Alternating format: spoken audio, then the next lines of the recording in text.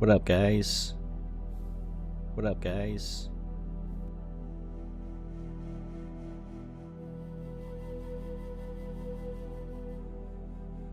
So, I have a new little widget there on the bottom right of my screen. The widget is actually... the widget is actually my most recent subscriber. So, yeah.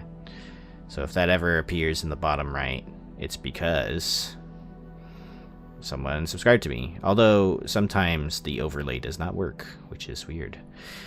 Turugni Hisgin. Welcome, my friend. Hey, Durin.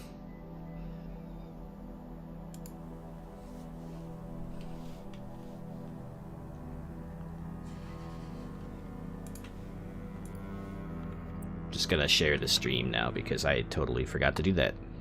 Also, I realized that I am very, very, not smart sometimes. I've been struggling with this issue to launch,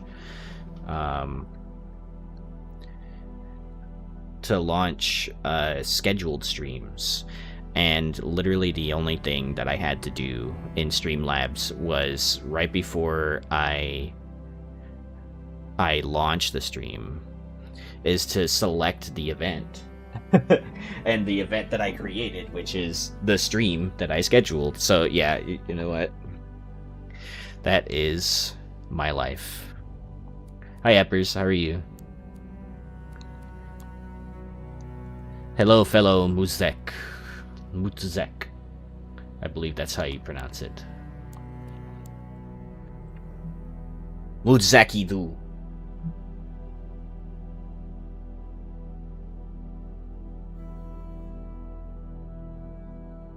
And while I was sitting here, my coffee got cold. Darn it.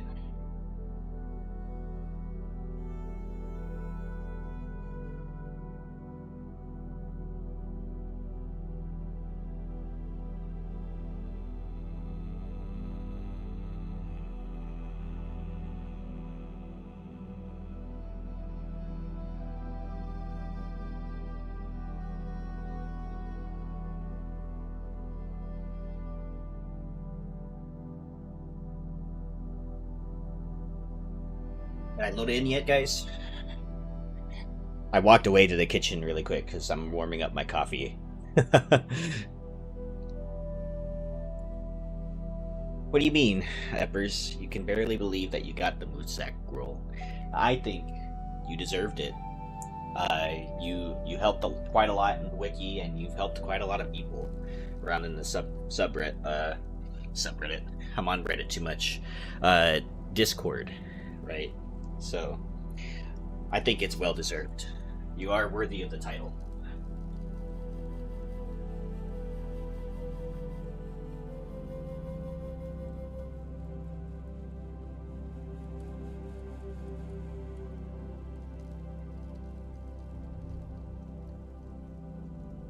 Okay. I'm back. Let's go. So I was in here because I was taking screenshots of your place last night, Eppers. So, yeah. I think they said that the Los Angeles servers were gonna be moved, so I'm not sure if my server is up for this, but yeah. Exactly. Hey, Xbeard, how you doing? By the way, I am doing good. I figured out a lot of stuff. I have this new fancy stream overlay that I downloaded from Streamlabs that was just available, and I think it fits this theme pretty well. Also, this alert that I have, I put a custom sound on it, so now when someone follows me, I get this.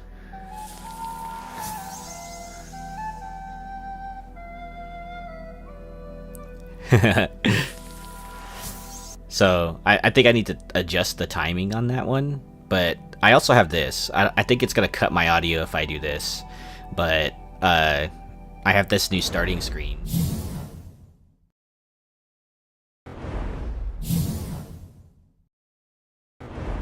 Yeah, so I think that's pretty cool.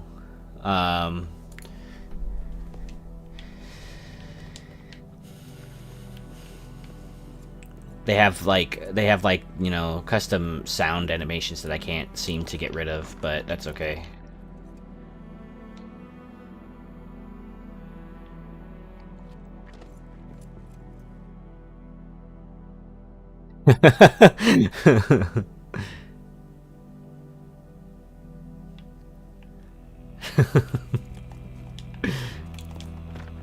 Okay, sorry, I was laughing at that that platform just chilling in midair. I don't know how many times that's actually happened in this world. I think I'm slowly breaking the game the more I play this. Hey, Nathan. Nathan, I finally figured out how to... Sorry, I'm kind of loud there, but I finally figured out how to launch my scheduled stream. And it was all I literally had to do was from Streamlabs, click on the drop down, and the scheduled stream will be there, as opposed to creating a new event. So I was just dumb the entire time.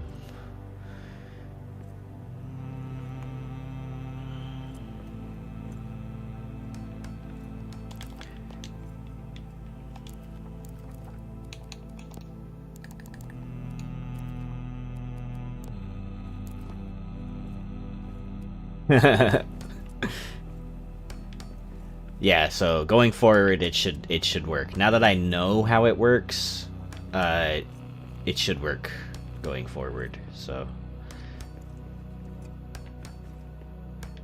and there's a big stream tomorrow, so tomorrow I'll be streaming at the same time, but I'll be on the Steam's community page, or the Steam store.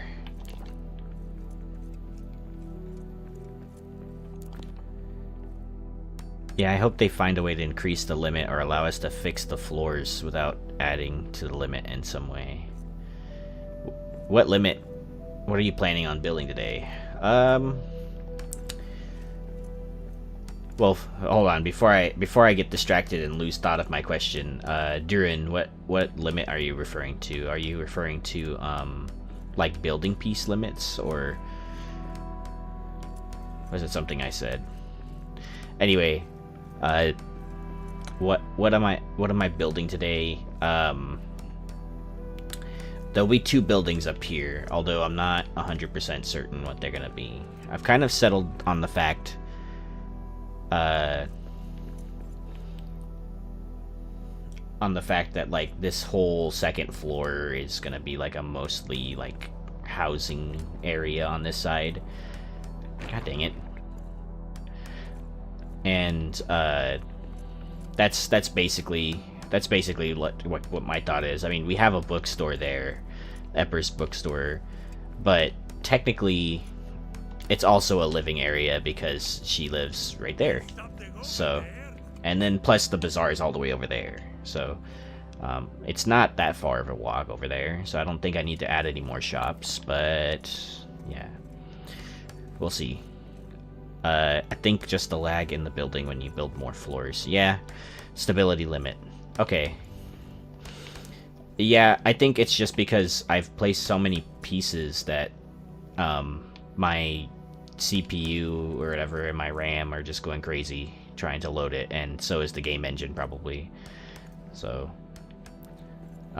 when I was watching Nolia's stream last night, she said it in the best way possible. It's like every time that I start building, I end up breaking the game somehow, and the devs are probably sick of hearing from me on the building system.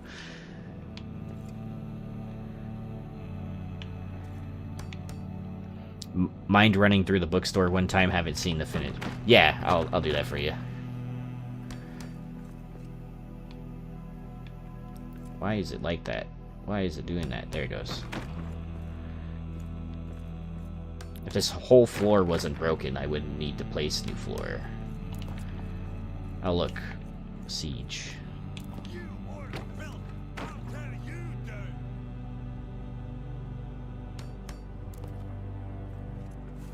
No way, dude. Alright, I'm coming back to this for sure, because I'm not gonna realign the entire floor. Alright, Nathan, so... well, first of all, you saw that. That's done. I added a bunch of railings down here, so that you don't fall to your death. everywhere else. And this is the bridge that I built. Oh shit. Oh my god, I almost fell again.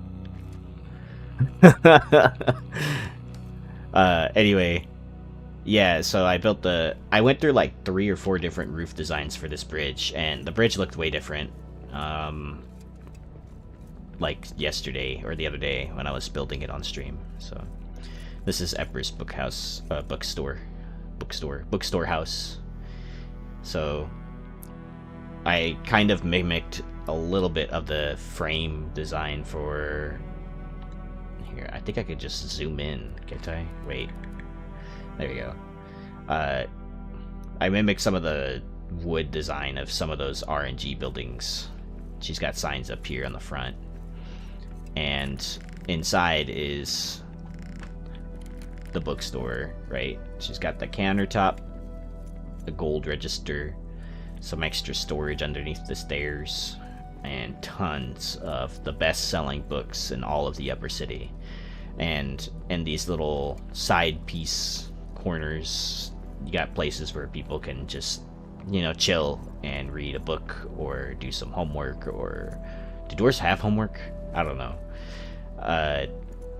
Chill and read and eat a snack that they got from somewhere else.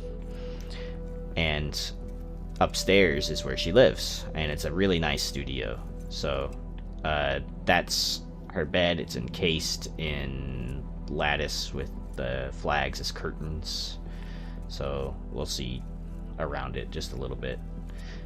And in there is the bed and chest and a dresser.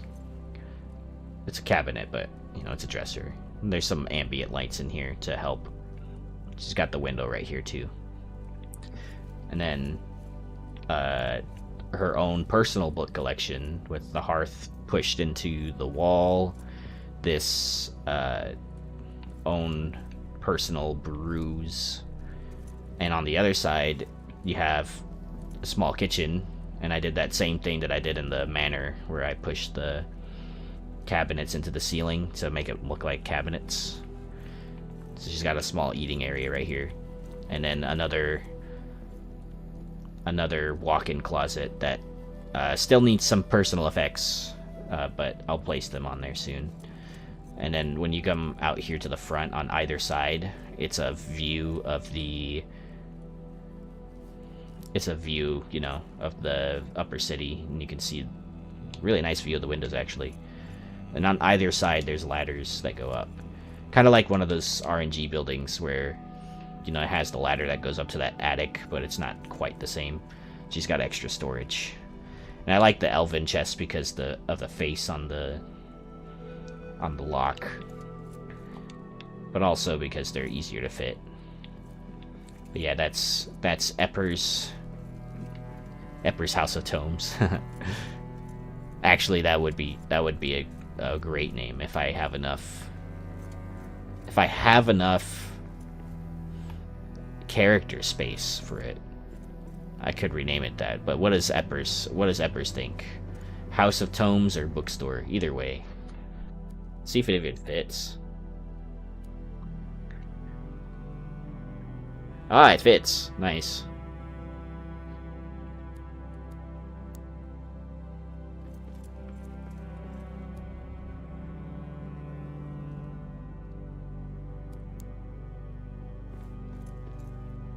Neat. Okay, so yeah, that's the build, and everything else is just railing work that I did the other day, to end the stream, and that was on Sunday. So Sunday I streamed too, and then tomorrow I have that featured stream on Steam for this game, so I'll be on the Steam front page between 12:30 and 4 o'clock PST. Toad, this is a good tome home. Tome home.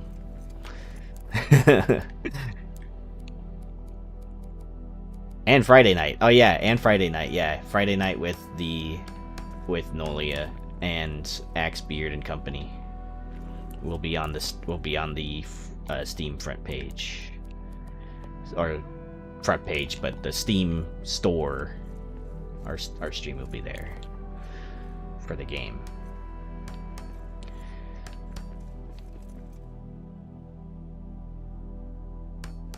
Mutzakil.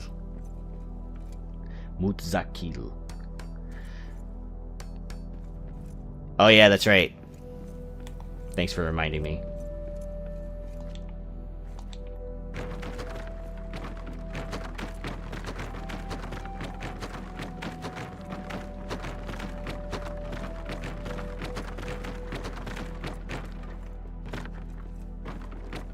Can you tell I haven't actually taken my medication yet?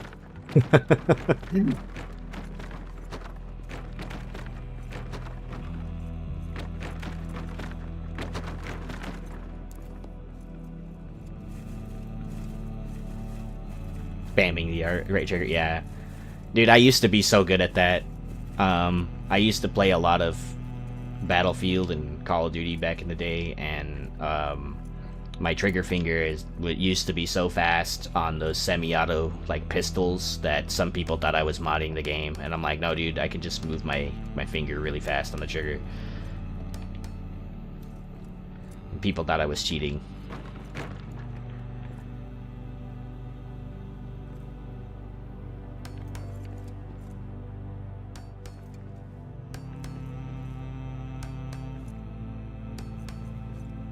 I remember I even got reported once, and Xbox like investigated the report, and they're like, do you have a modded controller? And I'm like, no, dude. Like, I could barely afford the controller I have. I was a kid then. I had to do a whole summer worth of chores for this controller.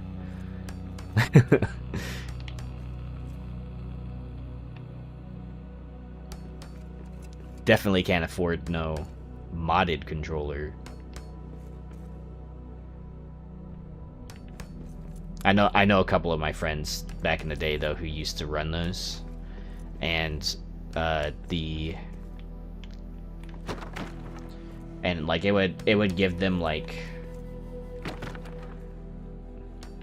maximum trigger pull basically for any weapon. So, and so there were some of them back in the day for those older Call of Duty games where like World at War or something, where like the mod would give you the benefit of some of those perks, like the faster reloads and stuff. I don't know how they got around to doing that, but they did, so.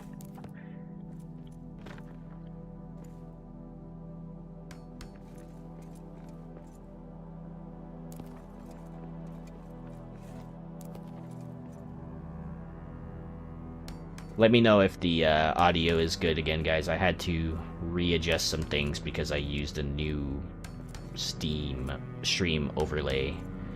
So I had to like redo a bunch of settings.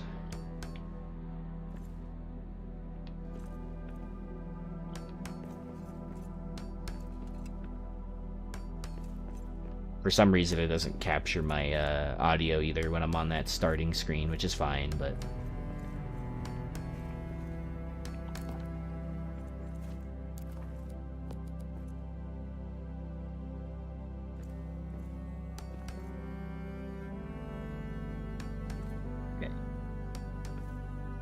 I didn't know this, by the way, but if you have an NVIDIA card, you can download NVIDIA Broadcast, and it helps you with your mic setup. So it uses your NVIDIA GPU to like do like noise suppression and stuff like that. And I didn't know that. I didn't know you could do that until last night when I was recording recording a video. And like...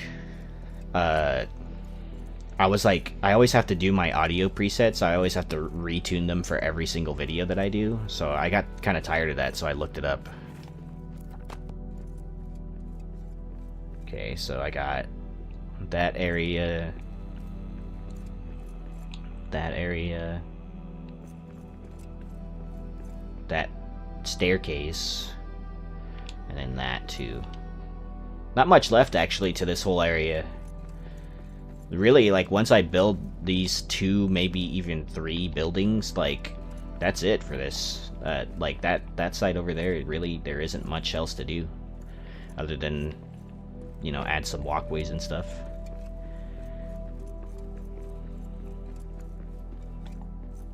What area is next? Well, I still have the whole bottom floor. So, we still got all of that down there. And then after that, it's free game for me, honestly. I do have a build that I want to try. I have a really rudimentary blueprint of a dwarf cathedral that I really want to build in the Elven Quarter. But I am still drawing it. I have a little piece of paper here. It's like I'm not the best artist in the world, so it's like poorly drawn, but but like, you know, the fact that it is drawn works for me.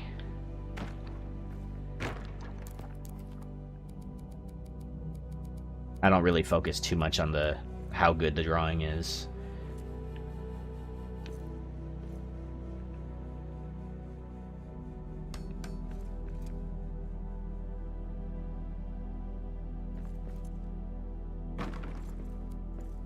I think Desolation would be a cool place to fix up. It's always a great place to fix up in my opinion. So maybe I'll give that a shot, because we cleared that area, if I remember right. We went through on one of these streams, and then we just like cleaned house. So there should be either not many buildings there left, or like very few, or like none at all. I think we went through there with the glammed ring and just started swinging at everything. Okay, so like right here I was thinking about, like, there could be a building here, or there could be like a place to sit and view that whole area. And I'm leaning towards the latter.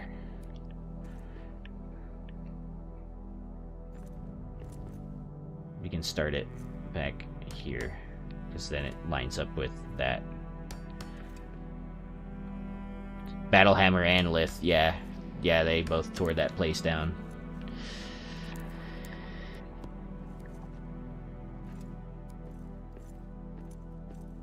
Tore down a bunch of RNG buildings there.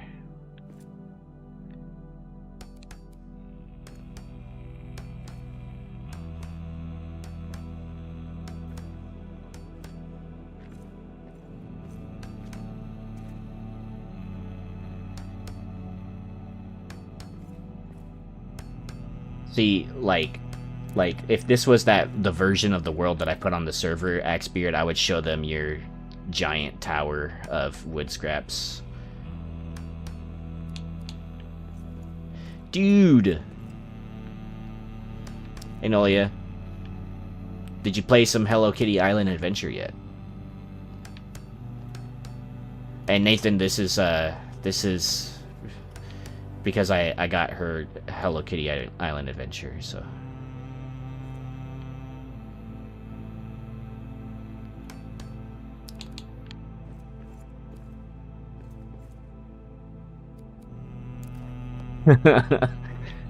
That's the reason I'm asking, so just so you know, that's the reason I'm asking.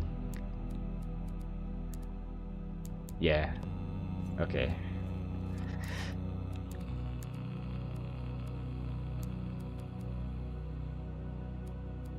You gonna stream it later? I love the whole beginning scene. You'll know what I mean when you see it. I love the beginning scene for that game.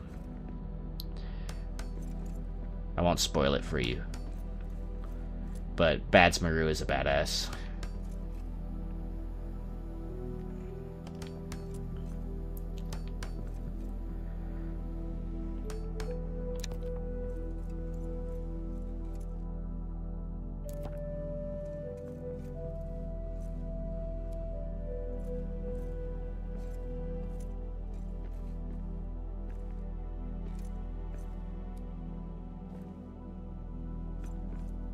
He's cool. You can give him,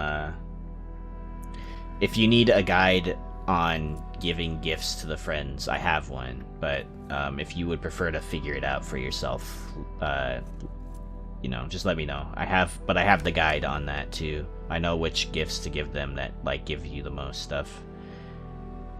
My sleep schedule is effed. You were on pretty late last night though, so I remember being up late myself because I was editing a video and I saw that you were still streaming, because I have it like open in the background. I'm off to bed. I will watch later. Okay, Eppers, thanks for coming by. Congrats on becoming Muzeki, and have a good night.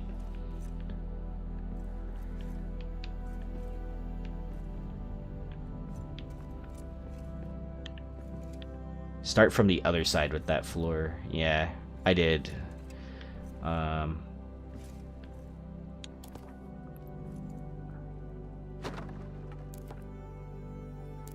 Don't want those.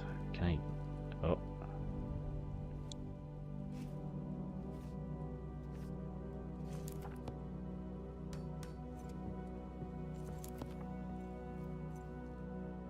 I don't want the stone foundation. There it goes.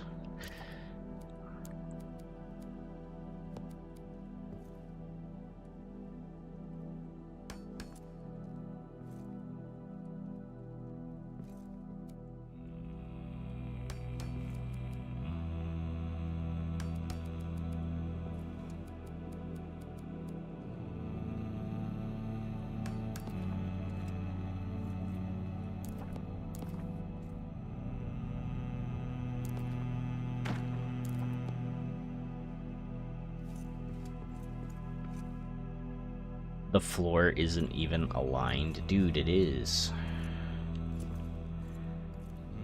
It is, but it's not, like, the rock sticks through, though. So I get what you mean. Oh. Yeah, you know what? I can't control that. Like, whether it's the dark part or the light part. Sometimes I can, sometimes I can't. These ones are fine, though. So it's really just this end part. Start from the right. I see. I see what you're talking about. I don't get to hear the soundtrack for this game usually. This is great. Actually, the soundtrack that's in the background right now at this moment is not from the game. It's from Symbology Cinematics. They make some really neat ambient music, and I play that in the background. Although, I would really like it if this was the ambient music.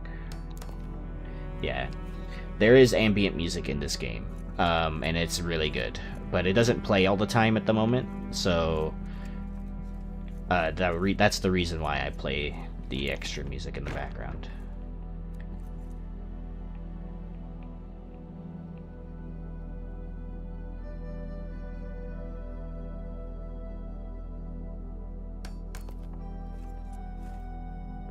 Take out the last row, then line up the lines starting on the right side, then go left. Okay.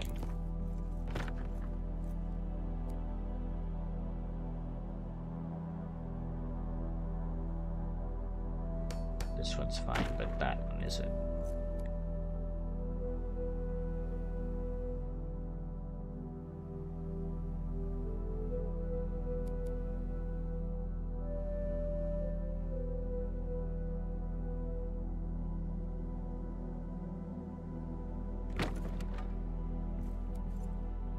So, okay, so that one's good.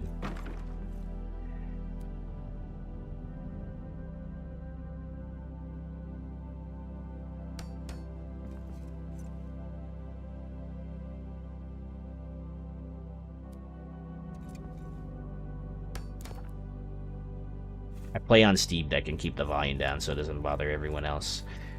The game actually runs pretty good on Steam Deck. Okay, Nathan, I think that's lined up pretty good. There you go. Yeah.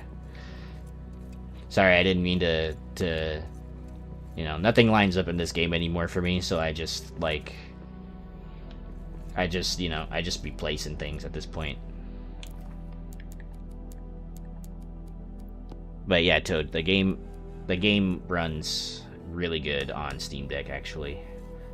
But I feel the pain on the being quiet at nighttime.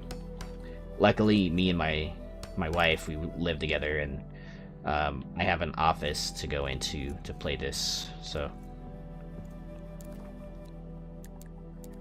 I can just close the door, and I have headphones too, so I don't have to worry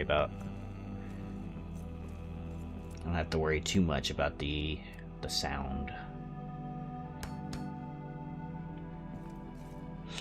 Yeah, see that yeah, I think so too, Nathan, and that's why I wanted to build like a little like seating area right here, because a building right here would just ruin the view.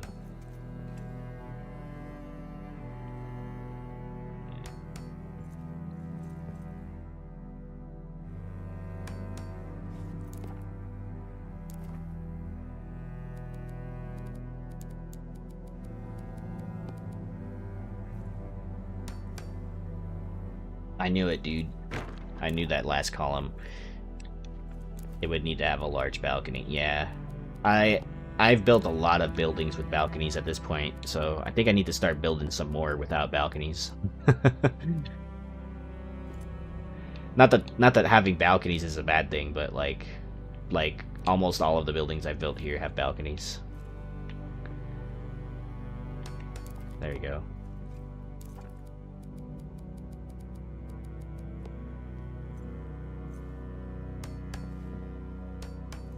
Oh yeah, Nathan, you weren't here, but I have like a new stream setup. So I have like this new starting screen that I downloaded from like Streamlabs. So now you have that whenever you start, and then whenever someone subs to me, you get this neat little sound that I got that was royalty free.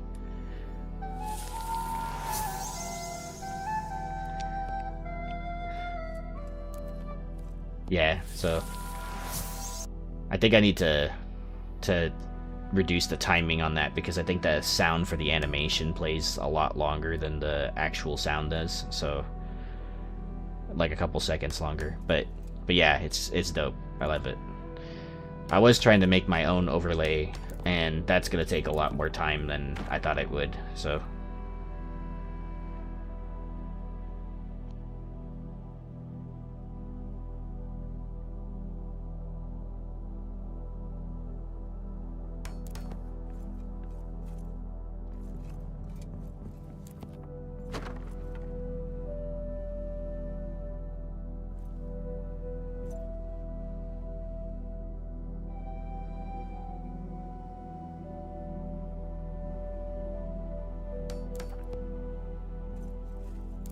just need to fix that one now.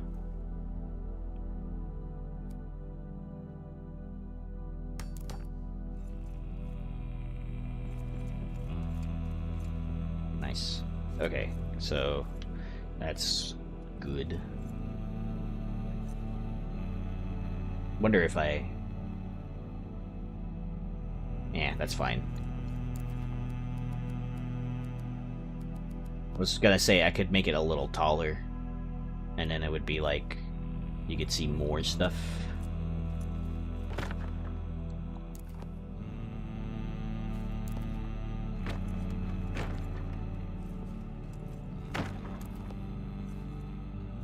Not too much taller though, just like one tall, like one column block taller. Column crown taller.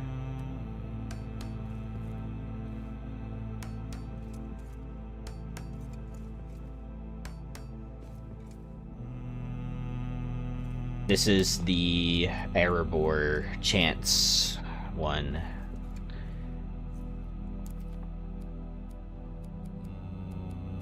But I do have that one in queue as well, the Misty Mountains one. Yeah, they're both from the same dude, Symbology Cinematics. He's a really nice person too, by the way. I don't know if I've said that before, but I bought a couple of his things, and then when I just decided, you know what, I like a lot of his songs, so I'm just gonna buy his pack to have all of his music. Then I would get a discount for licensing on, or licensing, I guess, using his tracks on other stuff. He gave me a half off discount on that, so, and then you get a discount for that going forward too. No, it's not at all. So it's like $12 to license just one of his songs, but if you buy his $20 or $30 pack, it's only like $6. And it's all ambient music too, so it's not like anything too crazy. And he has a lot of stuff that's like Lord of the Rings themes, or I think he has a couple that are, god dang it, Harry Potter themed as well. He does a lot of like the pop culture ones.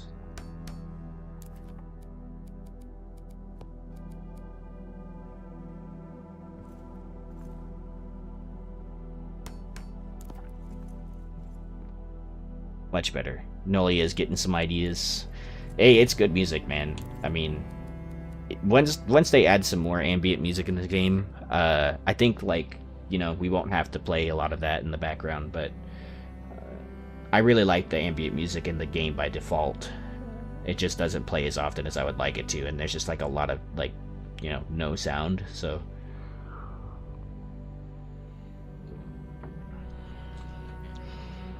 he has some Dune stuff. Yeah, he does. I forgot about that. Worm Man. The son of Paul Atreides is a worm. A worm and a man. Wormen.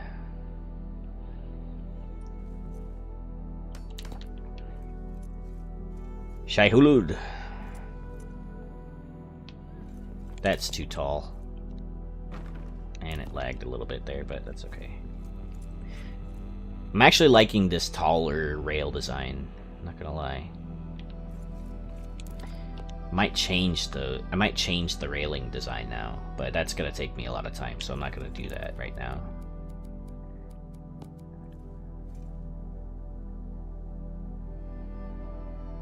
There's too many railings to replace in Firemane Keep.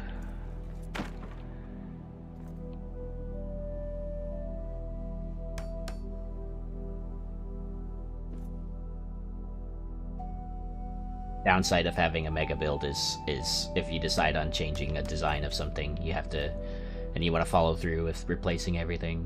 It's just gonna be a huge project. It's like placing all those Christmas lights that I did that long time. Are you on the DS? No, this is not the dedicated server. This is the this is my offline version of the world. Although I will say, Nitrado has given me some different parameters for that server now, because I told them that it was kind of laggy, and they gave me a server with more hardware. They said the server should dynamically use more CPU and RAM as it's needed, but I guess it wasn't doing that. So wait, what am I doing? So I went back in there, and it runs pretty good. Yeah, I realized that, Nathan, right after I stopped placing that last lattice. I was like, wait.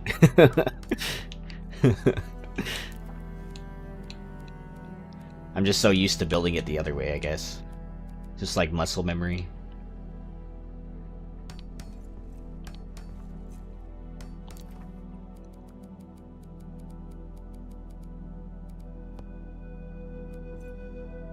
But anyway, I popped back into that dedicated server, and the performance seemed to be a lot better. And but to be fair, like, I know you guys are on the East Coast, right? So, or Central, so for some of them, so you technically would get more ping because the server that I use is based out in LA. So you're just gonna get some more ping naturally, but the ping that you guys were experiencing was way outside the normal.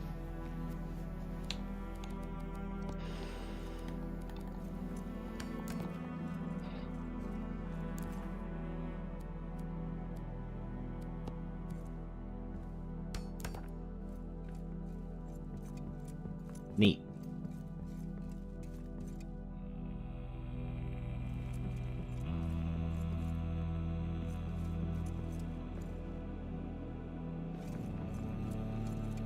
Nice. I like that a lot. Okay, so I'm thinking about this just being like a area for people to just hang out. It's like a park, I guess, but a dwarf park. Dwarf park? Dwarf jungle gym. Nah.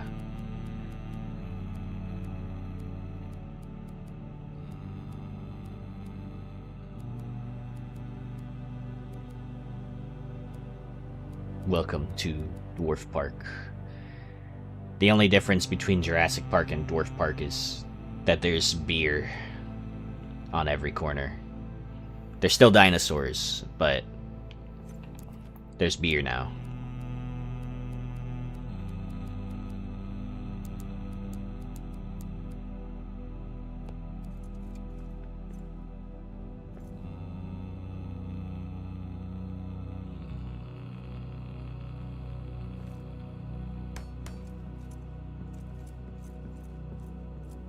Yeah, I mean, who wouldn't want to be drunk next to a bunch of dinosaurs?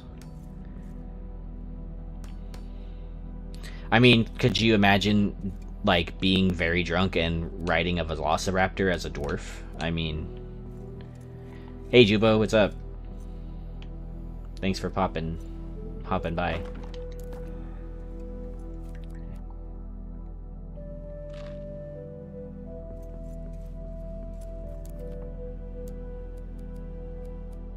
Surely nothing will go wrong, yeah.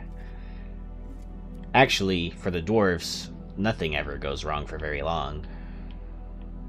I mean, you know, there was that Balrog thing and the digging too deep thing, but, you know, that's all in the past. It's been like 500 years, come on.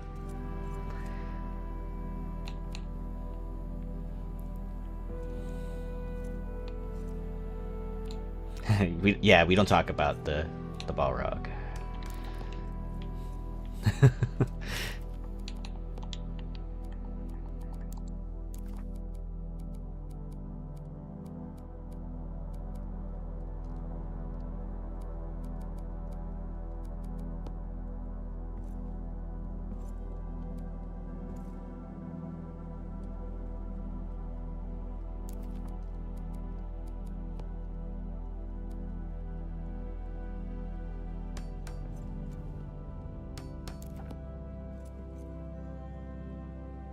Is that a stage for live music?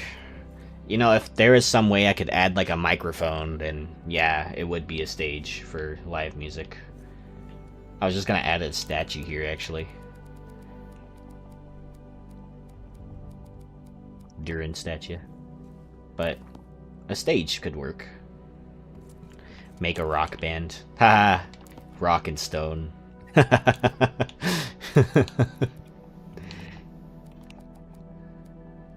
With actual rocks. Dude! I have the perfect idea for that. Wait, hold on. Wait, hold on. I got this.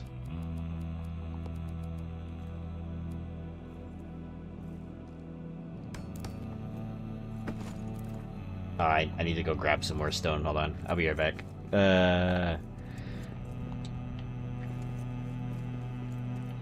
Do you think I could still make the jump? Nah, I probably shouldn't even try. Yeah, I definitely wouldn't have made that.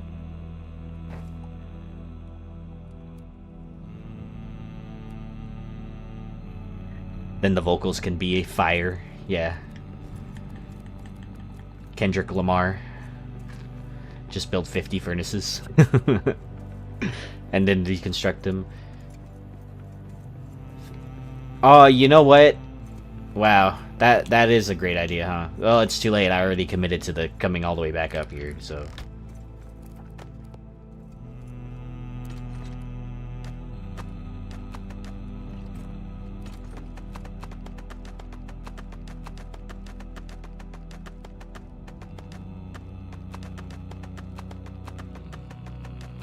Drums in the deep.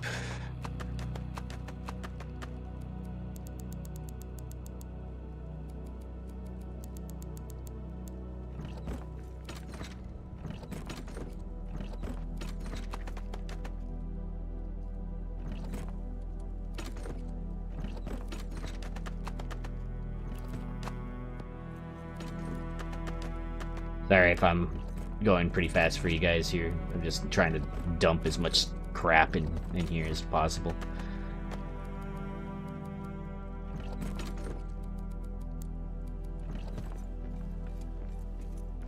I love everything that is happening. You're a great group. Thank you. Yeah, we've been hanging out for a while. It started one day by just like, hey, let's play game together on this day. What's everyone's schedule? And then it went, and then ever since then we've been hanging out. And then one day Nolia was like, what if we streamed? And are you guys okay with that? And we're like, yeah, why not? And then yeah, then we got featured that one time, or we've been featured since then, I think.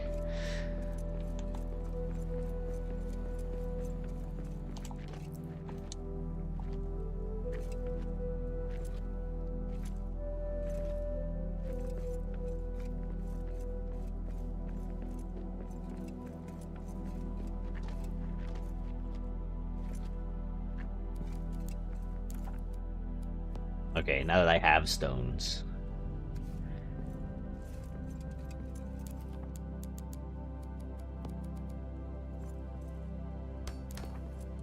Rock concert.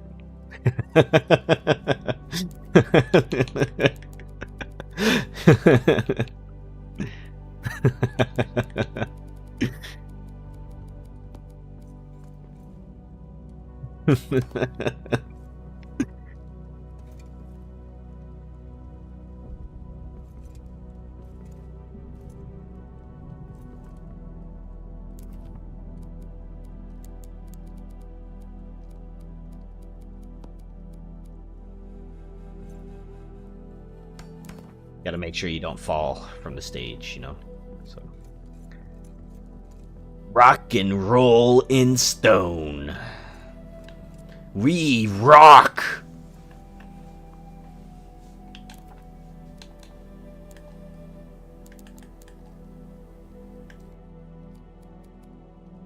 Hold on. The concert needs a pit, dude. It needs a pit. This will be the pit. It's gotta be it's gotta be walled off too, you know, so that people, like, there's like an area for you to be in the pit. Mosh. Dwarf mosh pit.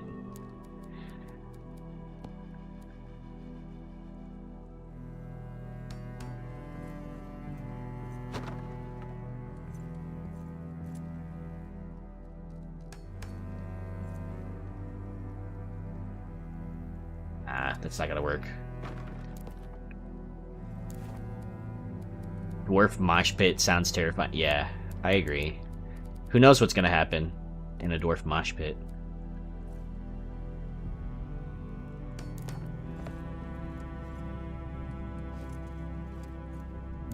And then you got the people who, like, paid more for their seats, so they actually have chairs.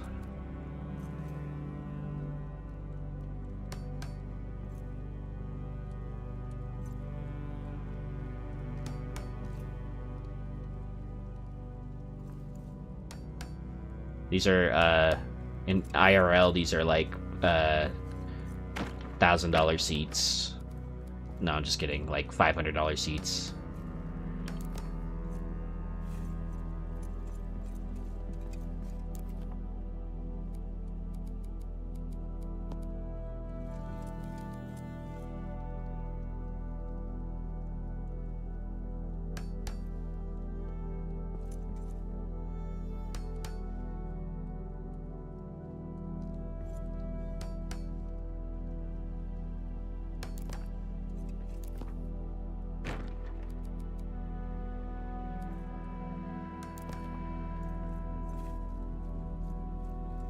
Nice. Crowd surfing on some dwarves would be like, oh, this is fine actually. It's not very high. there's not much yeah, there's not much. What, a dwarf is like 5 foot, I think. So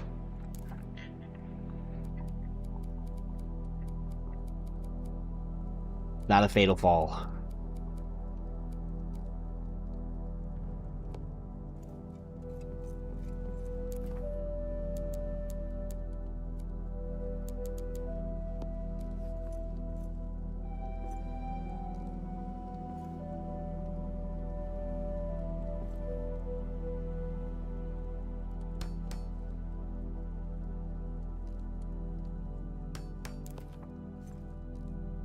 Nice. 4'5" is considered tall for a dwarf. A dwarf is anyone who is 4'10" or shorter. I would know, considering I'm 4'7". Wow, you are small. You're actually shorter than my wife, I think. And by the way, hi Jinji, how are you?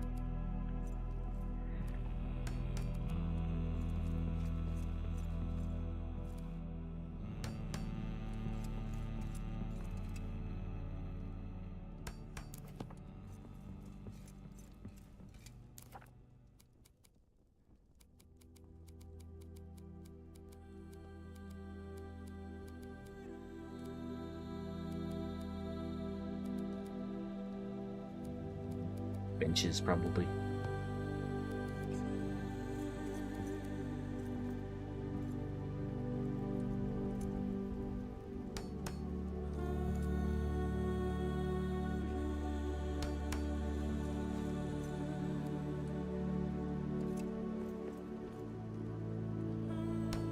I'm good. I've been here since start, but still on full potty training bandwagon for my 2 oldest.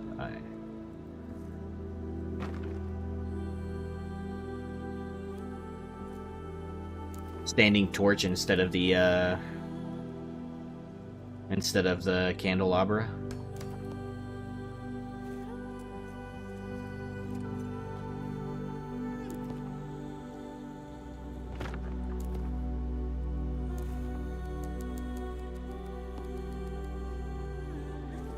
I wish you could turn on or off these torches sometimes.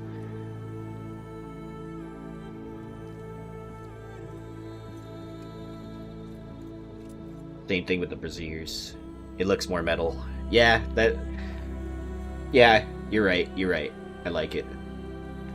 The single candle makes it look like it's a vigil, and that's not what I'm going for.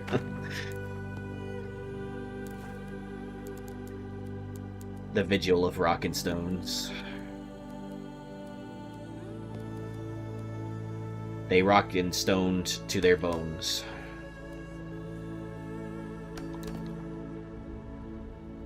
That doesn't work as well as I thought it would.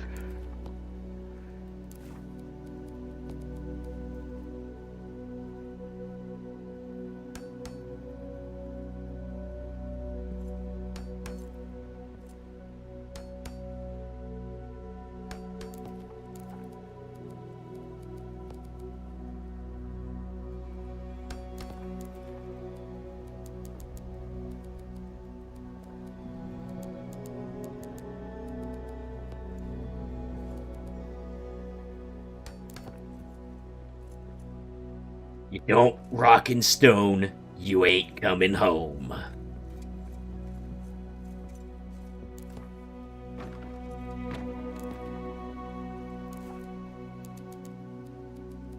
Rock on.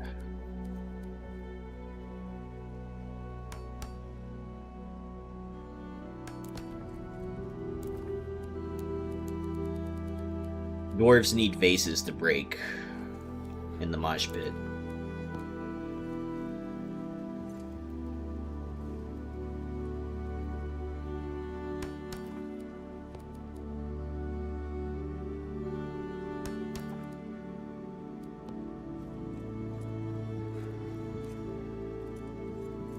Wish I could put some stuff inside of the vases.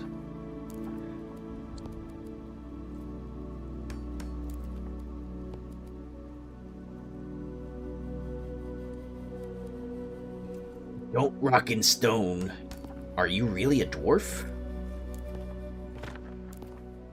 They're a goblin. That's what they are. It's just like a dwarf with no beard. They look like a goblin.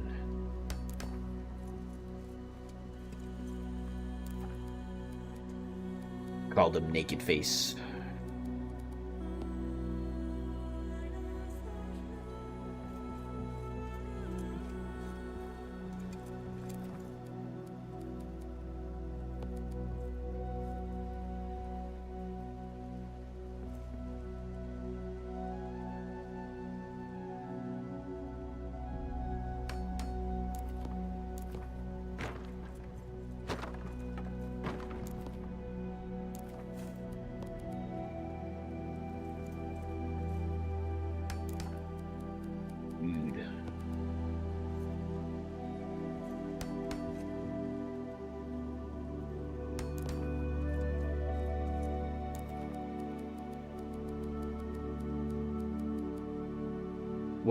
What's something everyone's been looking forward to this week, next week, anytime?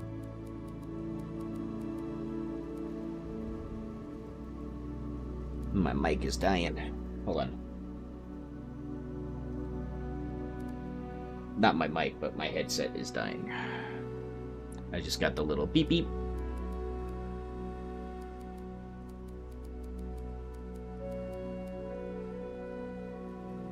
Your streams. Nice. Thank you.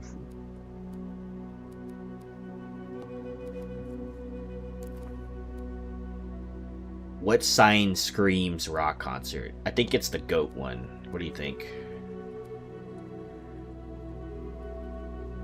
Yeah. Yeah. Yeah. I was looking forward to getting my new shirt, but it arrived yesterday. It says Big Dwarf Energy. That's awesome. My birthday's on Sunday. Looking forward to the stream event and chilling with you guys. Happy early birthday. Actually, that's awesome because, you know, I was like, isn't it your birthday soon? And so that's why I picked up the Hello Kitty for you. But also I had been meaning to pick it up for you too because I saw you wishlisted it on Steam and I was like, you know what? It's been a pretty decent week at work, so I can gift a friend something today.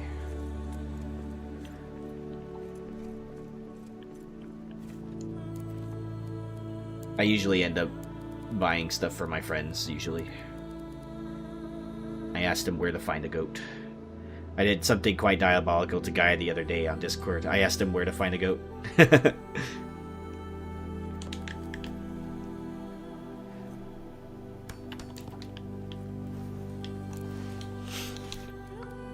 I tell him that all the goats that I ever find end up running into my axe. I mean, and I can't stop them, you know? Like, they just... You know, it just happens. I don't try to kill them, but, you know, if they want to die, you know, why should I stop them?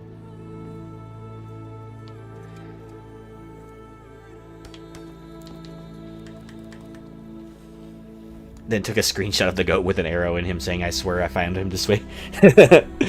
I sent him a video once where, like... I actually sent it to Axebeard too. I sent him a video once of me shooting a goat. And actually, it was 2 goats even. I shot 2 goats with a crossbow, and then I rushed over there, and then I teabagged both the goats. And I sent that video to Axebeard too, and he's like, why are you like this?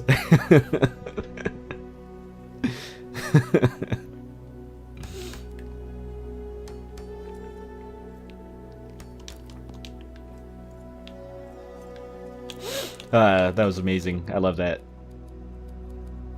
I need to go back and find that video now.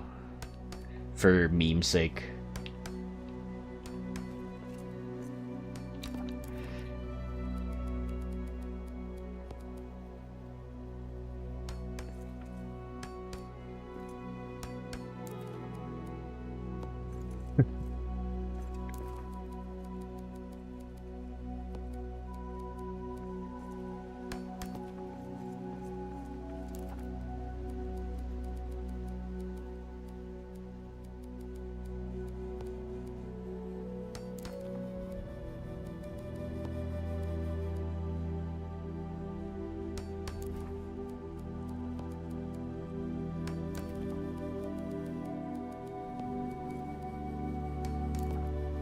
Nice. Okay. I like that design a lot better, actually. I swear, I just wanted to pet it.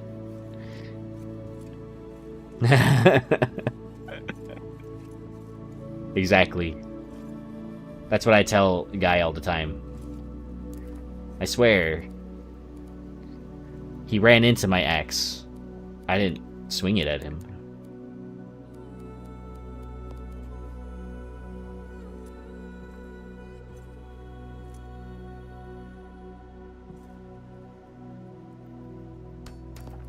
Oh look, there's works. They're going for a tour.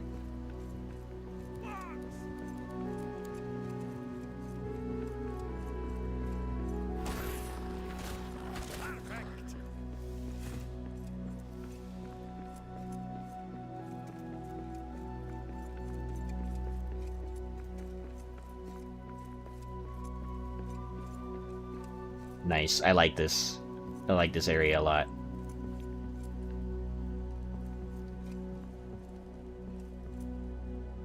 I don't know what to name that right now. I'm just gonna keep it like that.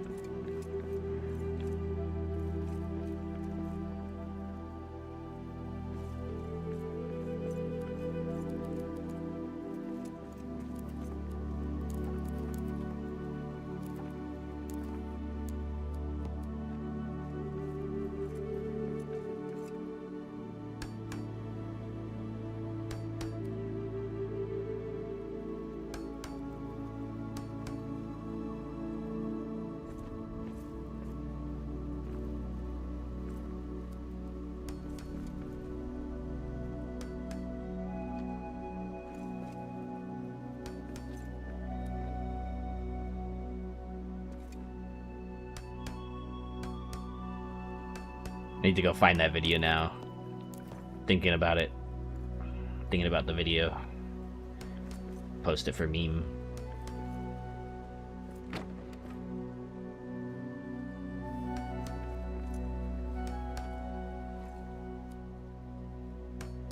You downloaded a dwarf font and you're trying to make your own overlay. Nice.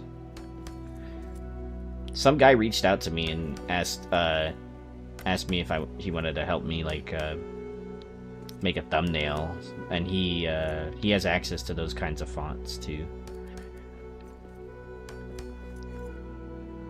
So he made me a thumbnail for the video I'm gonna put out soon, and he only charged me like $10 for it, which is not bad.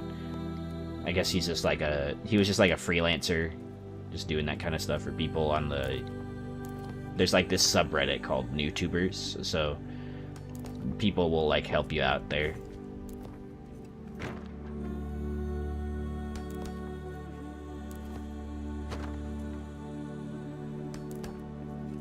He did some like Photoshop work too, where he edited out like all the what's it called, the hotbar and stuff, and he brought out the backgrounds more, so.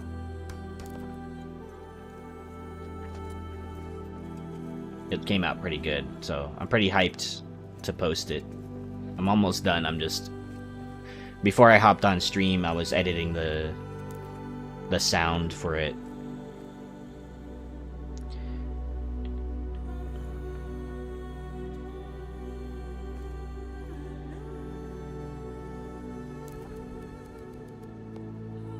So I record the voiceovers like piece by piece, because sometimes I mess up a lot and I'll be like way too much or something.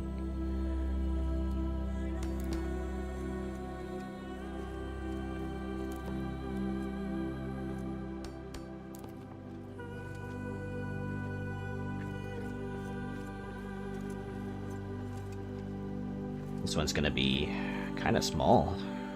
I could bring it out more.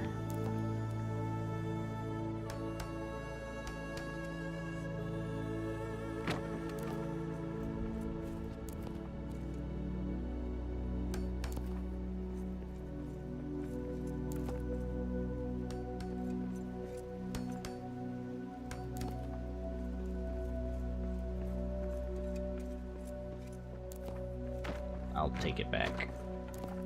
because once I start building up, it's gonna take up more space. Oh, look at all the foundations up there. Sticking through the floor.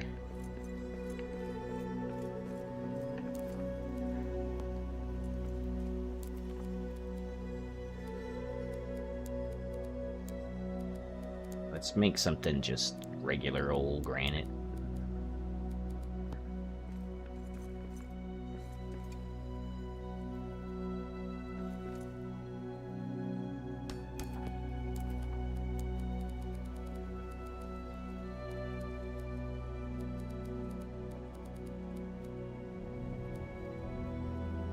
Stairs is what I'm looking for.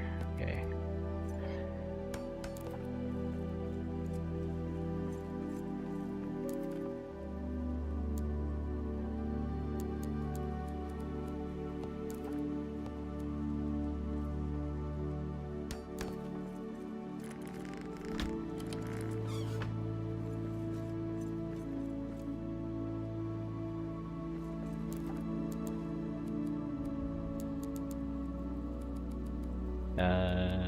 You know, I've been meaning to place just like random plants throughout this place, but there's really like no good way for me to do that. I guess I can. So I want to grow plants like.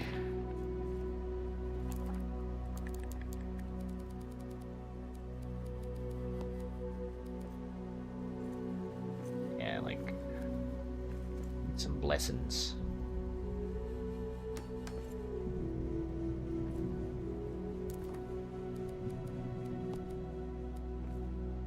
Random patches of stuff.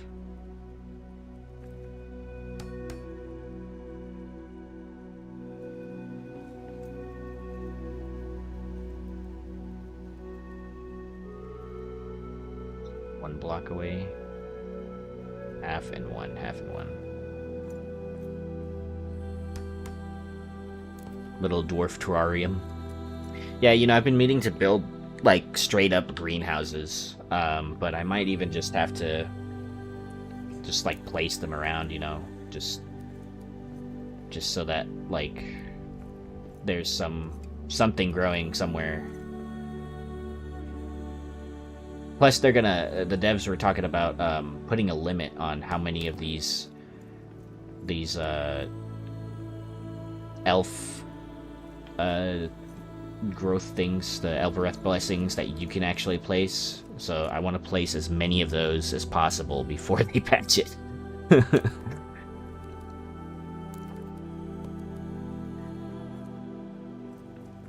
If they do patch it anytime soon, that is. I don't know. Yeah, these grow Elbereth blessings. You don't even have to plant them. I want to make a huge tiered garden like the one in Khazad-dum on Rings of Power. Ooh. I really need to get around to watching that show. Like when I was watching it, I was kind of disengaged because I was like multitasking at the time. And they were talking about how these elven farm boxes that grow the Elbereth blessing that can be placed by the player, that people had a lot of them already, and one of the devs was talking about it, and I think I heard this from Mariak, where they were saying, oh, how do people have so many of these already, you know, and they were thinking about placing a limit on these specifically. But I don't know how long ago that was.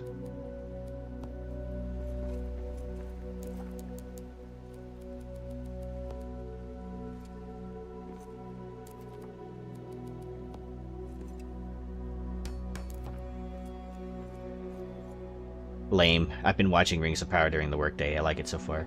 Yeah, like the visuals are amazing, and it seems like the story is pretty good. Although, like I think it. You know what? Like, because I was multitasking at the time, I couldn't give it the proper attention that I wanted to, and I want to like actually sit down and give it the proper attention that it needs, because I know that whole first season of it can get can be kind of slow to start up at times. But I've heard pretty good things.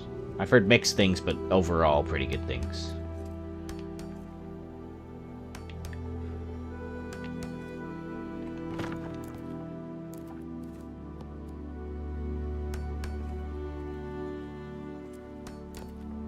It's grossly inaccurate, but it's beautiful and there's drama, so I'm into it. I like it. It's not a direct adaptation, but I enjoy it. Okay.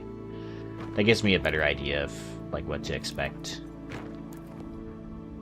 First season is kind of boring, to be honest. Okay.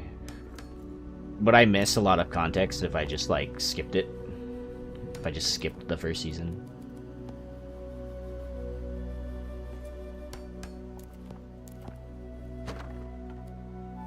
Like if I generally know the stories and stuff, will I be lost if I just skip it?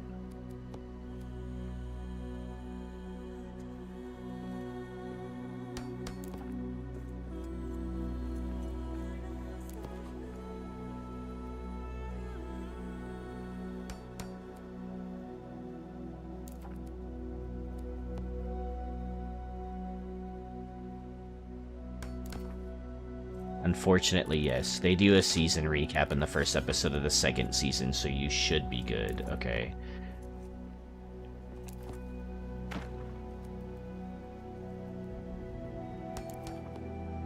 I could start season 2 tomorrow and come back and let you know how confused I am. You don't have to do that if it ends up spoiling it, but I appreciate it. Spoiling it for you, but I appreciate it, Toad.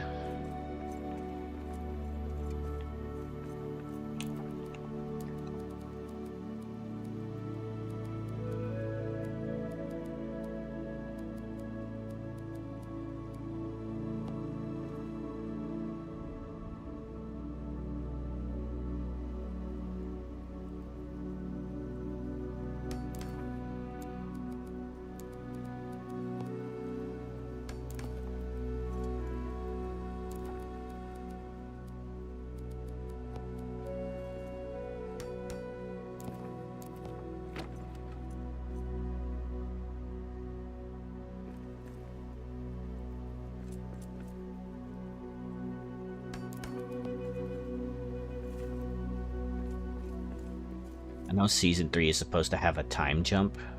Has not have. I swear I hate auto. Oh, autocorrect. Autocorrect, let me type. There's a lot about the elves, Harfoots, and Sauron in the first season. Season 2 is where they get down to the dwarves. Alright, so that settles it for me. I'm just gonna skip the entire first season and go straight to the dwarf stuff.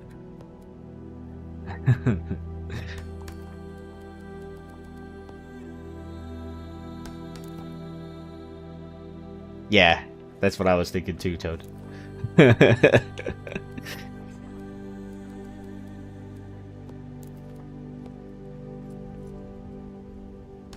I've seen clips of like the dwarves like doing that rock breaking contest, and that looks fun as fuck.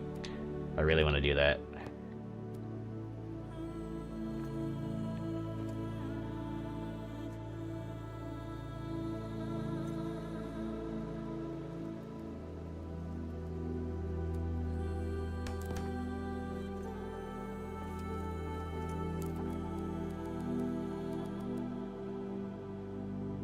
I can always answer any questions you have. I've watched it a few times now. Okay.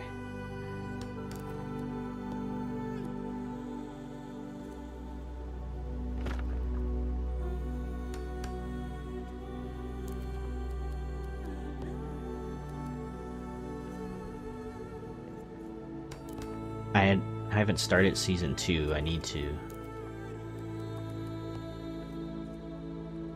Dude, my backlog of like shows I need to watch is so long. It gets increasingly longer, and it just makes me like demotivated from watching anything, because I'm gonna get like super invested into it, and then I'm gonna be sad when I binge watch it eventually.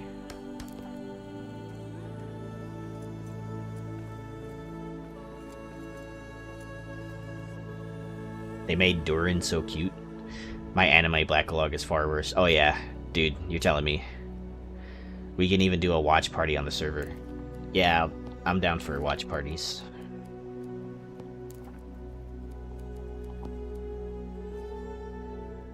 That's not good. Always down for watch parties.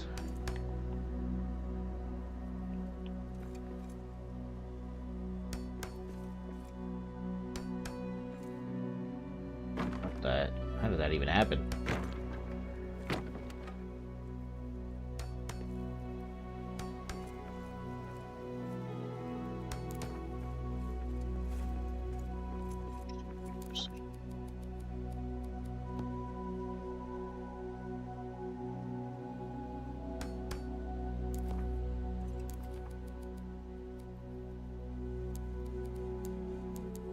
I wish I could just have one single decorated block. Like the decorated barrier, but in block form. I'd be down, but with how much my munchkins are, ain't no way I could do it. It takes both myself and Hubs to wrangle in the munchkins. Where server? I asked like a human being.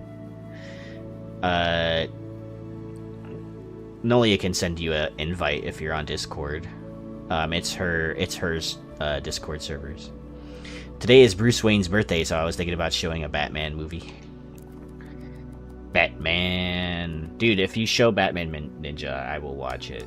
Although I wouldn't, maybe not today, but I would watch it. I want to watch Batman Ninja.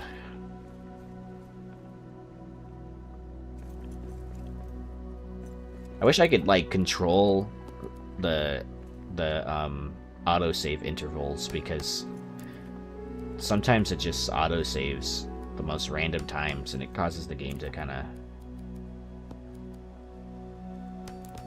lag spike.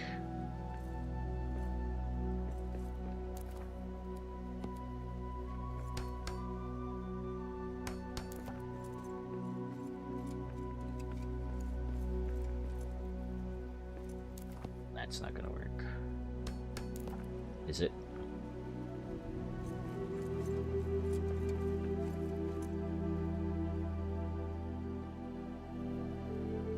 Yeah, we can come up with a time for sure. I'm not sure if I have the Japanese dubs.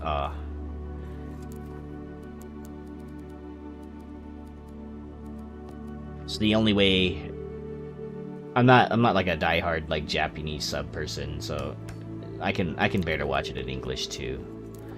But if there is a, you know, Japanese dub and an English dub of something, generally I end up picking the Japanese dub for animes. Not to say that like English voice actors are like bad or anything, but I really like personally the voice acting for Japanese dubs. Potty training from 9 to 8:30 until I get them fully trained, and then have our youngest, who the moment turn away, she is gone. Who the moment I turn away, she is gone. Oh. Still pretty ridiculous. That's like the second time I've picked up an adamant block from here. I hope nothing's like breaking in the background.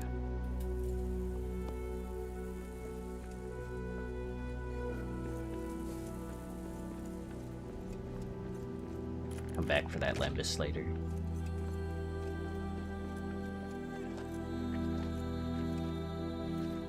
Eppers, I'm gonna borrow your oven really quick. I know she left a while ago, but I need to say so on stream.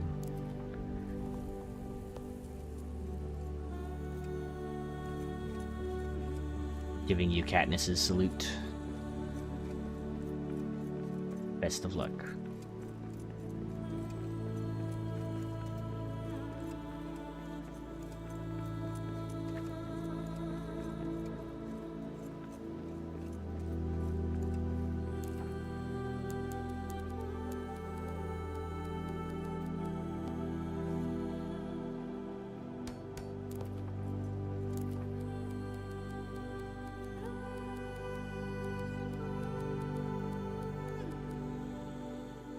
I'm determined to get them potty trained, then come midsummer, early fall, I'll be doing it again with the youngest.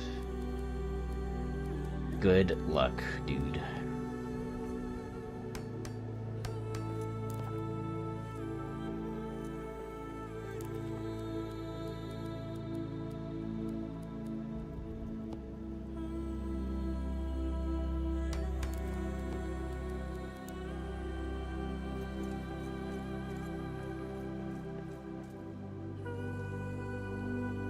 Hey, Zlatar. I don't know how to pronounce your name, Zlatar. How you doing? Finland, huh? Awesome.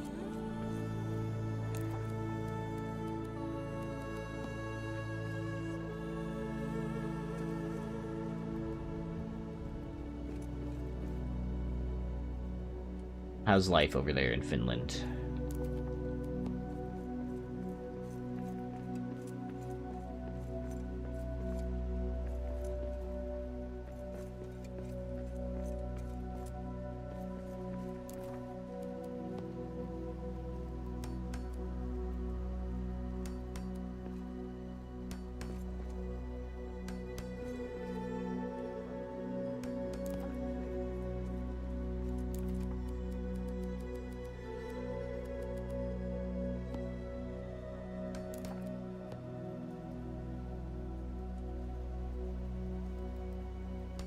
I'm over here struggling, then you got parents that have written guides how to potty train your child in 3 days. I'm like, I gotta live in the bathroom.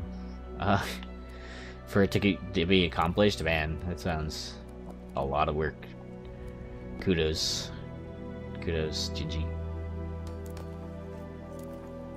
All I got is my dog.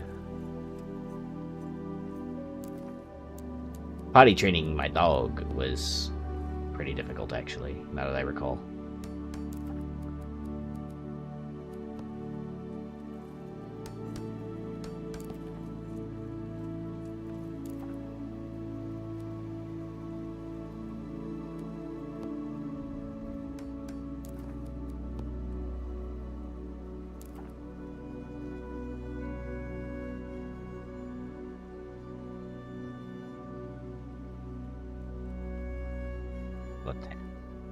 Life's good in Finland. My kids are 26 and 24.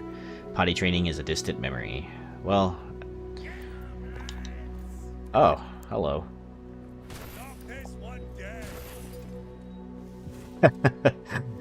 Okay, anyway. My workday is ending and I must go spend time with the family. Thank you for letting me hang out. Thank you for hanging out, Toad. Appreciate it. And, yeah, tune in, drop in whenever you can. I usually stream for like 3.5 hours, so no worries there. Thank you. My dog just copied my cat and followed him to the litter box.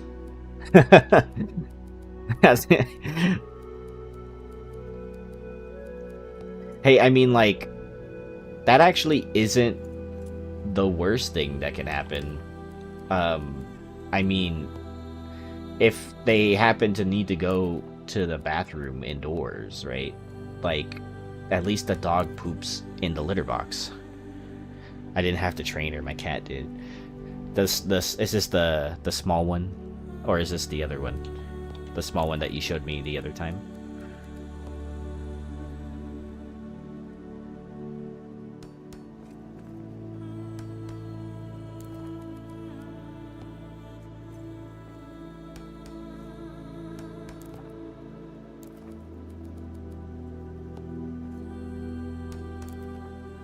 Aw.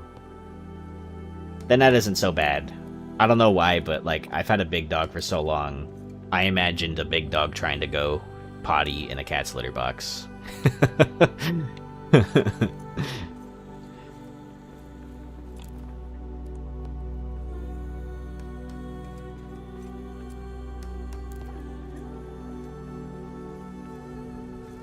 Aw.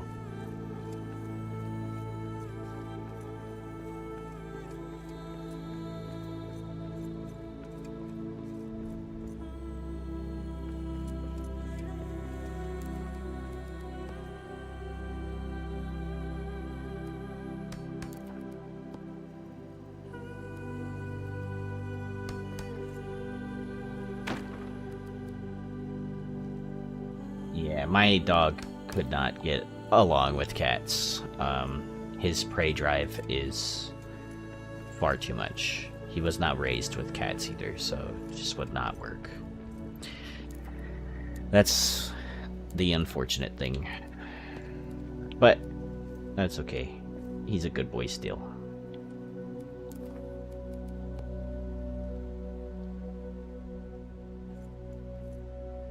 He actually got groomed today. We took him to the groomer. Now he smells really nice.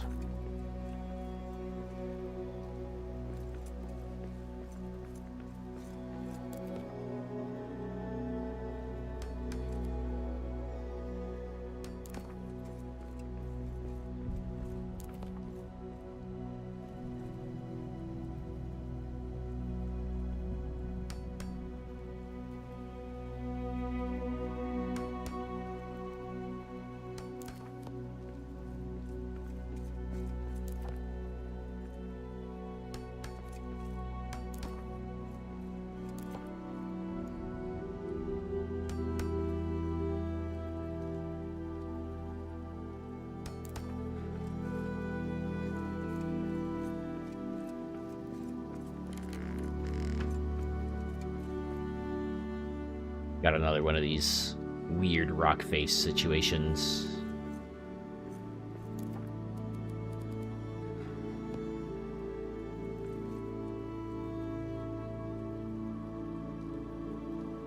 This was a quick pop in. Gotta go to sleep. It's 2 in the morning. Oh, you mean like midnight? Oh, 02. Yeah. Well, thanks for stopping by. Zolatar. Good night.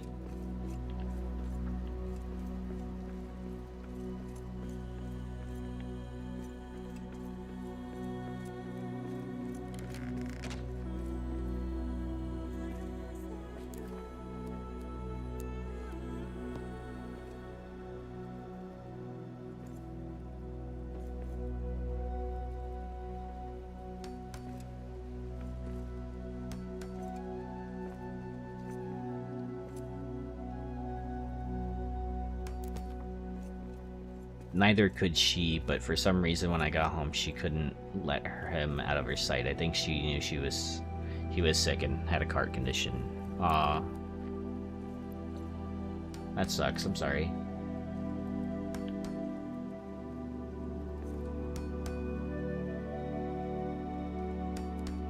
Edie. I know Nolia has a really cute cat too.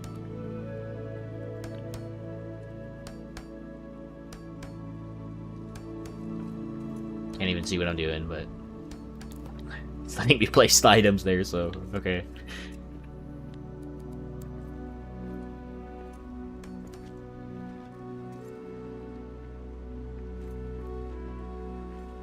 His name was Fitton. Fitton. Fitton like kitten, but with an F.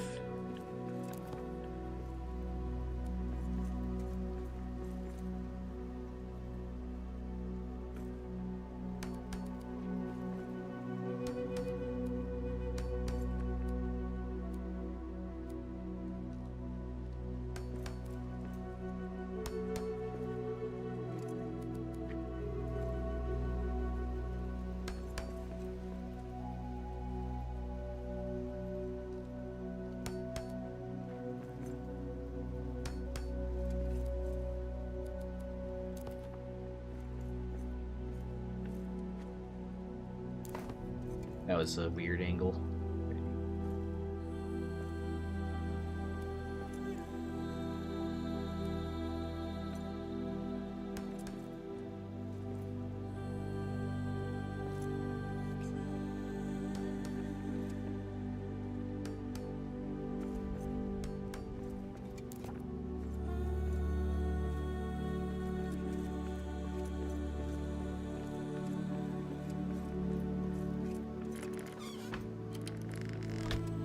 Merlin of Hamalot, because he's a ham. He do be loafing around, I see him. Loafing.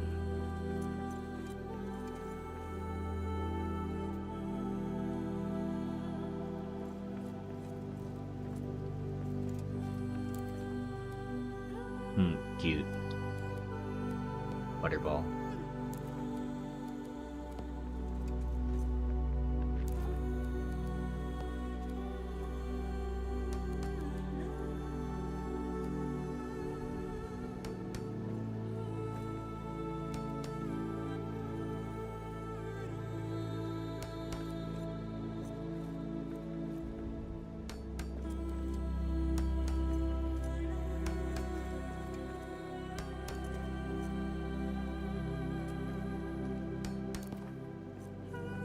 He's a loaf of floof bread who is very into your background. He's like, aw, cute.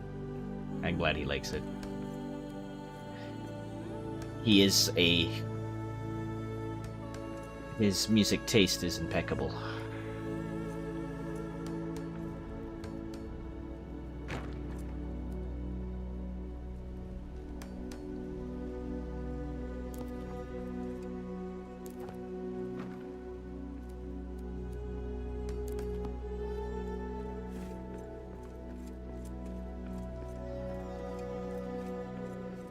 Loofy bread. I'm gonna go pick up those lambuses I made a while ago. So I'm gonna starve to death otherwise.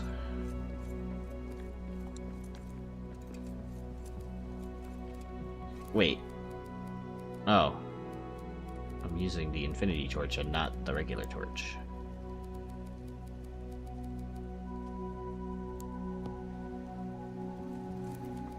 Wait. What? There it goes. Okay. I was about to say, did like both of my torches become infinity torches?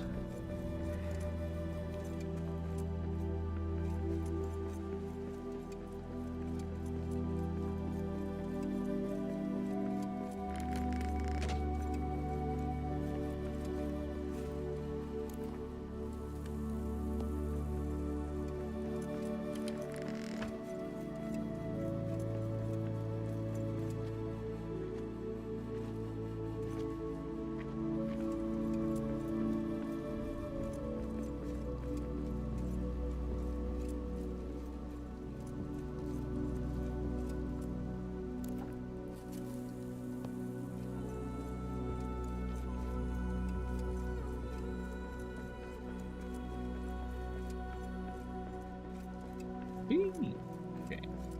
You know, like, the only room that I have no idea what I'm gonna do with is this one right here. Because this room just looks cool as is. And I don't think I really need to do anything in here. Like, other than maybe, like, you know, I added this brazier and stuff, and it's just a hallway to the next area. So, yeah, I think this is fine. I don't think I need to do anything in here.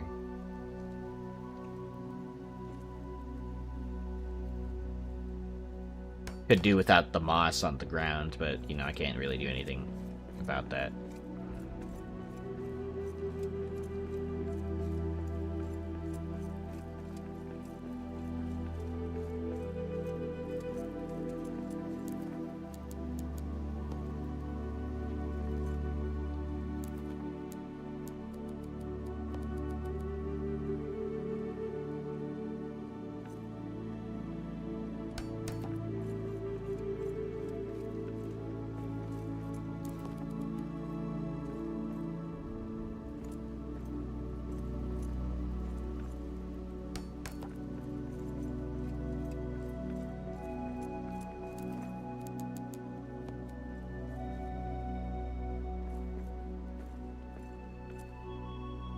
Ah, dude, nice.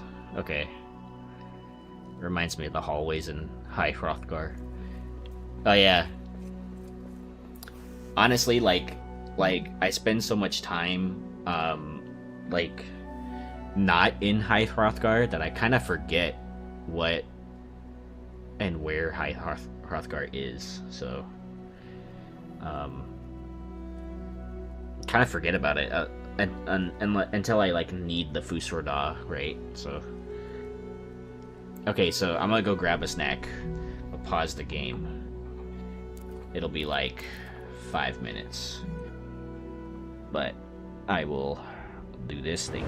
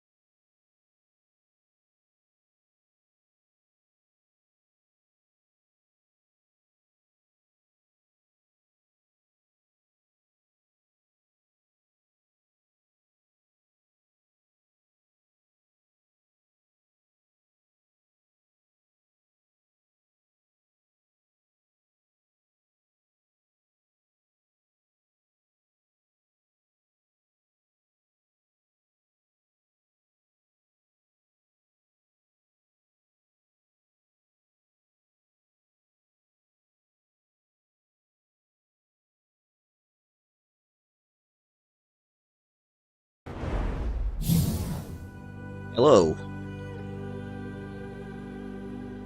I am back. I have an assortment of goodies.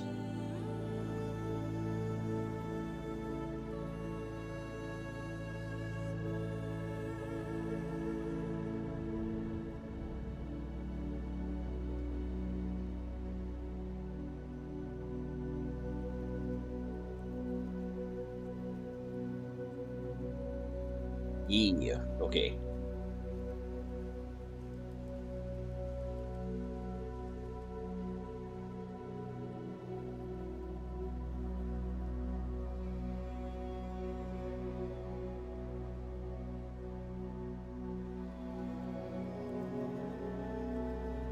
Let's get back to it. I also needed to take a snack in because I needed to take my meds again. Yeah. You just scared the snot out of me. I was building all in the silence and a sound effect almost like a crack. I'm sorry. If that sound effect is really loud, I will turn it down. I will try to see if I can turn it down at least.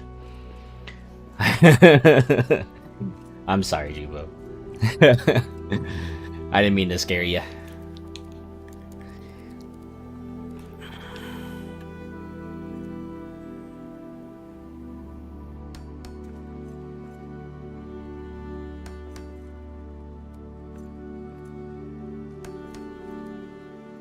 Oh, just sudden and a crash.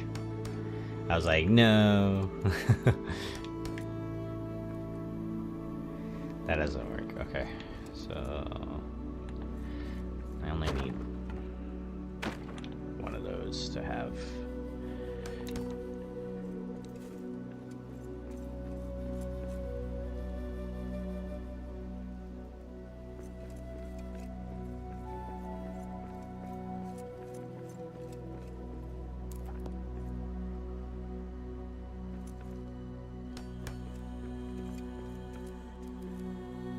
No.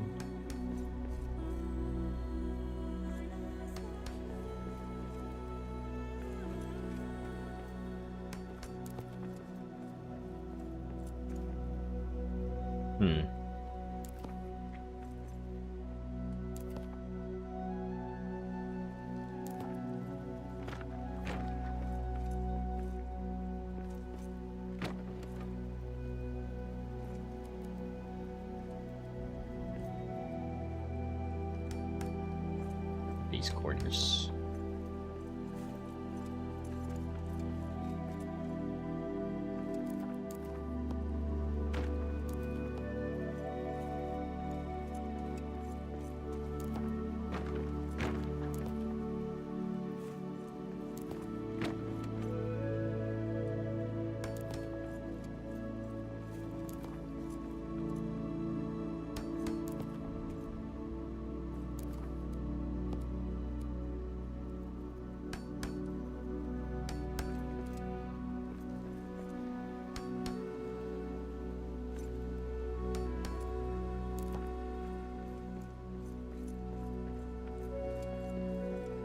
I got a sandwich, and I got some fig snacks, and I got some Cheetos, and I got this drink called Poppy.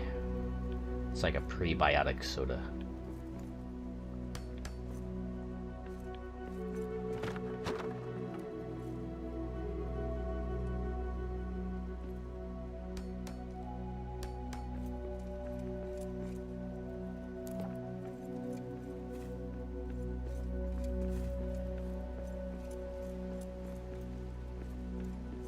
Thanks. The Streamlabs pack is called Sun Tavern. Since you have Ultra, you can download it, I'm pretty sure. So I downloaded that one, and I made some, like, smaller changes to it. I do notice that you guys can't hear my background music while that's going. Hey, Ian. Welcome back.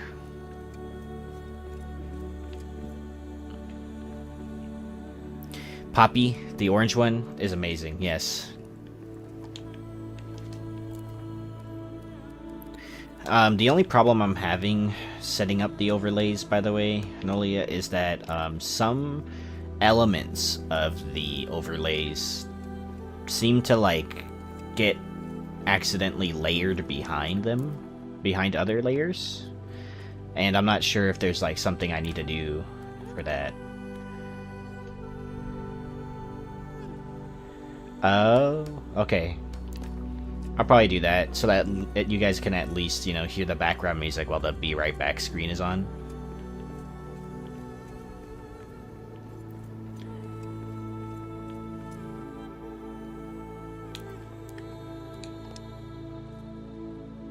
Because I was thinking about that, I'm like, well, the music sounds nice and the Be Right Back screen fits. You can move them up and lock them in place. Oh, it's how it is in the list? Top of the list is top. Okay, cool. So, like... Okay, so that's interesting, then.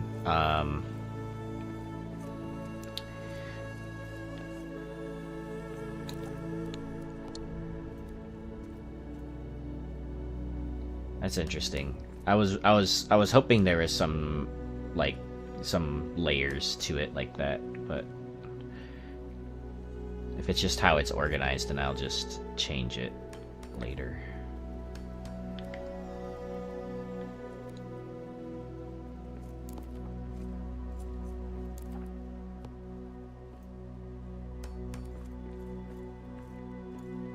Also, there are certain elements that are kind of hard to drag over sometimes. If you've ever used Photoshop or something similar, but the layers work like that. Okay, I have GIMP, but I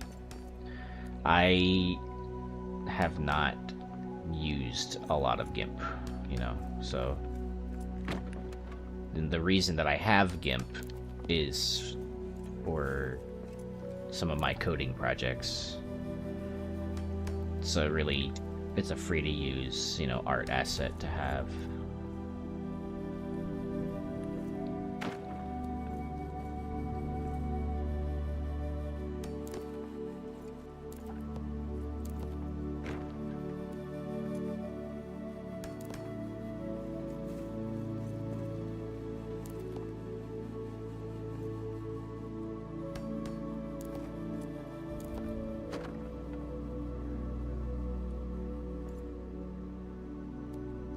Okay.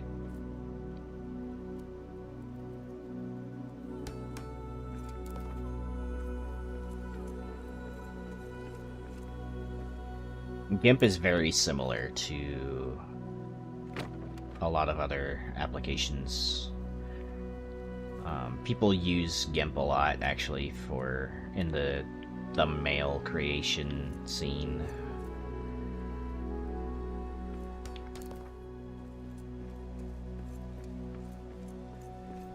For like YouTube thumbnails.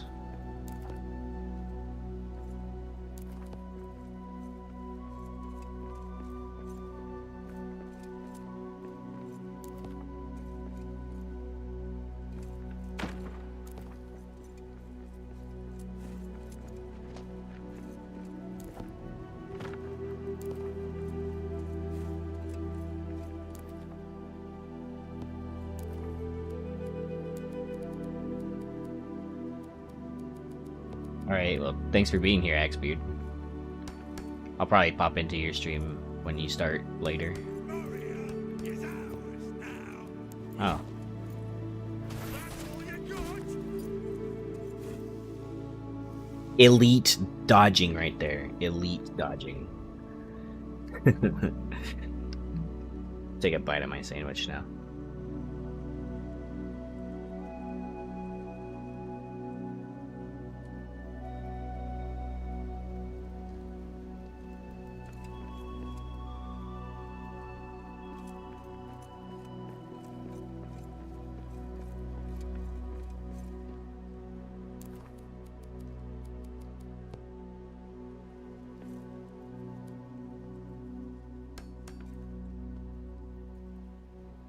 I always pop into Axebeard streams at work.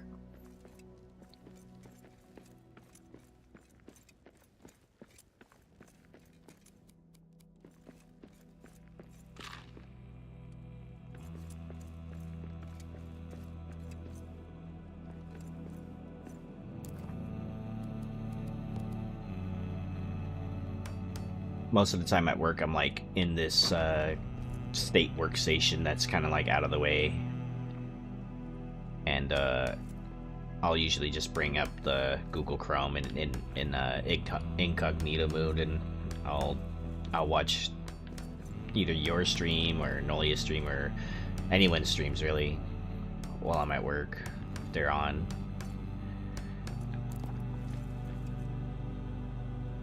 Oh yeah. Having enough devices is key. Although, if it's just on the computer, I just open up multiple tabs for each stream in Google Chrome. So I'll have like one tab open for you, Sleepy, and then I'll have one for Axebeards.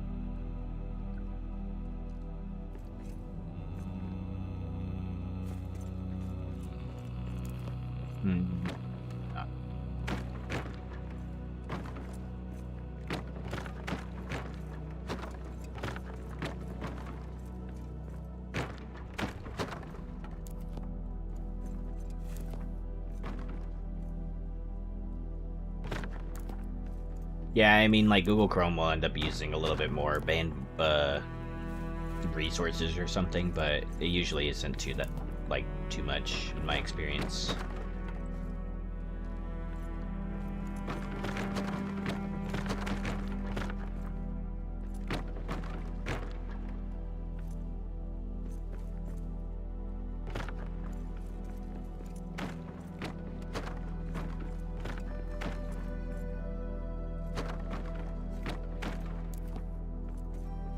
Use Firefox. I mean, hey, Firefox is still pretty valid to use nowadays.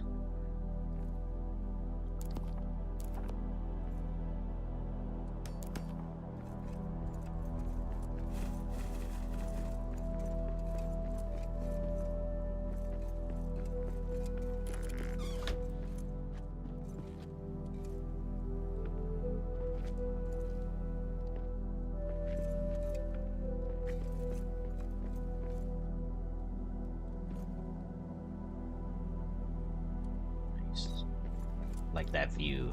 I'm trying to see if this second floor could get a good view like that. Well, there's gonna be a building right there, so...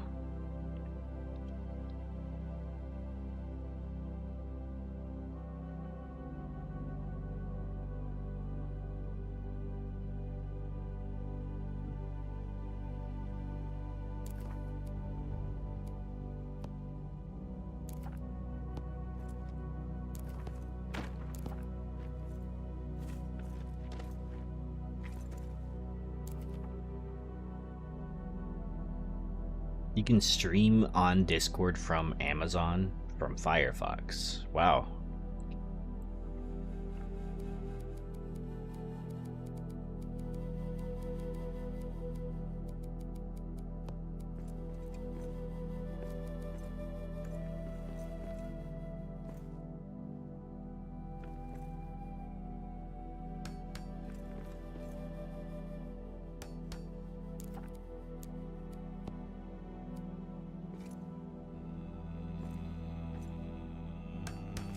How does that work, by the way? Streaming from Firefox through Amazon. Is that like a built-in feature of Firefox?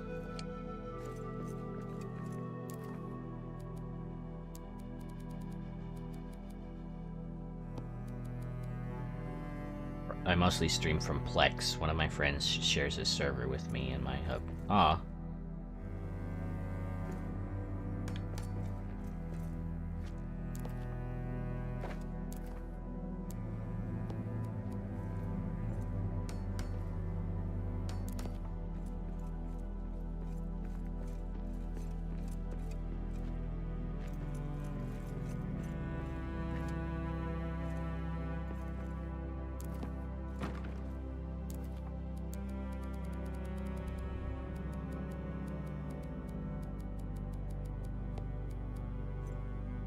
Is Plex just another streaming platform like Streamlabs, or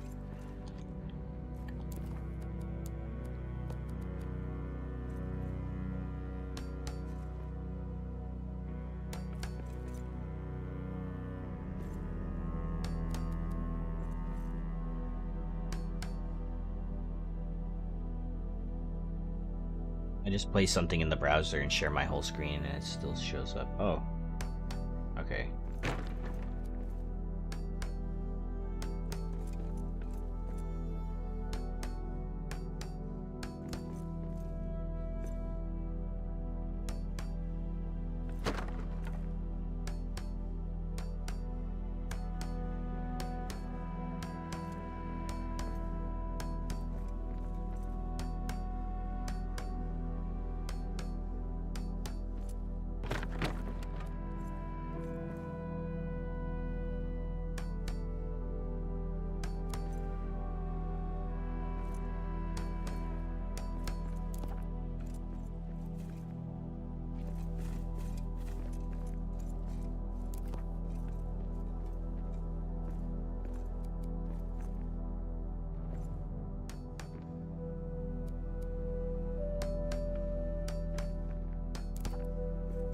Almost like a personalized Netflix. My friends download movies and shows and they stream from his server. Oh, is that how you're able to like do like stream nights of like movies and stuff, or?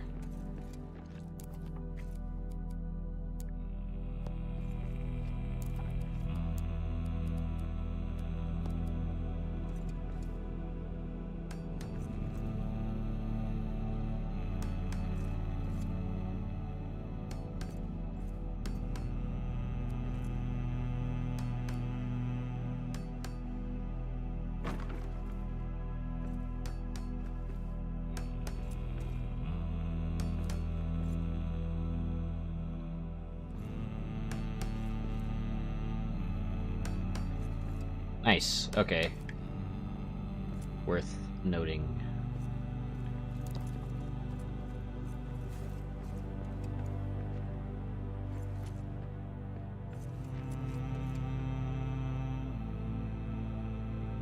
$5,000 movies on the server. Man, that's insane. Do you have to add those yourself, or are they like movies you own?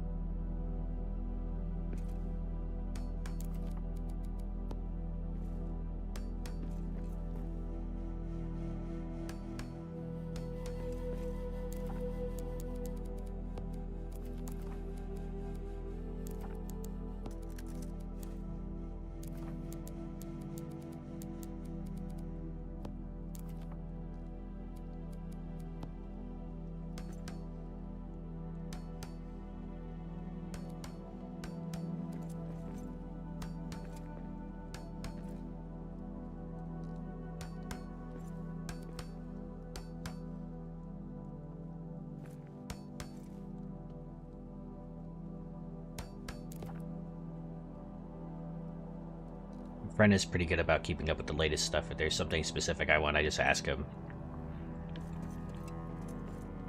Wow, OG Hobbit and Lord of the Rings films? Okay.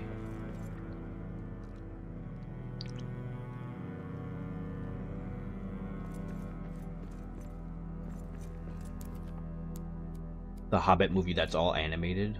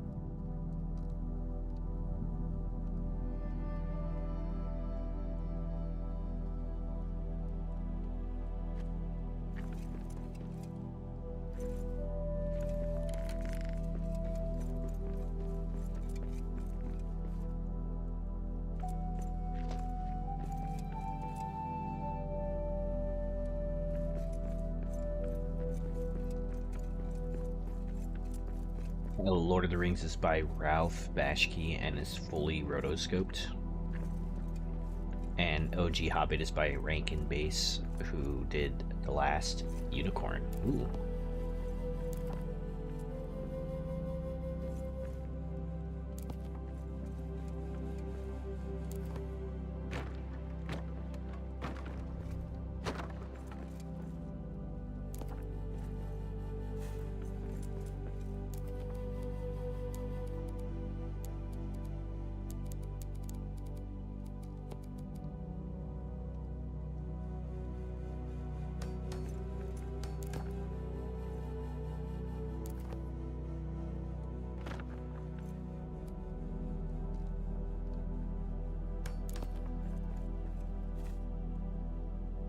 You may be too young for those to ring in it. Well, the director, the name of the directors for sure, but I have seen snippets of like the OG Hobbit film, so I've not watched the whole thing, but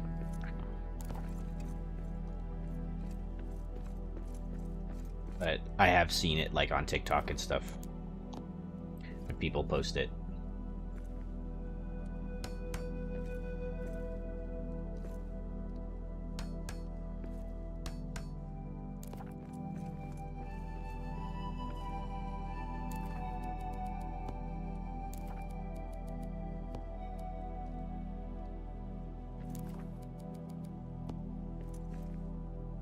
A lot closer to the book. I heard that the main criticism from the book to the movies, both of them, is that people like the newer Hobbit one because it gave the dwarves more personality and character, whereas like in the book, the dwarves that are in the company don't really like. They're not really like spoken about. Hold on, I'm gonna close my guest bathroom because I got like God rays beaming into my office.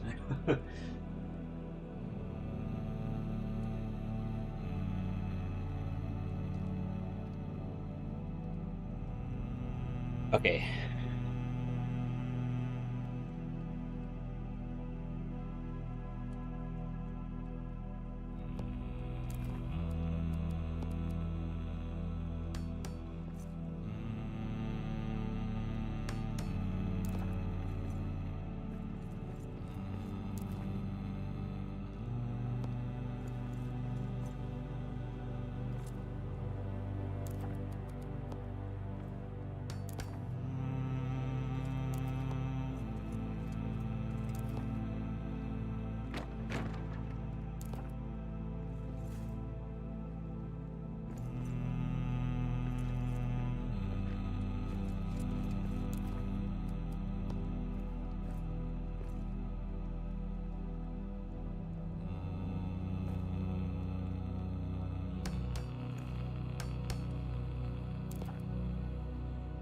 One of the reasons they made so many changes to the dwarves in the Peter Jackson movie was to make them more likable, so I totally get it. It's why they made Thorin younger and hot. That's what I thought. Like, isn't Thorin like a really old person, like a really old dwarf by the time like the Hobbit goes around? I mean, old relative to dwarves, right?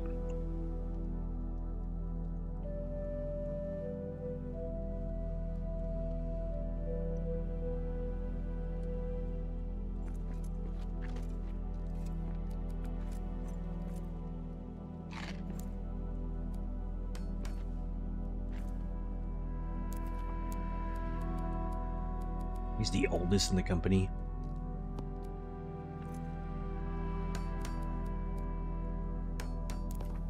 Well, Peter Jackson did him justice, dude. Thorin in the Peter Jackson's films, he moisturized all the time.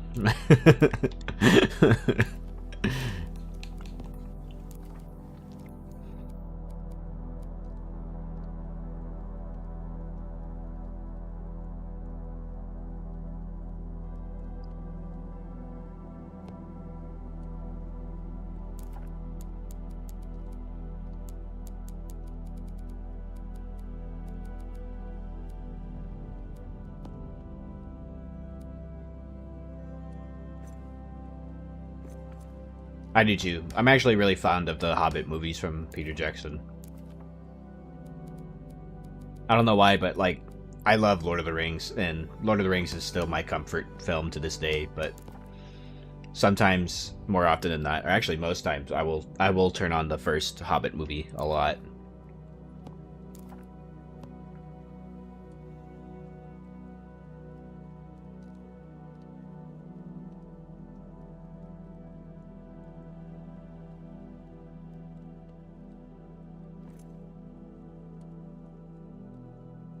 By the way, if you see me just standing around for like a couple seconds, it's because I'm taking a bite of my sandwich or I'm taking a sip of coffee, so.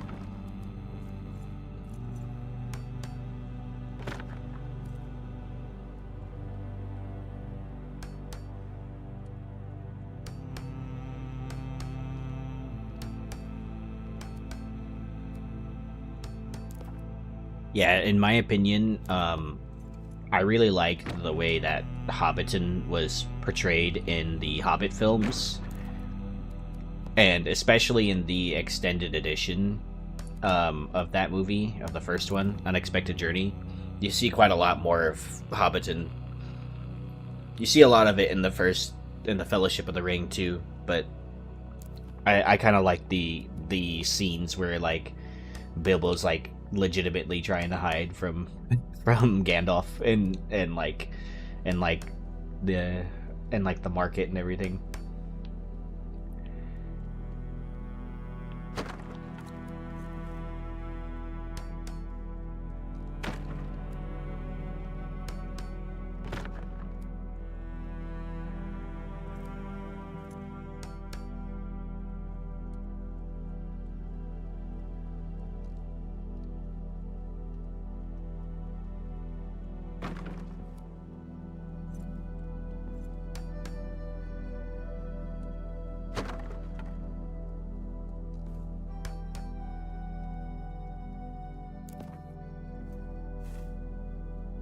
And Lobelia gives him the side eye behind his back, yeah.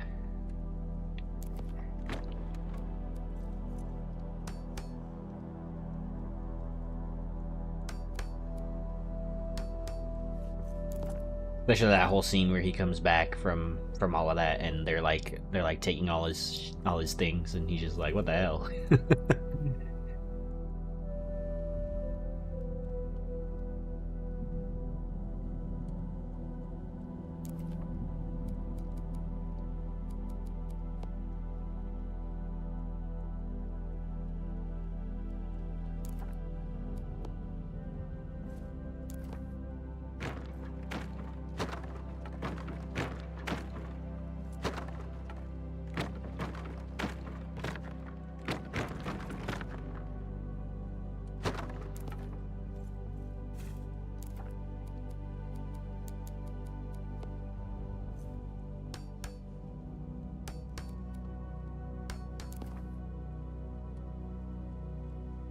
To be fair, I too would be livid if I came back home from a very long journey, and people were like taking my stuff. Give me back my stuff.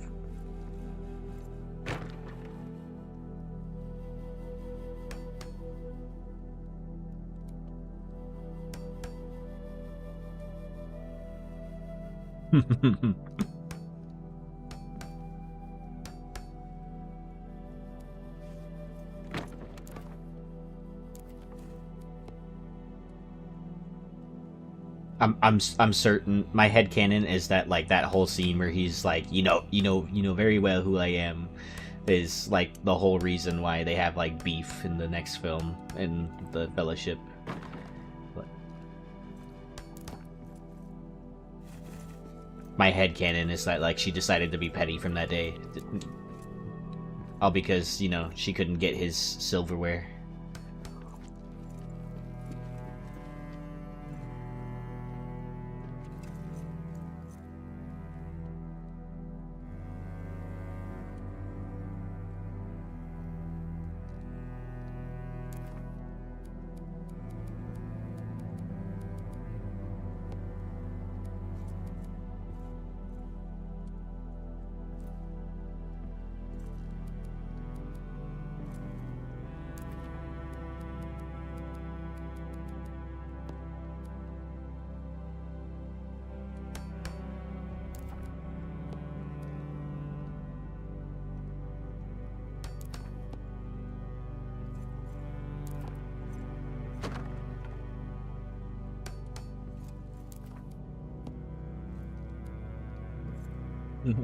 There's works passing by.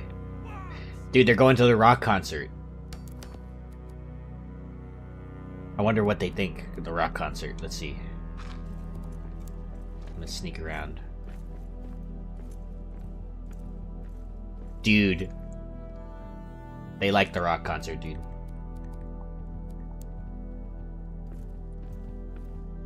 Ah, damn it. They saw me.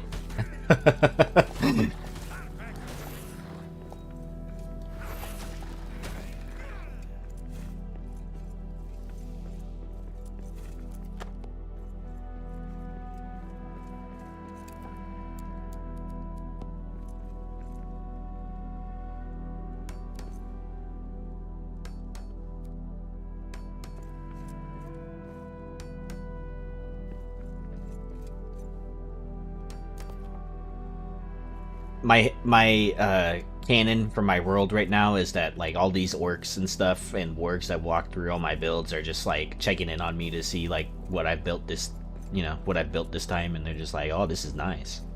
They're like, hold on, why is there stuff here now? It used to be just rubble.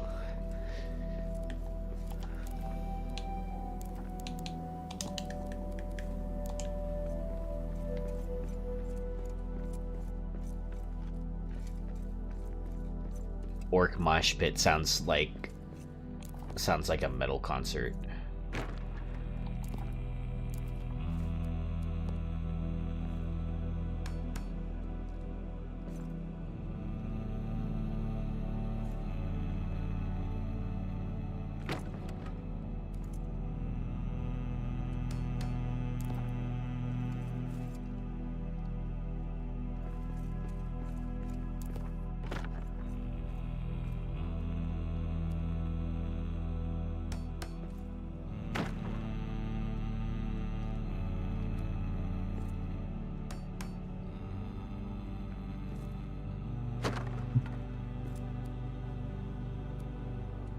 Why is there a city in my backyard?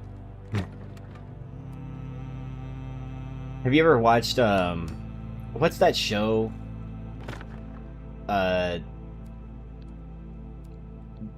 It's on Netflix. Like, I think it's Life, Death, and Robots or something? I don't remember. I don't think that's the title, but the premise is that there's like a bunch of episodes that are like their own thing. Life, Death, and Robots, I think. Let me see. I have to look it up now.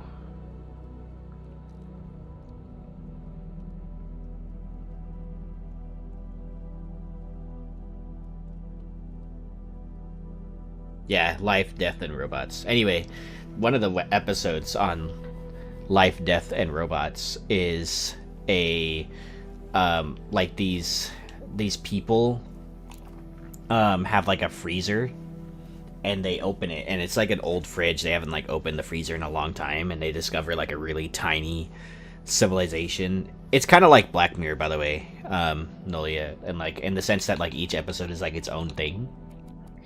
And so these people, they open their fridge and they discover that there's like a tiny human civilization in there, and like every time they close and open the fridge, they've like advanced thousands of years in like technology and stuff. And so like in a matter of like minutes, they had like a modern society, and like then they all died from nuclear war. But like they're like, oh my god, there's a city in our fridge.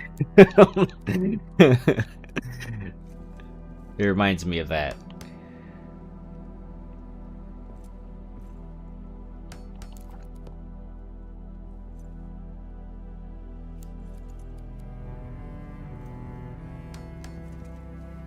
Yeah, it's more or less Black Mirror, except it's a little bit goofier. Wait, why can't I be up there?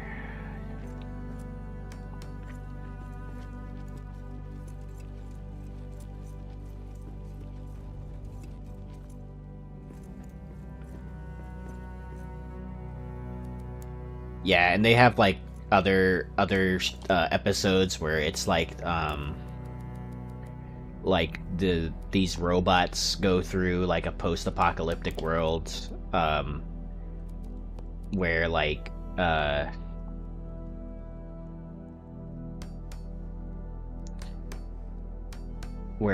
humans are gone basically, and they like play with a bunch of stuff that like the humans left behind.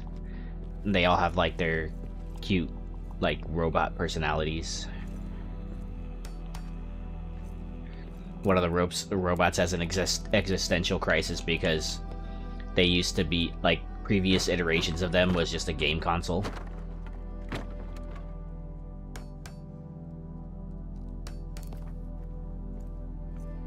Have you seen Solar Opposites? Reminds me of the civilization living in the wall. I have not seen that.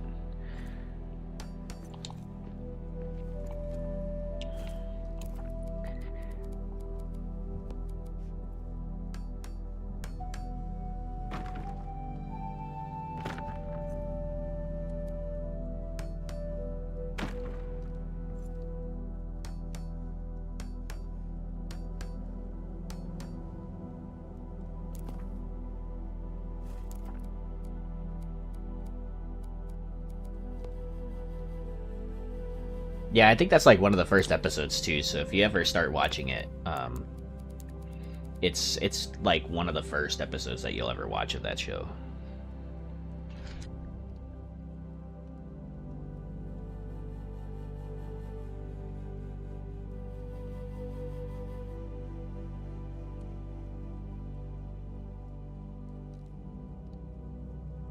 I'm gonna move my mic. I'm gonna mute it for a second.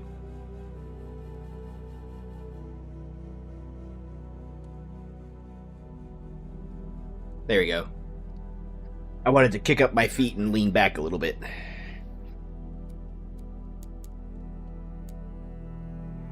My wife and I got like matching computer chairs. She has like a pink one, and I have this black and white one. Although I'm gonna be honest with you, I kind of wanted the pink one after I saw it.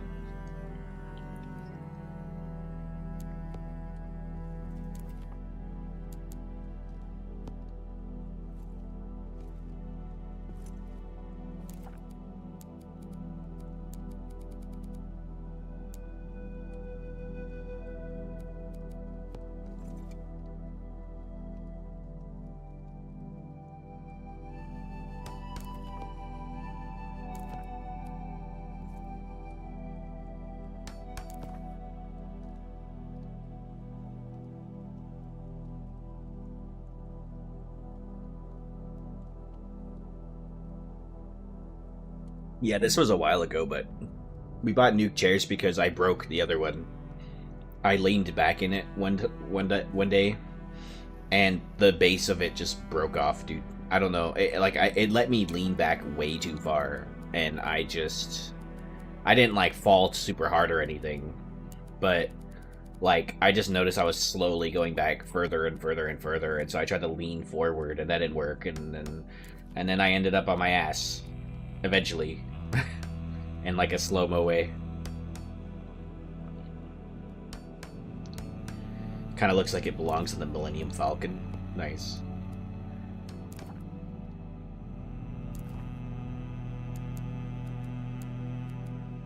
You know, I think I haven't built like Axebeard a proper house in here or anyone else. So I think I might like build you guys places to live. Yeah, no, I was fine. I didn't, like, you know, I say, I fell back in the chair. You know, you think you fall backwards, like, hella fast, right? But no, like, it was like I was leaning backwards, and I noticed that, like, progressively over time, I could lean back further and further. And then one day I kind of started to question it, and I'm like, hold on here. I'm leaning back at, like, almost like a, you know, 180, like, almost like a 135-degree angle. And I'm like, hold on. I'm not supposed to be able to lean back that far. And then I just kind of, like, it was super slow-mo, dude. It was like I was, like, leaning back slower and slower and slower, and it just got to the point where, like, unfortunately, I ended up on the ground. But, like, it was, like, super slow and super gradual, too. Like, it wasn't even, like, you know, it wasn't like a super fast process or anything. I didn't, like, hurt myself. It was just like, oh, I'm gonna be on the floor, and oh, I'm on the floor. And then, like, the base of it was, like, bent at, like I looked at the chair, the base of it was just, like, completely bent sideways, and I was like, oh. And then I fixed it, right? Like, I could still sit in it without it, like, potentially breaking on me. But you know, I told my wife, I'm like, I'm sorry, I broke your chair, because it was her chair. And she's like, it's okay. Like, she's been using that chair for a really long time, and she needed a new one anyway. So I was like, all right, well, I guess we're gonna get new chairs now. And this was, I don't know how long ago this was, but we got new chairs. We found some chairs on Amazon, and we bought some chairs. And now I have a pretty nice chair with nice armrests.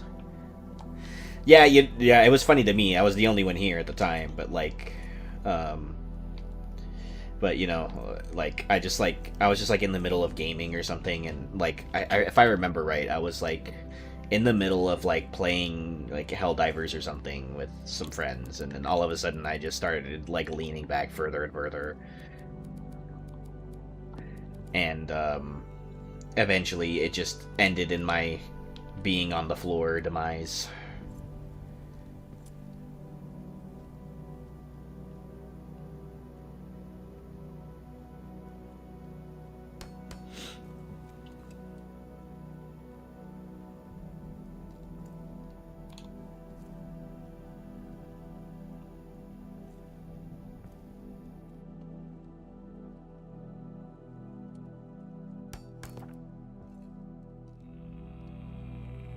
Oh yeah, I do too. Sit cross-legged. Not all the time, but most of the time. I don't, like, I have this, my leg rest, if you will, is one of those chairs that you can sit on your knees. So it's, like, shaped kind of weird. So I like to, like, sit on my knees a lot when I'm, like, super focused on something, because that position for me is more comfortable than like any other position, really. But eventually, you know, I can't sit on my knees for forever, so yeah, so I use the higher part of this knee sitting chair as my leg rest. The ADHD chair, yeah. I used to sit like that at work a lot, and when I used to work for the other side of things. Really? ADHD chair? I mean, like, they're not wrong, but come on, you're basically saying that anyone who sits on their knees has ADHD, and I mean, maybe you might be, like, if you were to guess that, you'd probably be half right sometimes. That's one of those situations where you guess, and it's like, 50% of 50% of the time it works 100% of the time or something. Like 50% of the time they're 100% right. But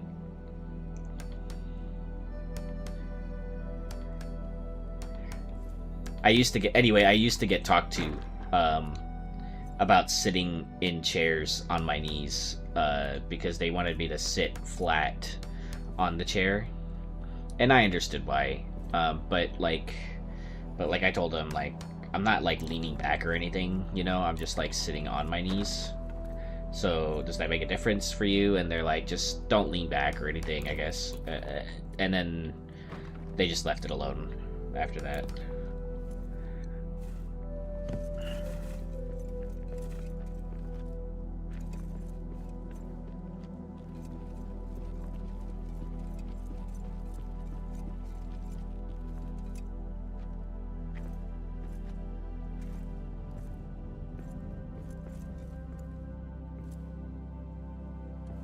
Oh, yeah.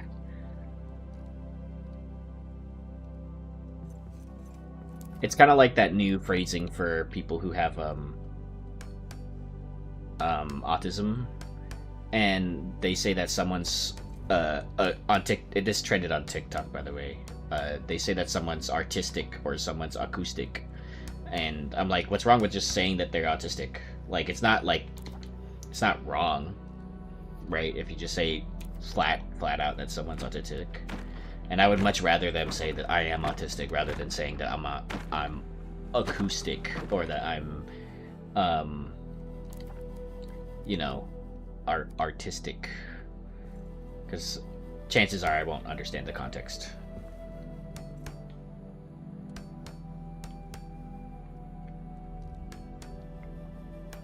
I mean, I know that's probably not like a serious way to classify that kind of thing, but some people do say it like in a serious way. It probably started as a joke, and I'm sure like the joke was really funny originally, but then people started like unironically using the term, and then that's when it's a problem.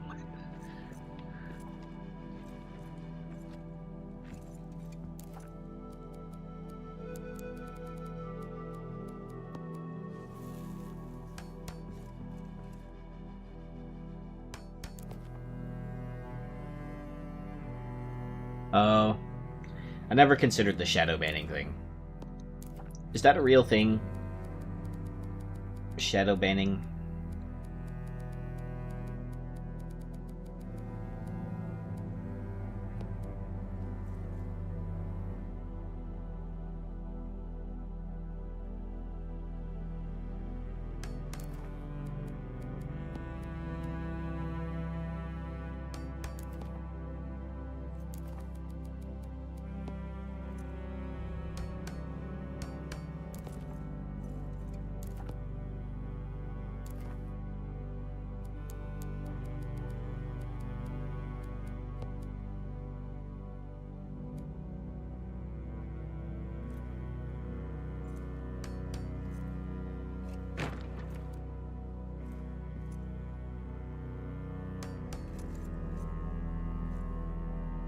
I've never experienced it personally, but a lot of the neurodivergent creators I follow have mentioned it. Yeah, I see it mentioned a lot too in spaces like TikTok, where people who are creators, like, who have lots of views suddenly don't, right? And then they say it's shadow banning.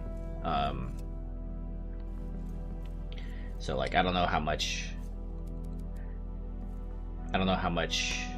credibility I should give to that. There probably is some like algorithm of some sort that, you know, gets you limited views or something for certain topics. Like, I'm certain that probably does happen.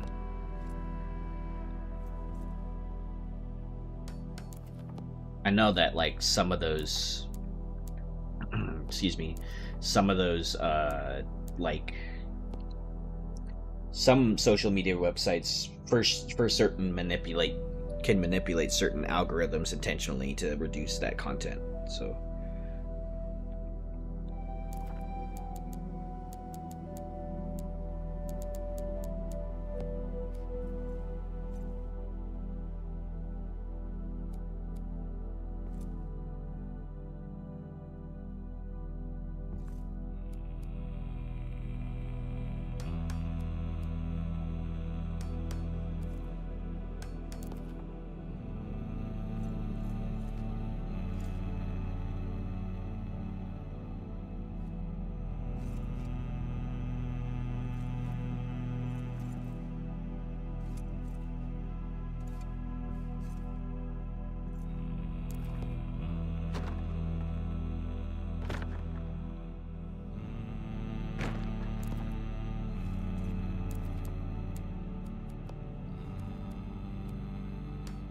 Alright, these corners are like kind of weird at this point, so I'm trying to see what else I can do here.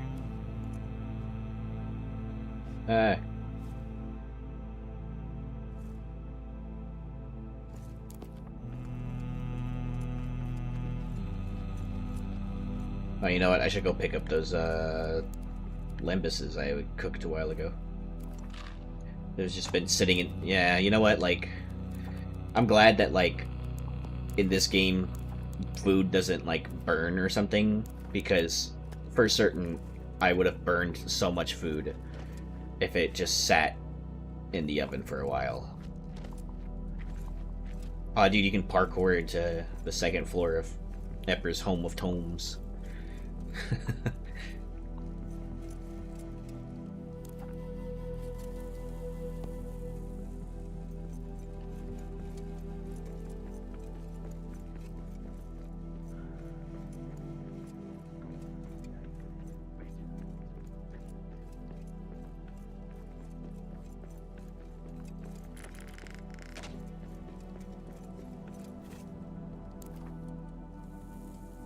My dwarf has not slept a wink in at least 150 days or more. That's insane.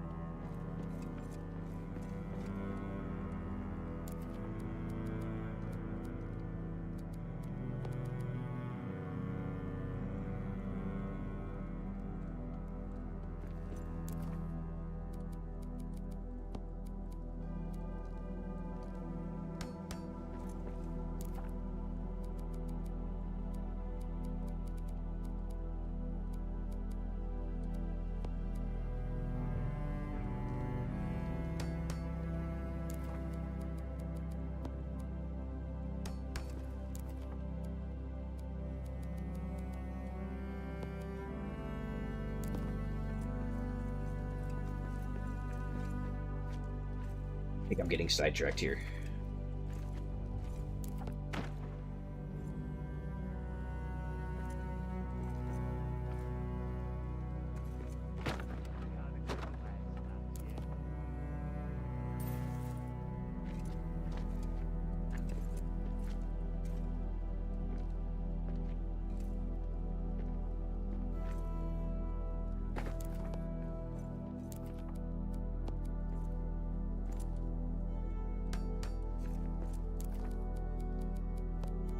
Promise this will make sense in time.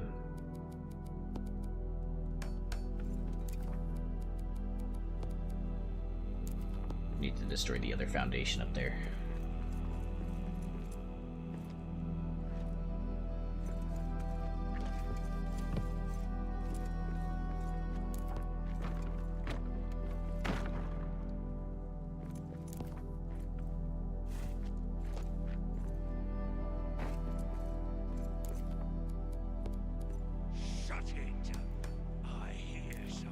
I've learned to trust the process.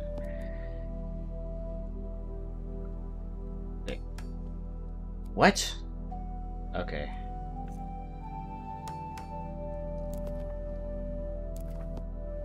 It just... You guys saw that, right? Like, it just let me place a thin wall in there for some reason. I'm not gonna question it, but that wall is forever lost. Moria is ours now. Oh, hello. How are you? Come here often. That's one more for me.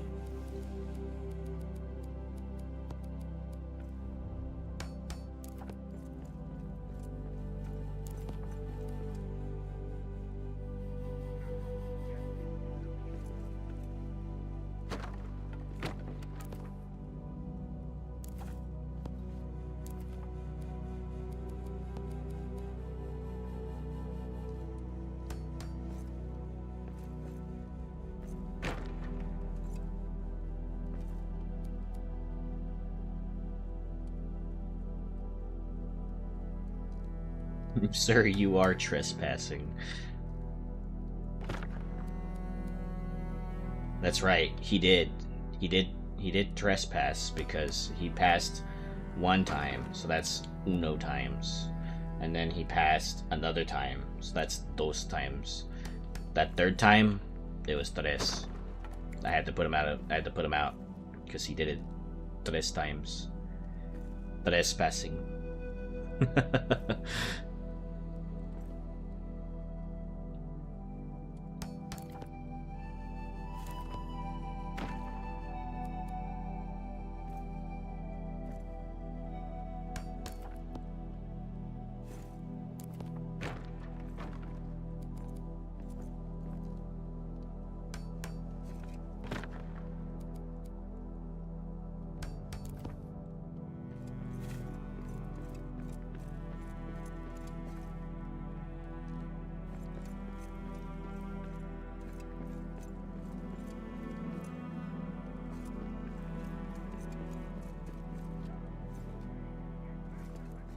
Oh look, it's stuck up through here so I can take care of it. Cool. I just need to replace these floors.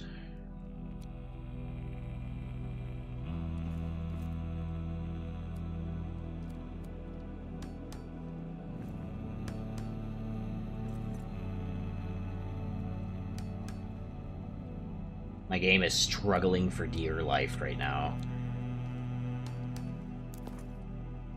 Holy cow.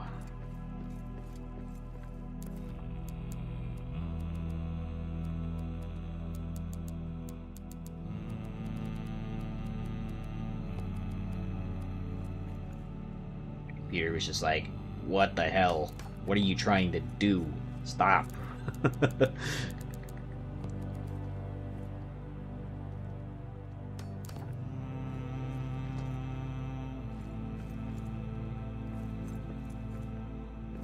This is the only piece that ends up like sticking through.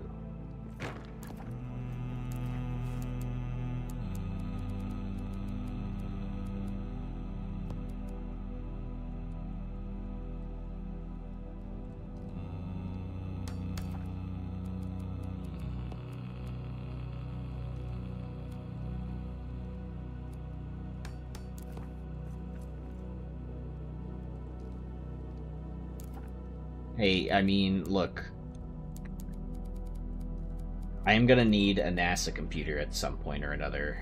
And I'm gonna write them a letter and be like, I need to borrow one of your PCs. And they're gonna be like, why? And I'm gonna be like, you see, I'm building in this game called Return to Moria and I keep breaking it, so I'm gonna need all of that RAM that you guys have. I'm gonna need all of the... I'm gonna need the at least a 2 petabyte hard drive. I'm gonna need access to your fastest internet speeds. They reportedly have like a 5 gigabyte like download speed or something like that, or something crazy. It's insane, like well above what's available to anyone else.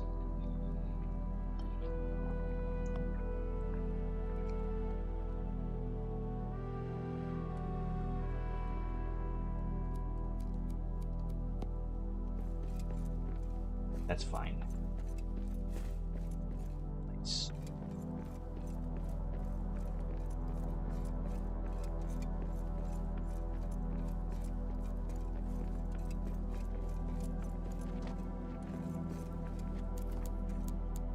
You know what a petabyte is, by the way? Just offhand. A petabyte is like...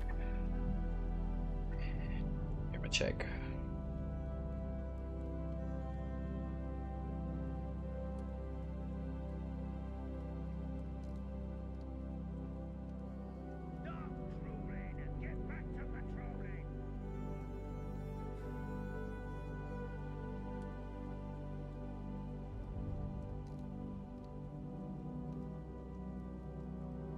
So 1 petabyte is 1 million gigabytes. So yeah. So for context, a terabyte is... So 1 petabyte is 1,000 terabytes. So if you had a 1,000 terabyte hard drive, you'd have a petabyte hard drive.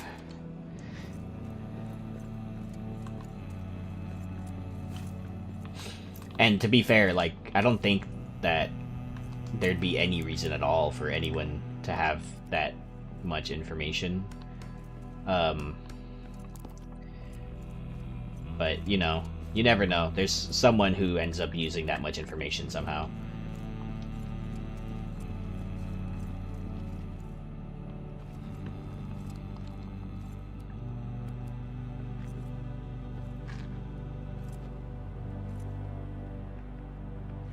Someone's gonna use a petabyte hard drive today to run Minecraft. I'm calling it. It's gonna happen. And they'll actually use most of it too.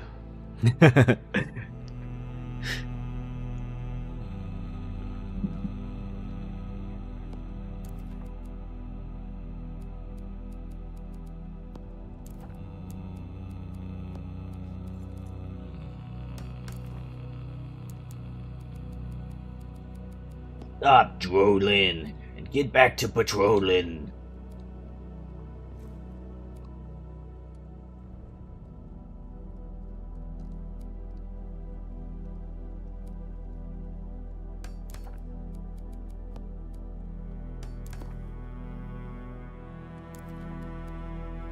Yo, like, some of these people that run Minecraft servers like that, though, like, they for real end up, like, it's actually so crazy that Nitrado provides, game-specific RAM and hardware for people who run Minecraft servers, especially modded Minecraft servers. That's insane. You can purchase more RAM exclusively for Minecraft servers with Nitrado.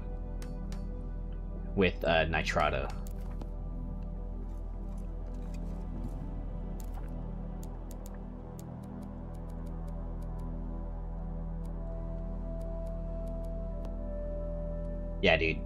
It's funny because, like, I was asking them, and the reason why I know that is because, for whatever reason, the service presents itself as, like, a hardware upgrade. So I'm thinking, like, oh, cool, like, I can buy more RAM, right? And maybe that'll help.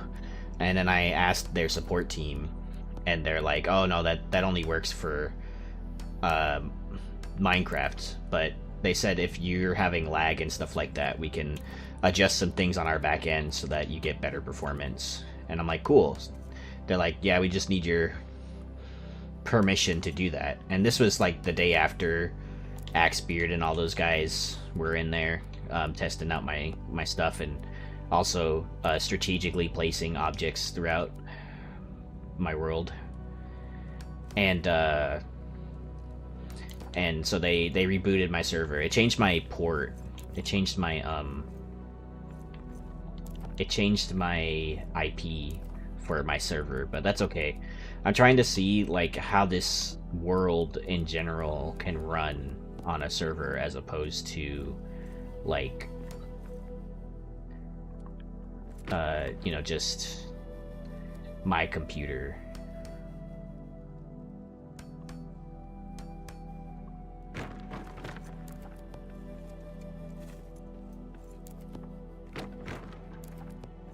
You know what's funny about this is, like, I haven't slept a wink, and in order for this to grow, I need to sleep.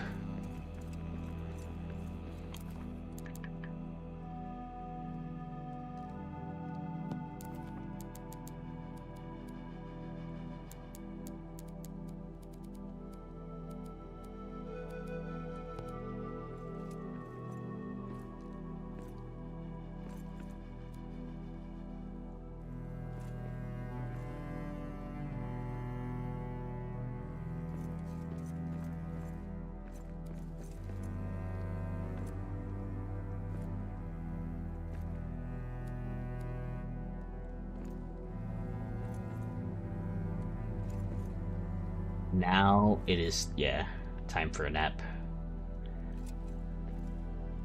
I want to place another one of them before I actually, like, sleep in the game.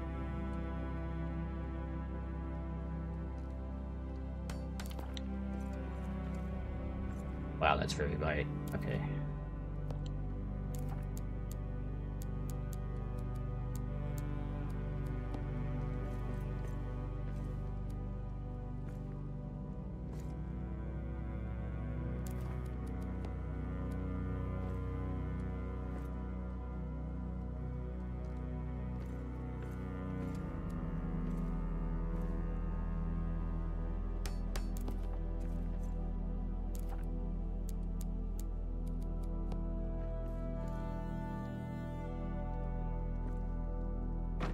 I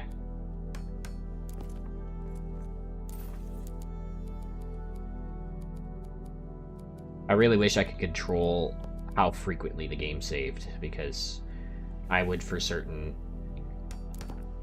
change that value 100%. That shadow's kind of harsh. Oh, like went away. Oh, no, there it goes. I think I need like a hole or something right here. There we go.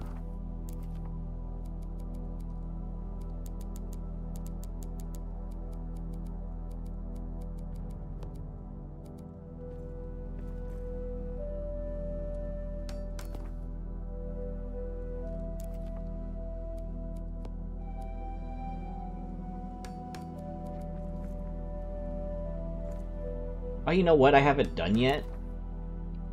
I haven't, like, done, like, a planter box on the balcony of, like, anything. You know, like, those balcony... Excuse me. You know those balconies that are, like, exclusively for planting plants? That are on some houses sometimes? I haven't done that yet.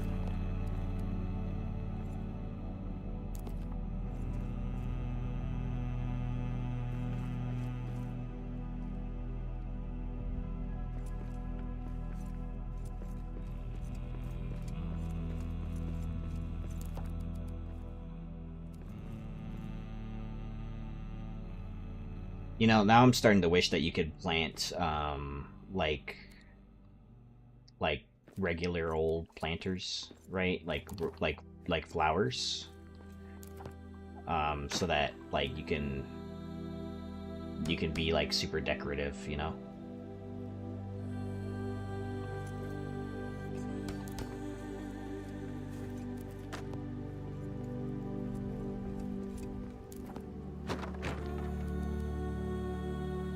Wow, the reach of that Afghan lamp is really far.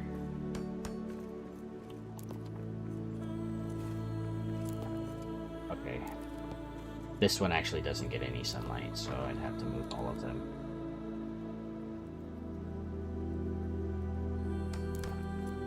Yeah, that's okay. Me too, dude. I feel like that was like a missed opportunity for them on the vases. Like, we see the vases around the entire world with the like the olive blooms in them and like everything else, the crab apples and all that, and then we can't do that, you know. So maybe that's too many elven statues, but I'm using those more as like a utility than anything else.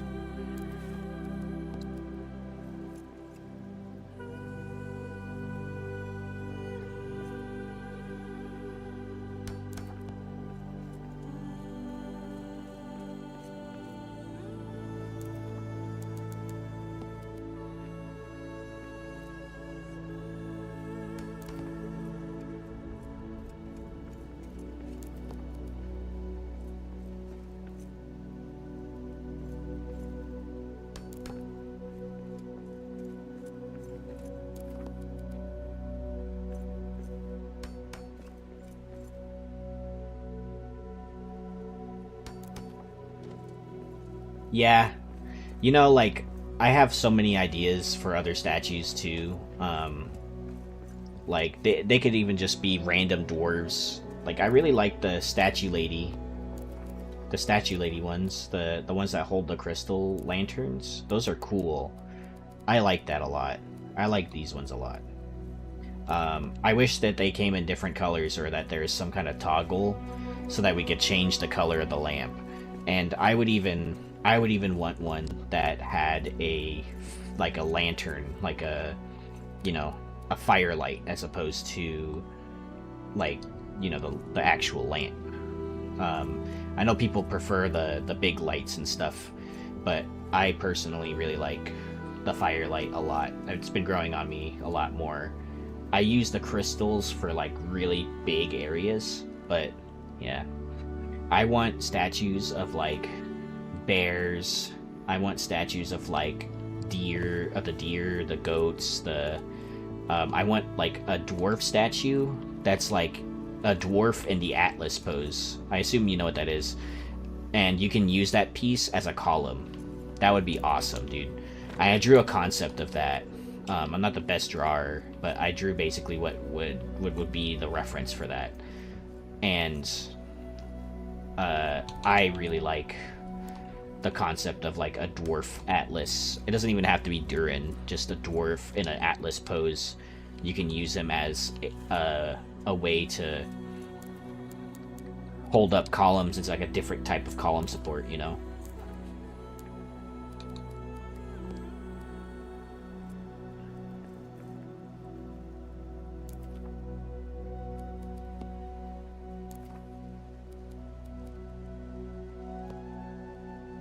Yeah, dude. At like dwarves in those kinds of poses, by the way, super common in Warhammer fantasy stuff. And I know I reference Warhammer Fantasy a lot. I know this is not Warhammer, but I feel like there's like a lot of good inspiration that you can take from Warhammer Fantasy for this game.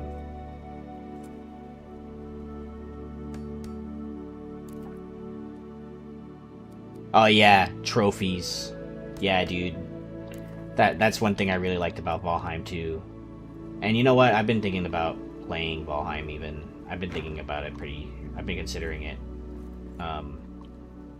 Giving that a go again, because why isn't it snapping, dude?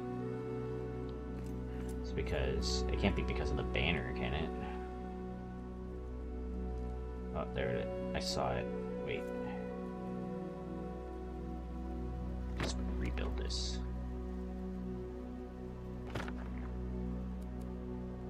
No way, it really was because of that. Okay.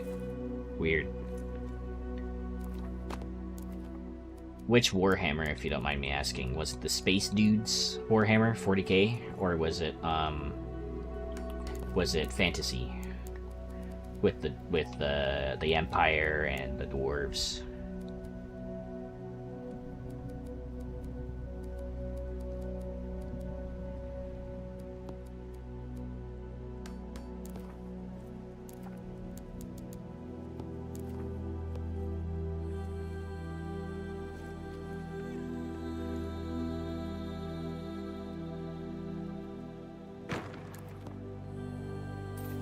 Fantasy, yeah. I love fantasy, dude.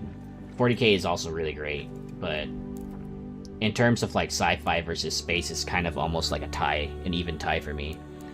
Like, I love fantasy stuff a lot, and it takes a lot for me to like something that's sci-fi over something that's space, like, or fantasy related.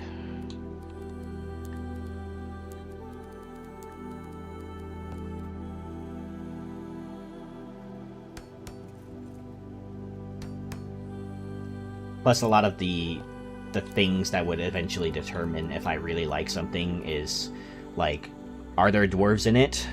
Are there humans in it with medieval type armor?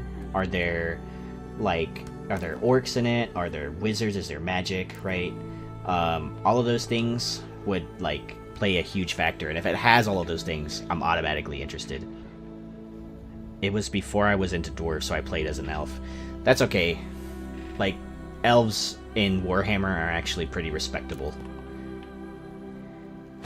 They are in Lord of the Rings too, to be clear, but especially in Warhammer Fantasy, they have a lot of cool shit.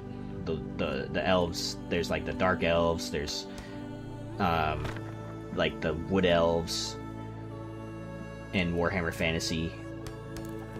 They have some really cool units too.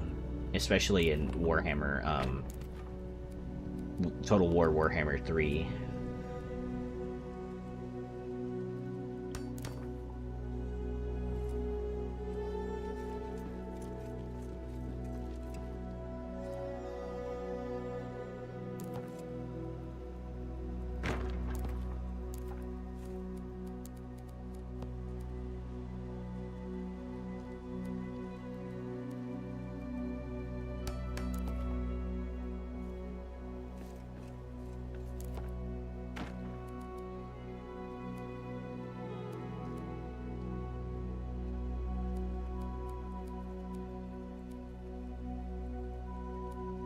like the what was it? The wood elves. They have that big like tree, elf tree, like lord god thing. It's so cool.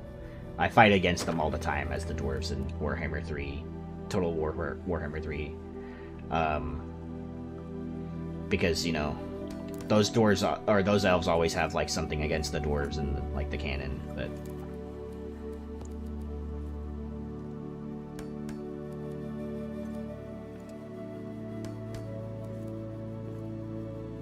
Are you familiar with some of the fantasy dwarves, Sleepy?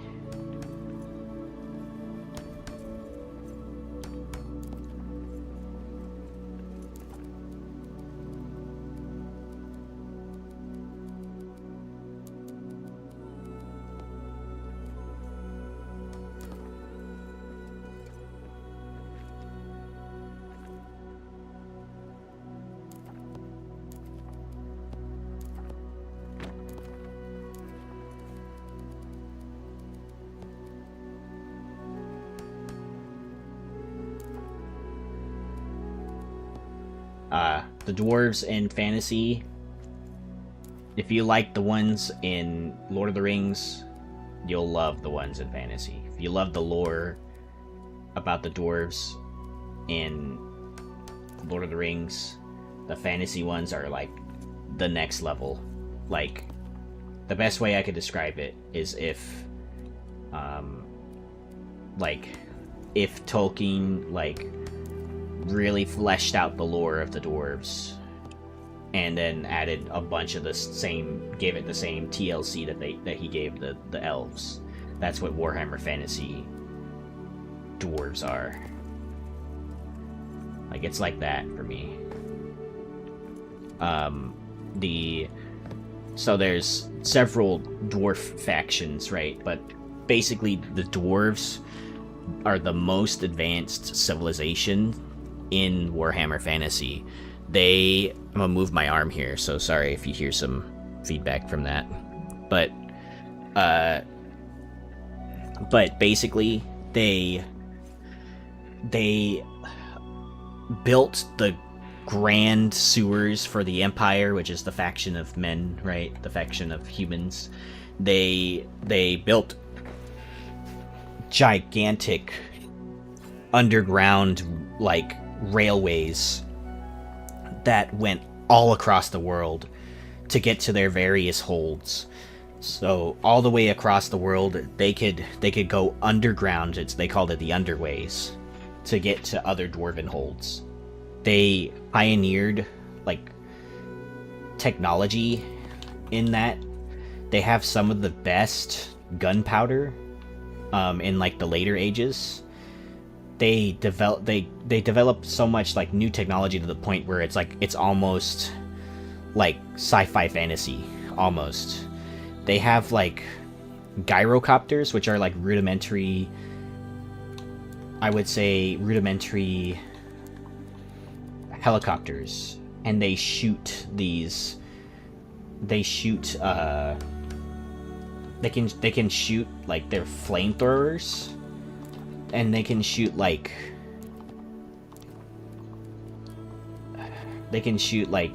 artillery. The dwarves have cannons too, just like everyone else does. They even have an airship. They even have airships. They call them the Spirit of Grungi, and there's a couple of other ones that I think I'm missing, but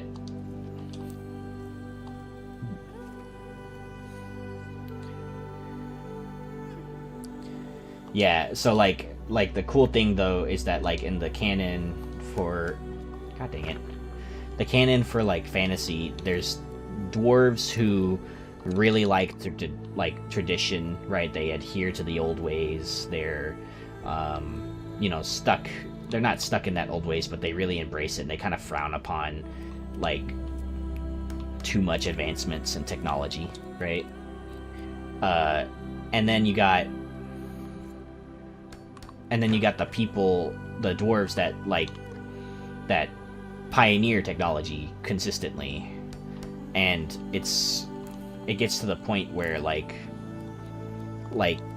the circumstances of Warhammer Fantasy are just so dire that, like, the dwarves need to like hurry up and just make the new technology and stuff in certain instances. So it's very cool. There's a lot of really cool people, really cool dwarf leaders.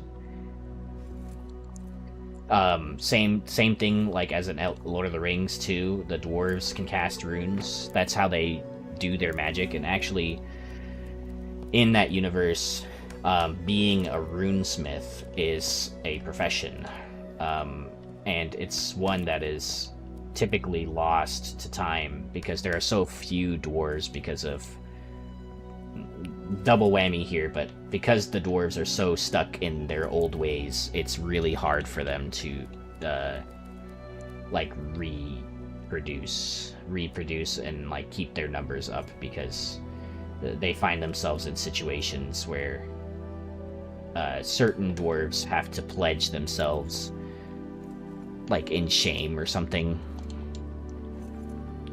It is a tabletop game, but there is like plenty of lore that you can find like online and stuff, and I'd highly recommend, like, there's tons of YouTube videos on the topic. If you're the type of person that likes to watch a YouTube video to go to bed or something, you can also get a decent amount of Warhammer knowledge. But there's books and stuff. There's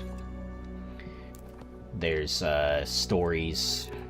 There's like novels that you can get. I haven't started reading the novels. Everything that I learn is, so far, it's been secondhand from my friends who are Warhammer people, or it's been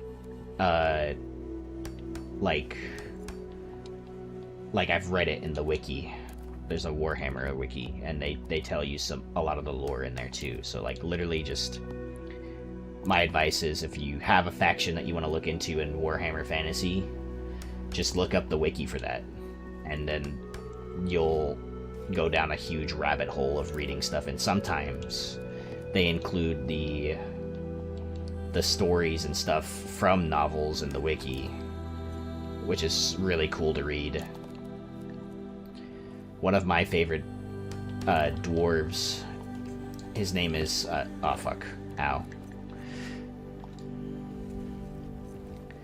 one of my favorite dwarves in Warhammer Fantasy, his name is Belegar Ironhammer, and he was driven out of his homeland of Karak Eight Peaks. He's basically the equivalent of Thorin Oakenshield if you play him in Total War Warhammer 3, because your main objective is to take back Karak Eight Peaks, because he's the true heir to it.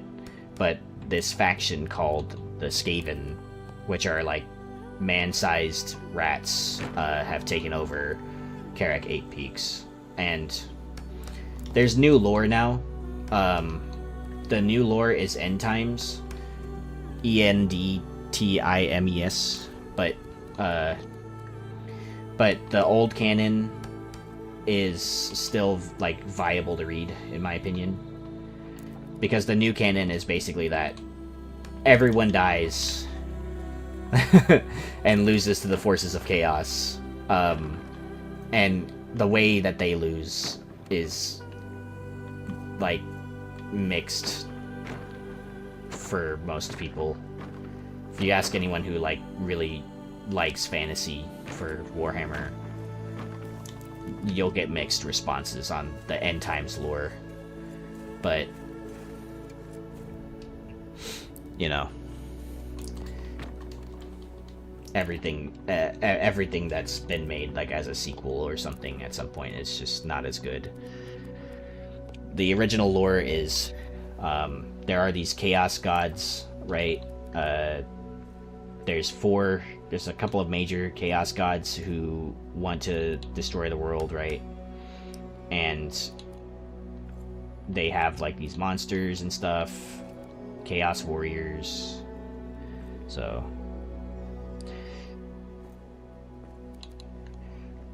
and the chaos, all the gods in Warhammer Fantasy can influence like certain beings or events. Like even the gods, the dwarf gods that can help the dwarves, right? Could bless certain people to be stronger than they are in order to influence certain events. Sounds super interesting. I've been looking for other sources of dwarf stuff. Warhammer Fantasy is amazing for that. I like some dwarves to read about, in my opinion. Belegar Ironhammer is really good. I would also read about... Oh, look. They've come to the rock concert.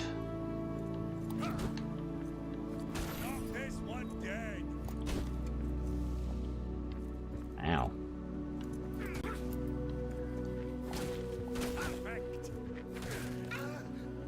Oh, hey, he dropped the book. Nice.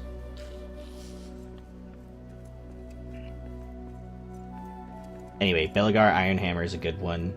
I also recommend reading about Thorgrim Grudgebearer. He's the High King of the Dwarves. And in the Warhammer Fantasy universe, the dwarves are really petty about their grudges, just like they are in Lord of the Rings, except they document all of them. So any grudge that is an offense to the dwarves, whether it be like super small, like you gave a dwarf one time some warm ale and it tasted nasty, they would write in their book of grudges, and it's an offense to the dwarves that you have to settle. And if it's severe enough, like you killed a dwarf or something, you know, they'll send out grudge settlers. They need to avenge it and settle the grudge that they have with you. And they keep it. They keep all of those grudges in a book, and the book is called the Book of Grudges. And Thorgrim Grudgebearer is the one who holds the Book of Grudges.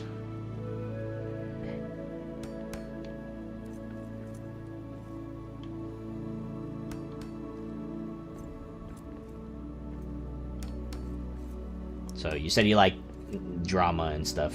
There's a lot of drama with, you know, the dwarves and their grudges in Warhammer Fantasy.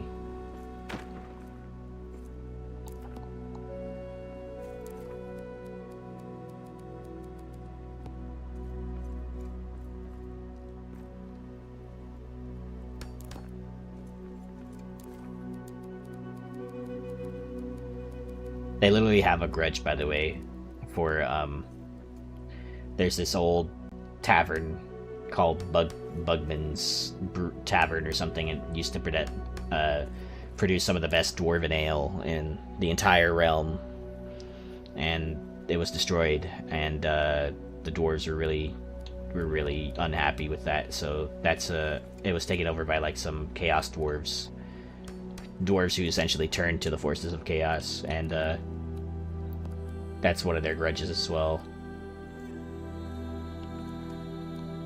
Taking back that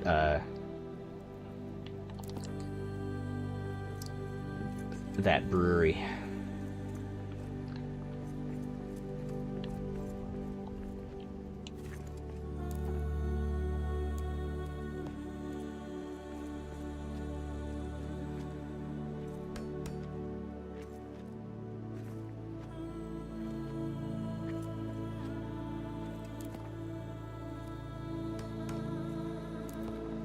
There's a couple of videos too I can link to you that are really good watches for the general lore for Warhammer Fantasy.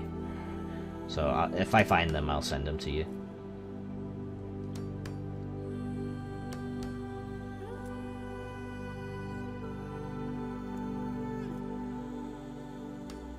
Yeah, and it's even actually more shameful that certain dwarves turn to chaos.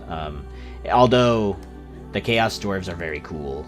Some of the lore developed for them is really cool. Like, most dwarves can't use magic, right? But the chaos dwarves do not care. They use magic.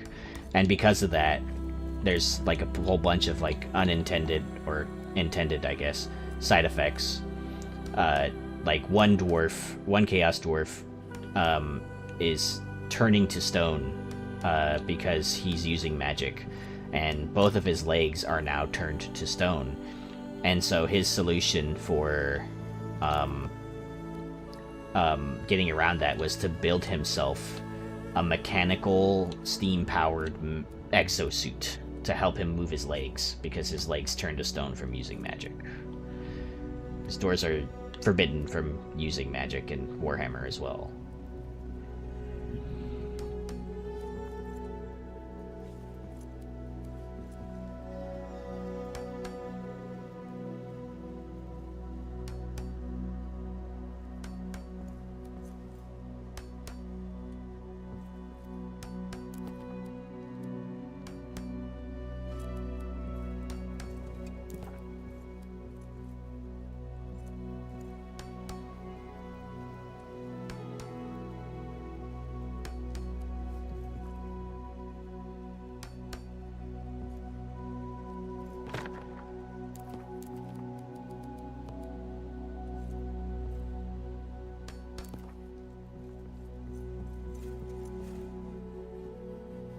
Lots of rock stuff in here.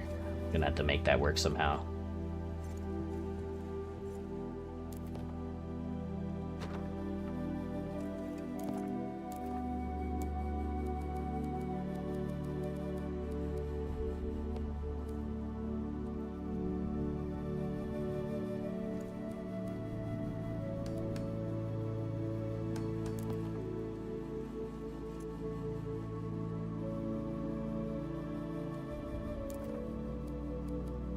There's a lot of that in Warhammer Fantasy magic stuff. The history of like runesmiths too is pretty cool, and how they used to weave runes into weapons and stuff. Magic like as in terms of like braiding their beard or something like that. I'm not familiar with, but like when the rock pokes through, feels more dwarvy. Yeah, I agree. I still like to add, you know, the archways just in case.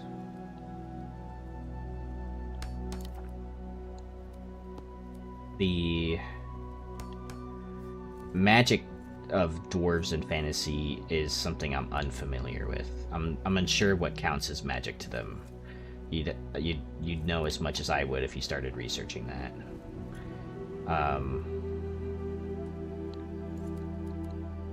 I know that my friend jokes about, like, me and my friend joke about how, like, the dwarves made so many runes in Warhammer Fantasy that, you know, they probably put, like, runes of fire or something on their coffee mugs or something so that they can, like, keep their coffee warm or keep, like, their drinks warm or something. And, personally, that makes sense to me because there's a lot of canon to support use of runes like that, because technically you can inscribe a rune to anything. So, and I would certainly believe that even Lord of the Rings dwarves do that too, because why not? Why wouldn't they do that? That's something dwarves would certainly do, is put a rune on a mug to keep ale either cold or drinks warm. Yeah, you know what? I actually have this, speaking of which, speaking of IRL, I have a mug that is a ceramic mug that came with a warmer platform thing that you plug in with a USB. And it's supposed to do that. It's supposed to keep your stuff warm. But I barely used it because the cup's kind of small, and I like to drink a lot of coffee. Whenever I do drink a lot of coffee. It is really useful, however. Theoretically, it could work with any other drink, too. Any other cup.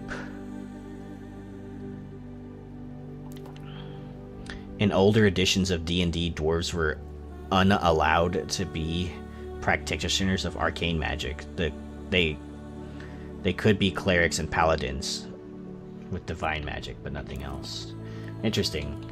It's really interesting how like D&D and like Warhammer and like Lord of the Rings seem to have like really similar lore for things.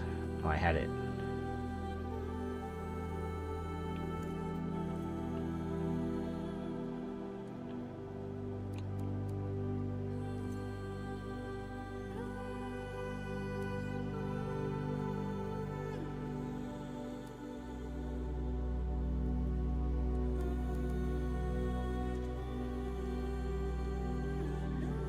You have a self-stirring one that you barely use. Yeah. See, the size is the only thing, like, really.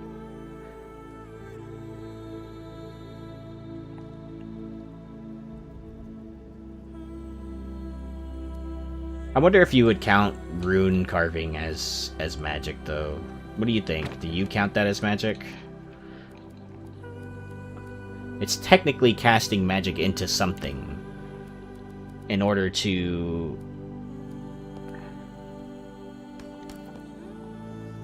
you know, enchant something or give it magical properties.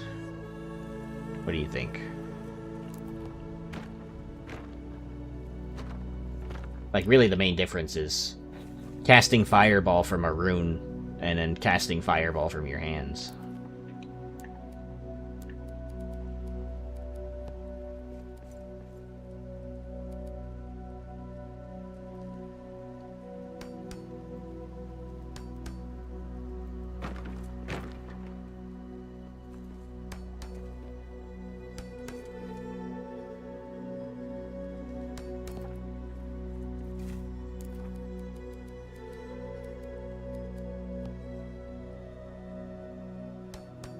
Yeah, see, I'm kind of the same thought process there, Sleepy.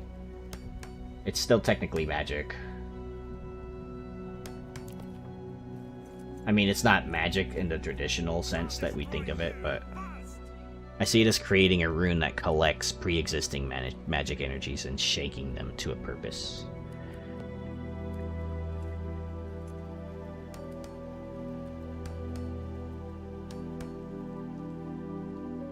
Shaping. Okay, I'm curious about LTR dwarven magic, like how the dwarves are magic and stuff, such. The dwarves in Lord of the Rings have been cited to have used magic in some form or another. They use magical instruments to play music sometimes. They use magic to, like... It's kind of hard for me to, like, remember all of the key details and, like, where I read them, but they use magic to do other, like, miscellaneous things, like, meaningless things, but, like, they still use the magic, right? So, but they supposedly have magic instruments, magic toys in the LOTR universe.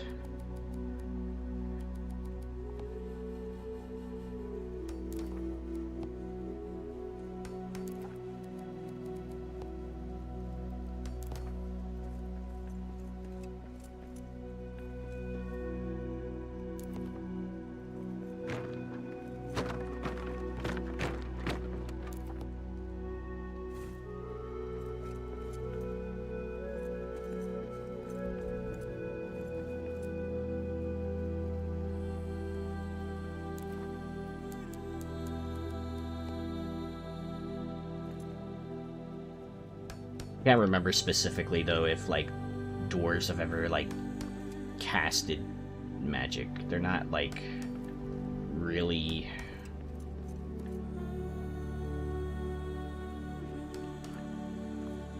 like dwarves are certainly one of Middle-earth's main magic users, but I don't remember for certain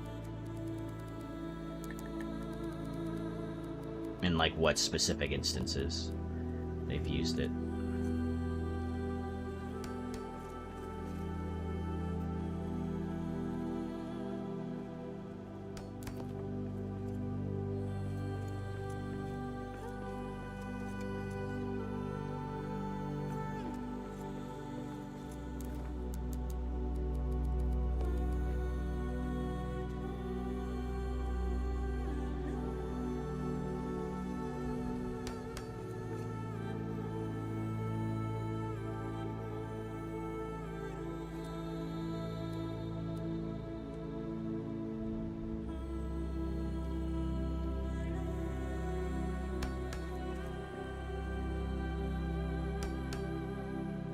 feel like they imbue the magic into the items while they're creating them, like Dwarven Reiki.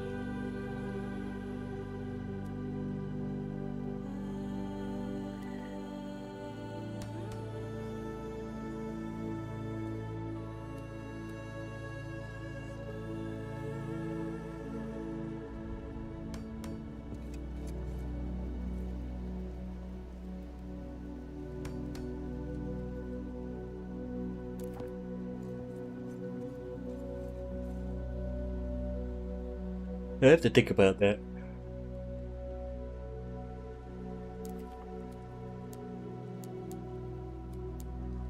LTR, D&D, and Warhammer are so similar because LTR heavily influenced the creators of D&D. That's true.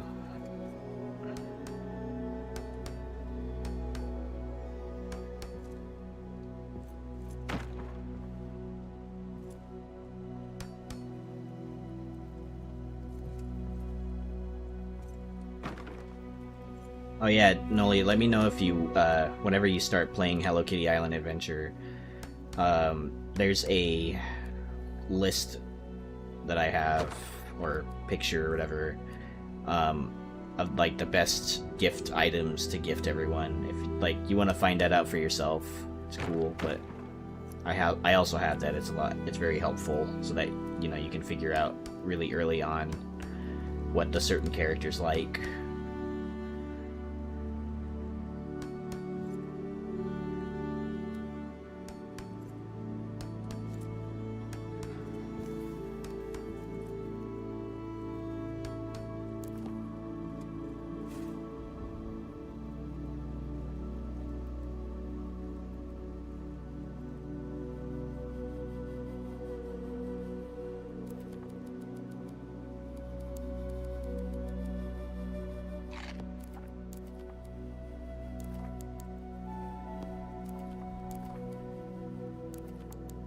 I remember correctly, Games Workshop was created as a result of a split in TSR D&D leadership. I don't know about that, but I do know that the original Warhammer creators have since left Games Workshop.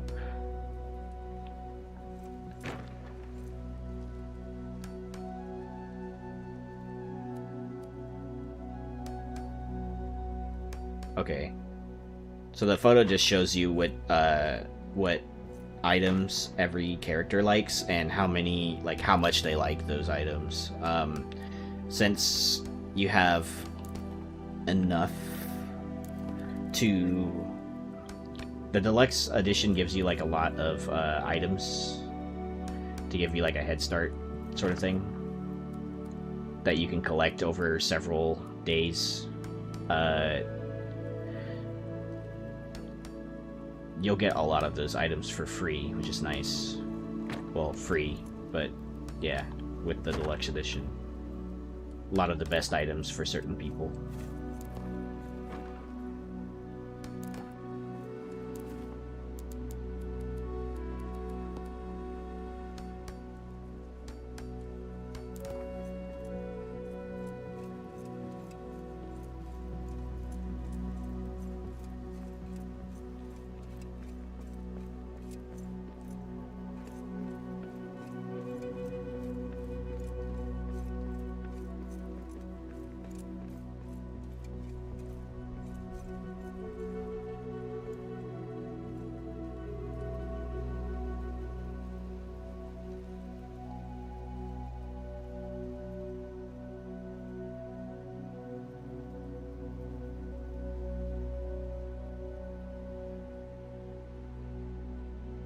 No problem.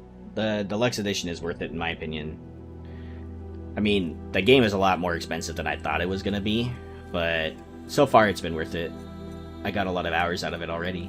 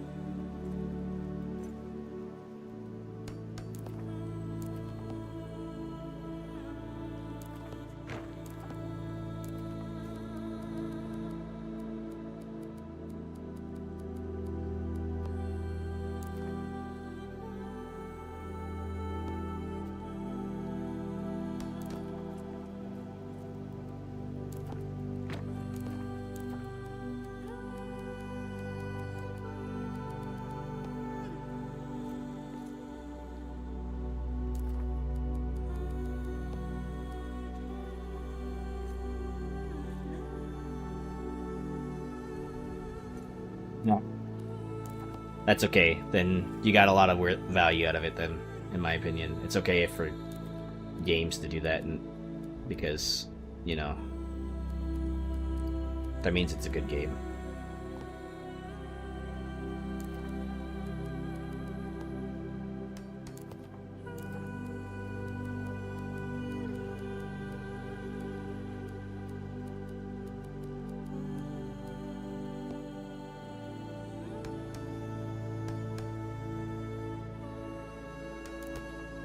But yeah, on the topic of Valheim, I've also been getting the same itch to get to building in Valheim, and it's kind of like I don't know, it's kind of a double-edged sword there, because the last time that I played Valheim, I spent another 200 hours into it.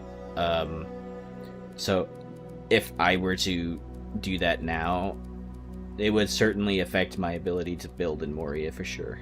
But, I mean, that's not a bad thing. It's just...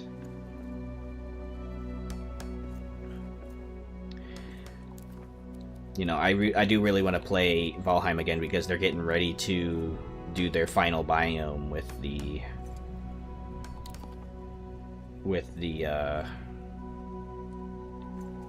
deep north.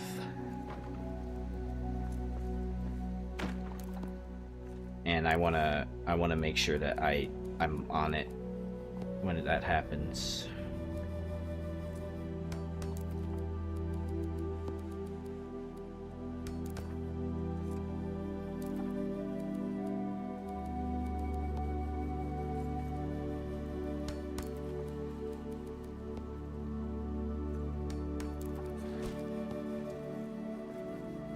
Bad dog, dude. Got you some manners, dude.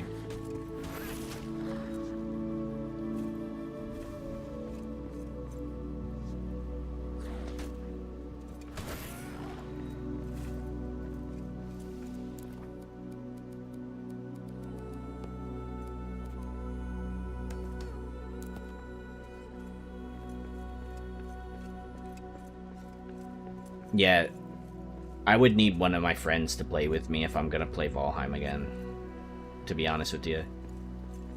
We built so much stuff in Valheim last time, and it got to the point where we even built dude, I had a huge port. We had a huge port for our ships to park them, and we had 2 main bases. We had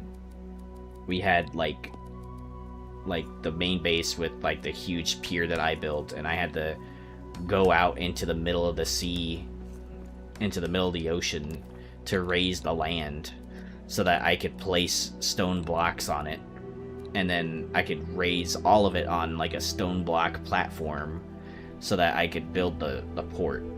And it was a big U-shaped stone block port, and then I built a big stone, it was a 3-block wide wall all the way around our huge longhouse. And man, we had those tar roofs too, the black ones, the really nice ones with the shingles. Those ones were dope. I love those. I hated collecting the tar though. Tar was a pain in the butt to collect.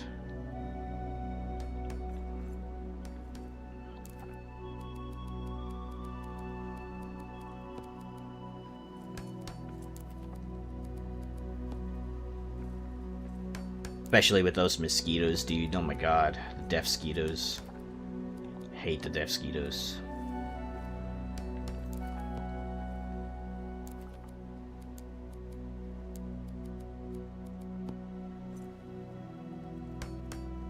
Yeah, so for me, the other game I've been debating about playing on my YouTube channel has been between Valheim and Enshrouded. Because I'm already playing Enshrouded. So I figured, well, what if I stream that too? And I don't know. I feel like I don't know enough about Enshrouded to be able to stream it. But at the same time, that would make it interesting for me. Make it an interesting experience.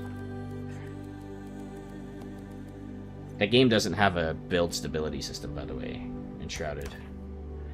I need to think about revisiting Valheim. I need to dig into my mouse software a bit first.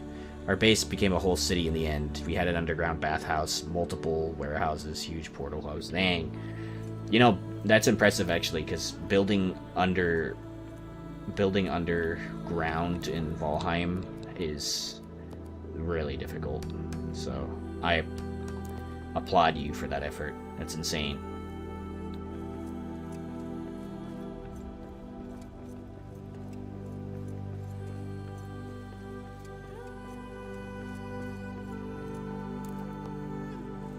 Should I keep these railings wood, or should I start changing up to, like, stone and granite? Because I got that over there, and that's stone, granite. All of this has been wood. I like the wood look.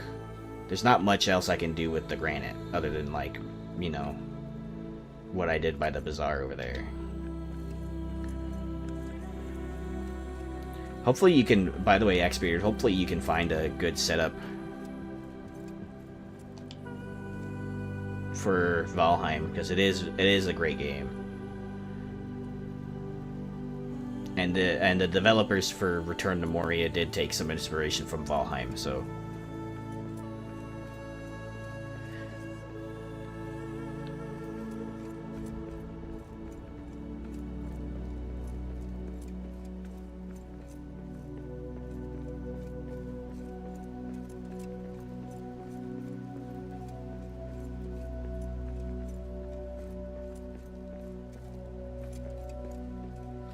you know, the strangest thing about this area is that sometimes I don't get sunlight right here.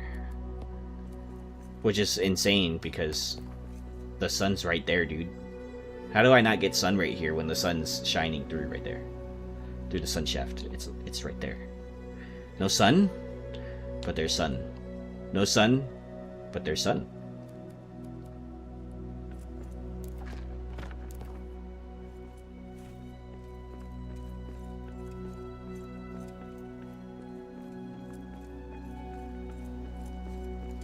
Yeah, there's a lot of stuff from Valheim too that would really benefit Moria for sure, because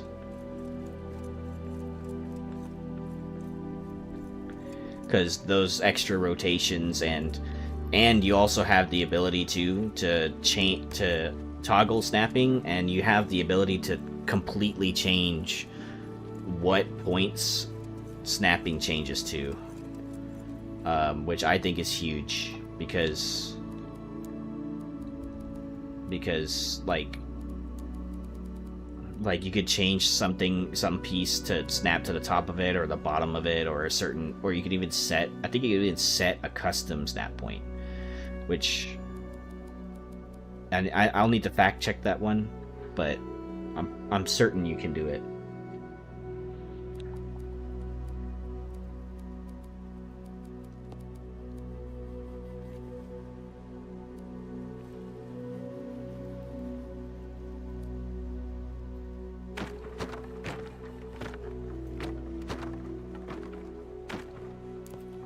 Sorry, I want to bring the roof down just a little bit more.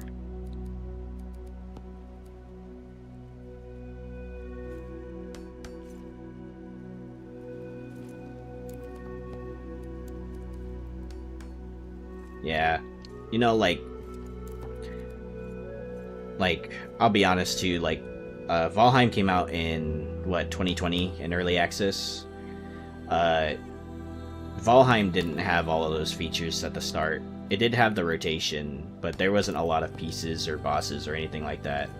So every survival game has taken time to cook, if you will. And I think that, like, for certain, Moria will be a completely different game in a couple of years, given that, you know, provided that they still have support in that time frame.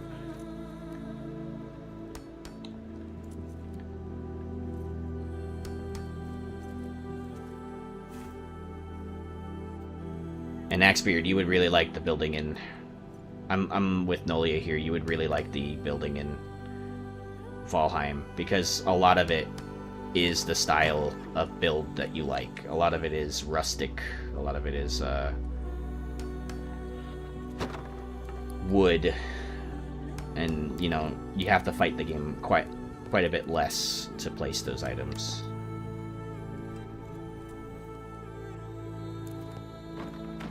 Me too. Yeah, I have faith in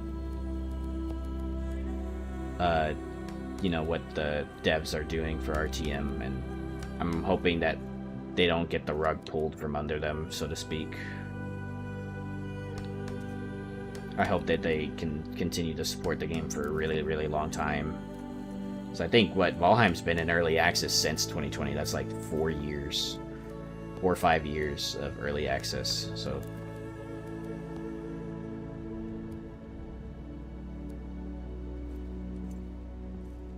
Oh, Valheim.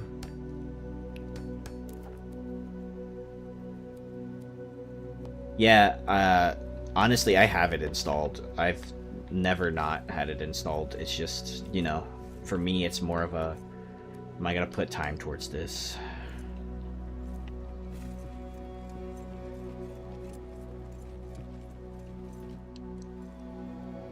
Because you know, it takes me a long time already to edit videos for Return to Moria, and then I would have to also edit videos for Valheim too, and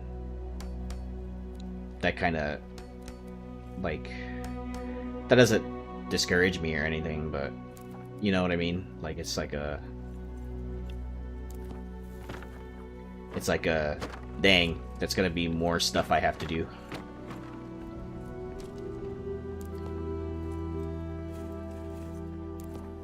I only have so much disk space. Oh, okay. Yeah, I mean, it's okay. I get the struggle there. So many games are so big nowadays.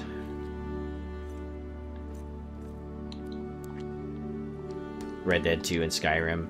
Hey, you know what? They have that mod for Skyrim, Axebeard. They have a mod for Skyrim called Skyrim Together, and you can co-op Skyrim, and it actually runs pretty good. So if you're down for Skyrim, I will download Skyrim with the Skyrim Together mod, and we can play Skyrim together.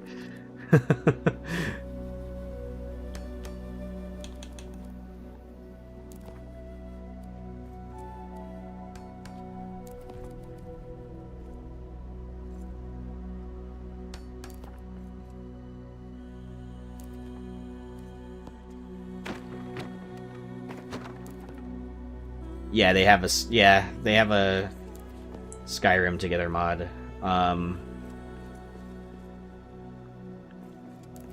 Yeah, it's. Oh, hi, Kaiba. My dog came in here. Hello, good boy. What are you doing? You come in here to lay down. Yeah. Okay, go lay down. I had no idea there was a mod like that for Skyrim. I just started a new series of it on my channel. Yeah, there's a... Hi, Grandma, by the way. Yeah, there's been a mod for that. It used to be pretty unstable. Now it's pretty good. They fleshed it out quite a bit.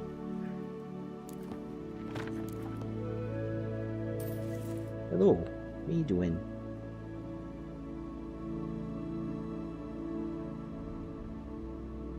Wait. Sorry, there's no more treats for you.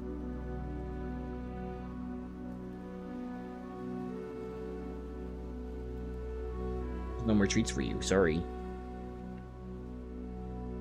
Wanna go lay down? Sorry, my dog's here.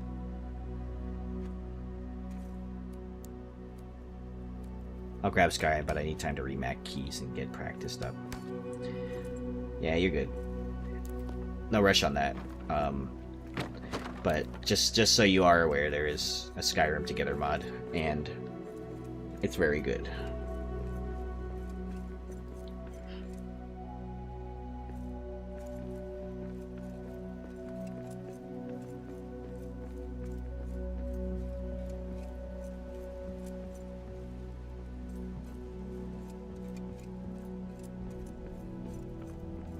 Where's the doggo cam? I will be turning on my webcam tomorrow, but you won't be able to see my background. You'll only be able to see me on the stream.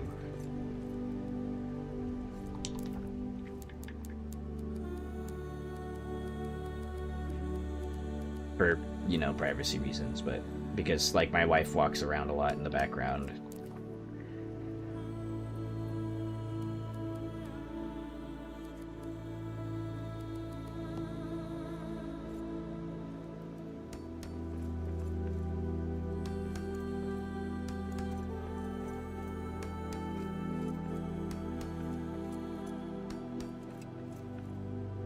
My stream is tomorrow, Grandma. Yes. My stream is tomorrow at 12:30 p.m. PST, and I will run for about 3.5 hours, ideally.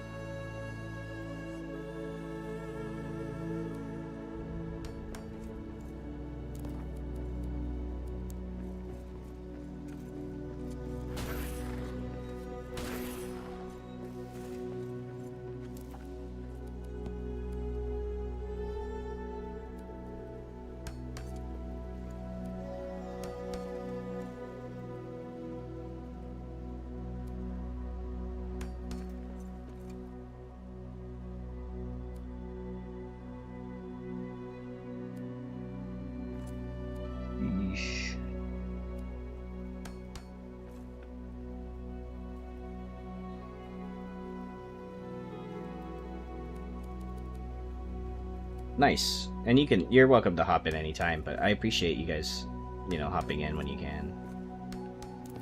My streams are recorded. It's more fun to see it live, but yeah. I'm hyped. I'm gonna wear my Gimli Halloween outfit. I got it worked together there. Noli, I think I might ask you a little bit about the instructions that Sean sent me, just to make sure I'm doing it right. I think because we both have Ultra, we don't have to do a lot of the stuff, so hopefully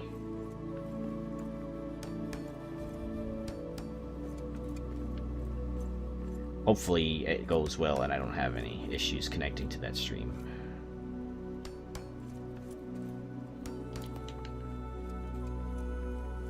Yeah, so the document seemed pretty straightforward.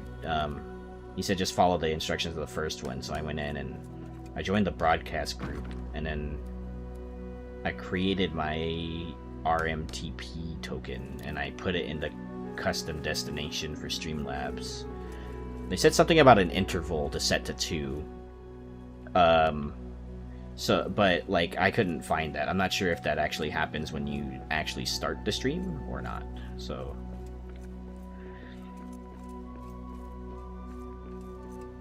I have not. Nolia has for our group in the past. Nolia has streamed to Steam before while we were grouped up for a prior stream.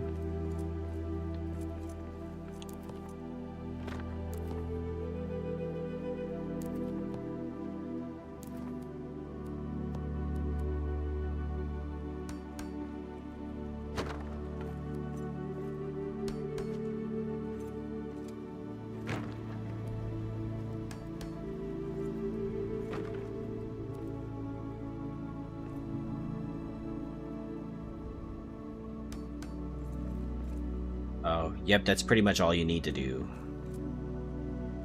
Okay, it will be my first stream on my PC too. Oh, that's good.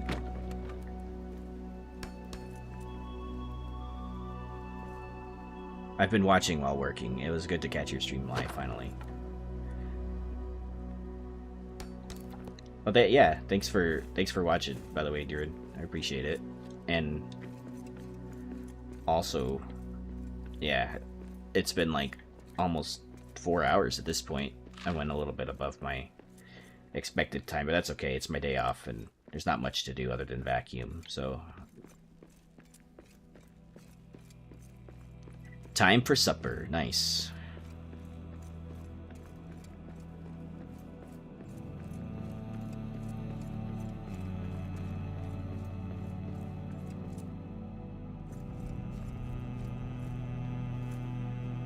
Sunday at 7.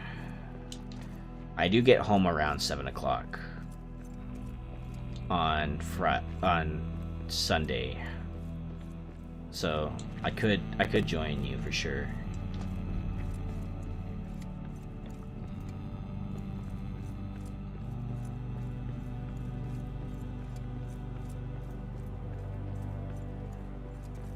Need to get a good look at this area from somewhere else.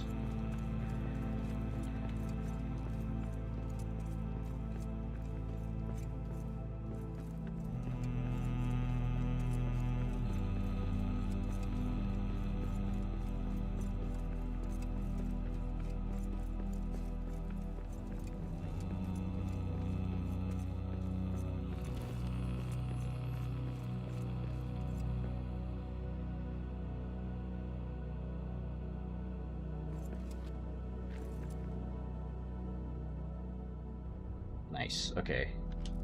I think if I fix all of the railings that way, it'll look really good.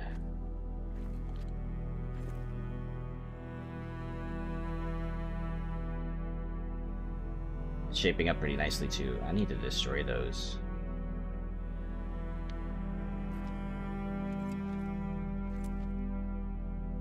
No, I'm dead. Oh. Nice. I barely survived. That was all skill. I planned that, obviously.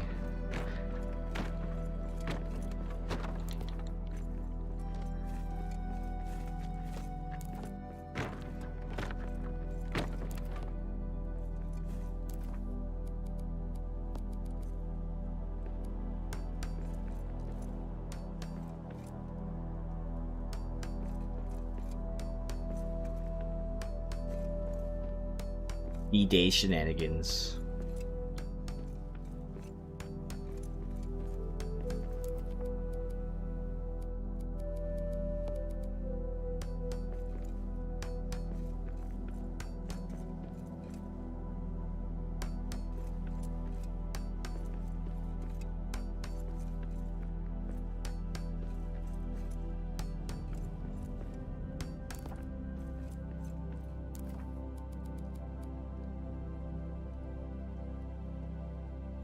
Parkour.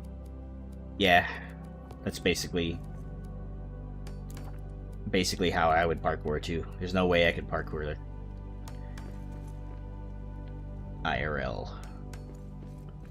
At least I'd be too scared to. Probably break something.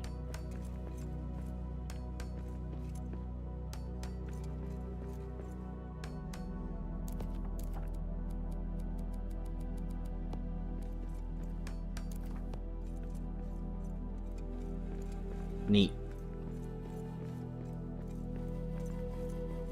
How does it look with a crossbar in it?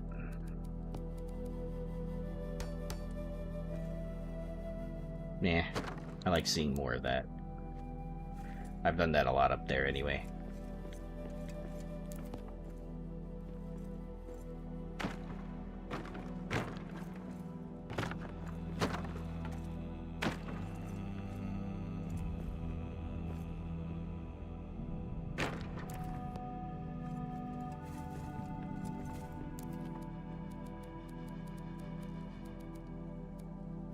Parkour.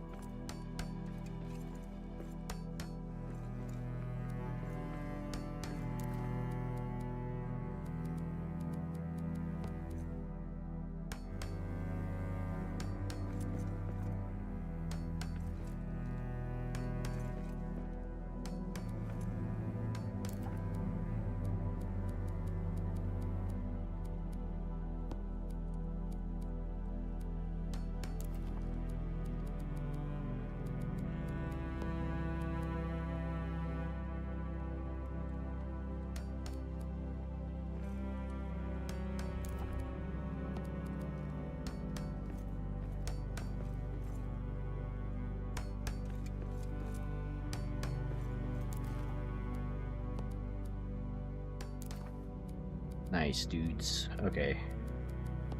Basically just being sidetracked massively right now with this.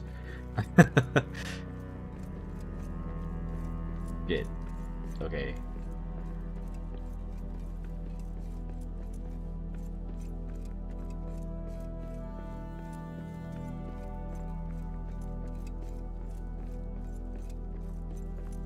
I'll fix these later.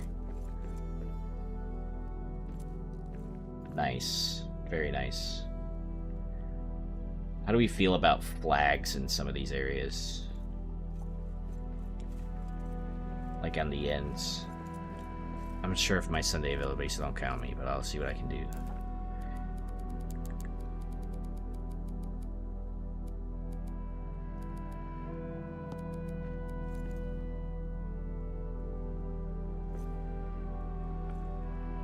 Yeah, just a heads up, Nolia. I will not be available straight at 7, but it'd probably be more like 7:30. But yeah, I'm usually home at like 7 after work.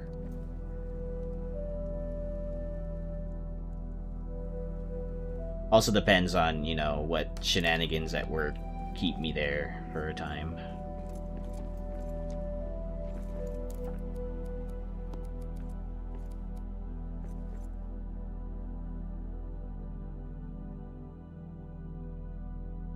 Dude, okay, so work on Tuesday was completely just so busy, dude. It was ridiculous. So at the casino, they're doing this concert with like Asian artists. And so we get a lot of, you know, people that want to buy in and stuff solely for that, right? And I made... It's a really tedious process, by the way, to make new player accounts.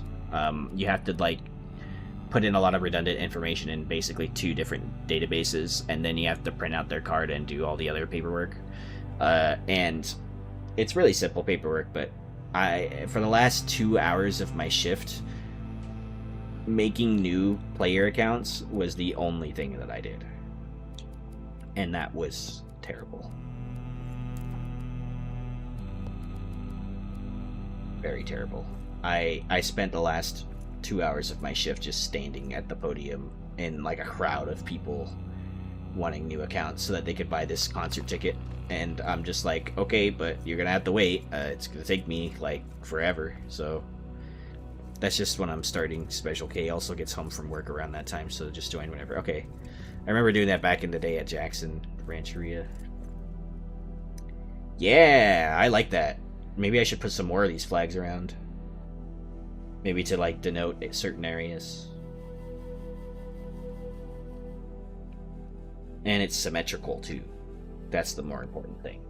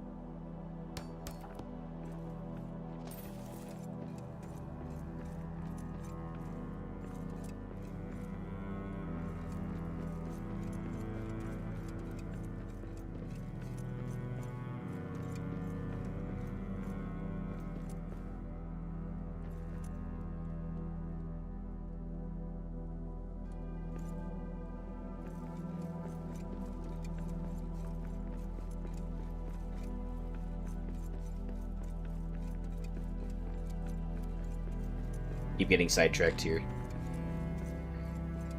So I got 1, 2, 3, 4, 5. So I could do symmetrical flags here too.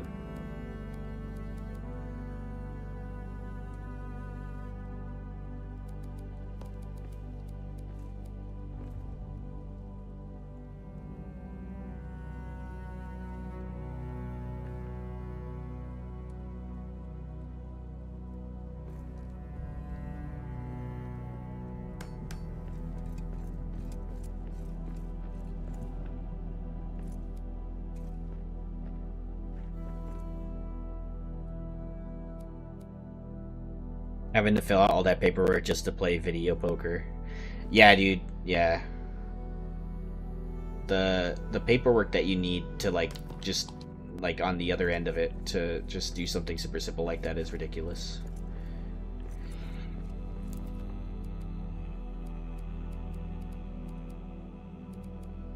But man, I made at least like the whole day I made around 35 accounts, I think. So I was super done with making accounts after that point. It was just a whole lot.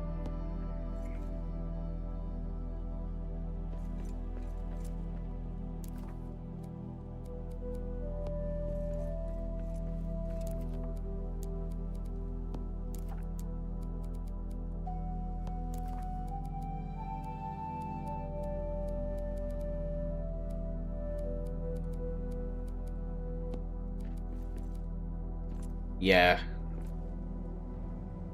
If it sounds like a lot, it's because it is. Because I have to, I mean, maybe TMI here, but there's a lot of personal information that goes into making those accounts.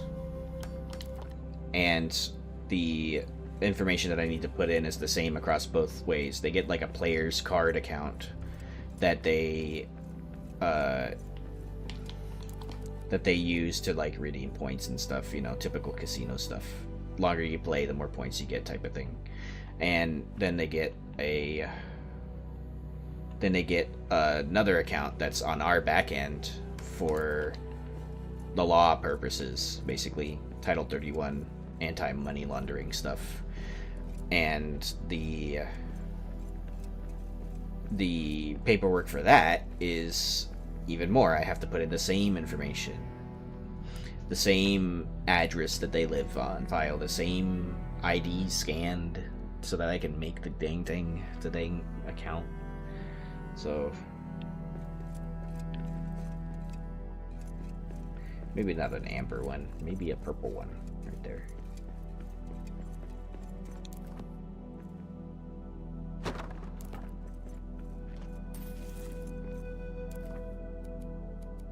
GameStop and Best Buy. Yeah. Dude, I always wanted to work at GameStop, and I'm kind of glad I did. I think that was a blessing in disguise.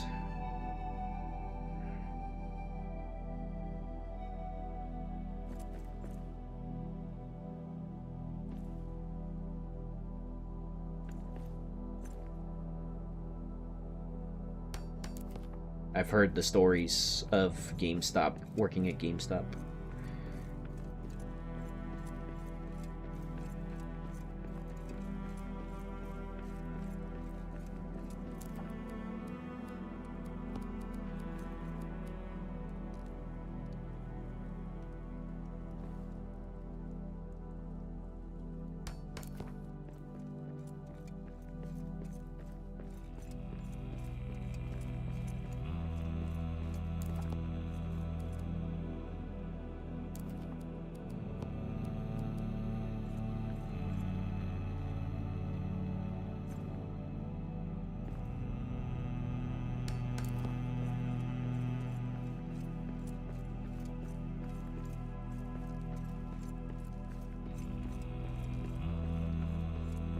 It was alright until I became a manager, then it was absolutely terrible. That sounds like a lot of jobs. I don't think being a manager at any place is actually all that great. I think being a manager just means that you work a lot more for a lot less than what it's worth.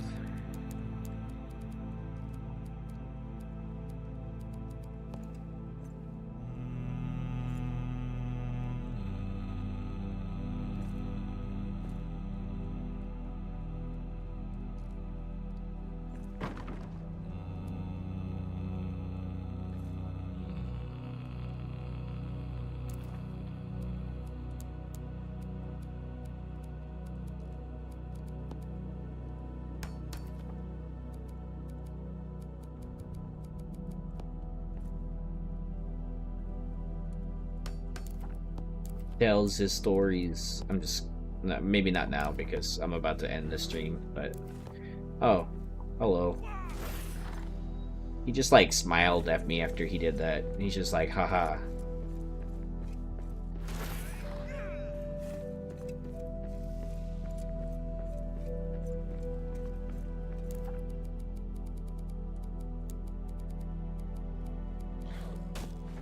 What the hell, dude?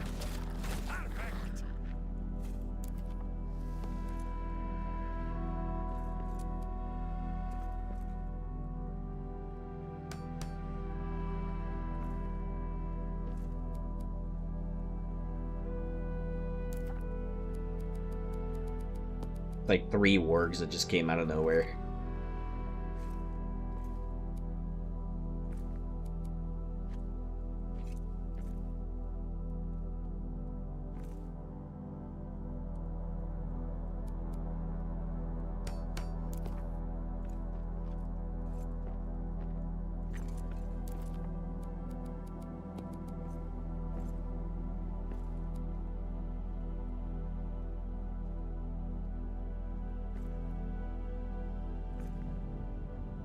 That sucks.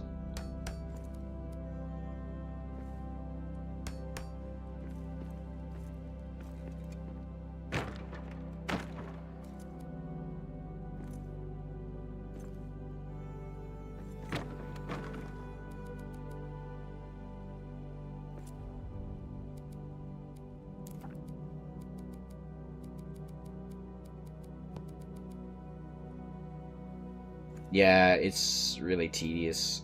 I try to like do my best to force these things into place, but it'd be really nice if I could just, if these natural railings had like just snapping points, so I could do that.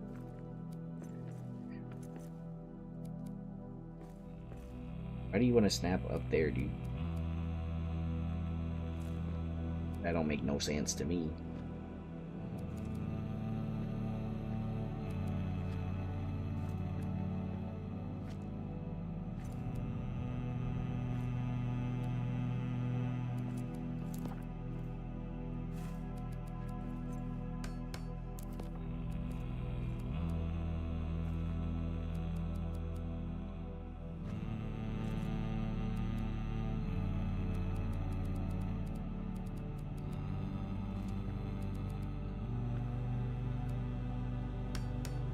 Ah.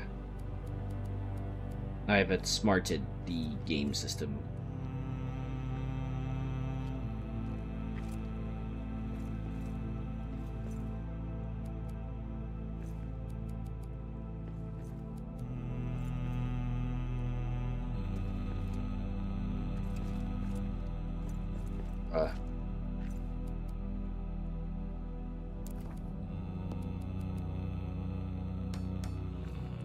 I love how it instantly fixed itself the second that I got the smaller one there.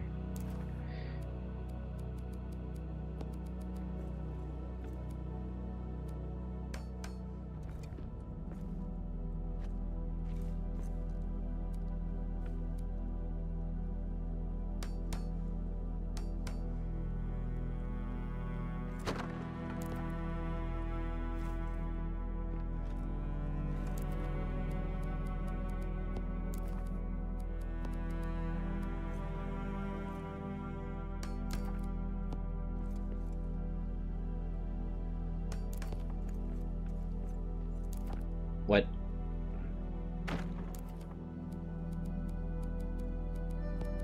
That's fine. It can be like that, I guess. But I'm gonna make it a post.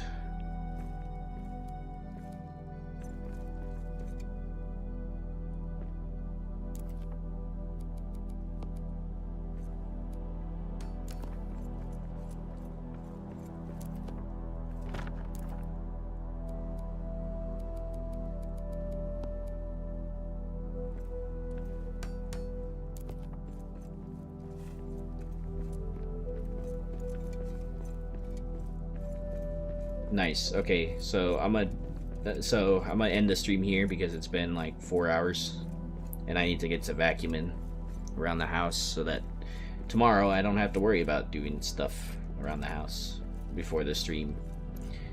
But yeah, decent amount of progress. We got this building here. I don't know what's gonna be yet.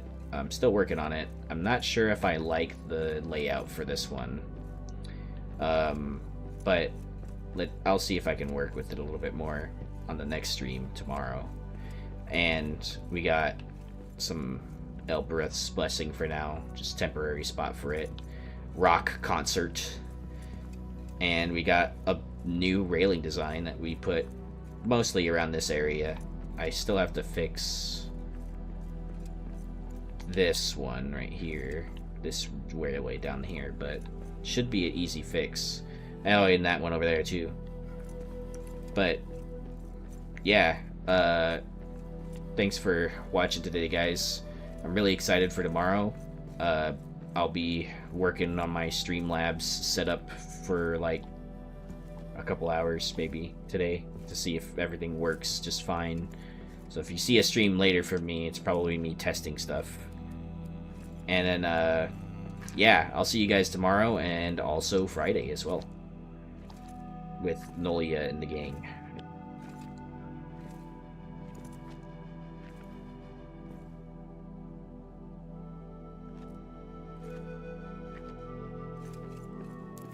Alright guys, see you later.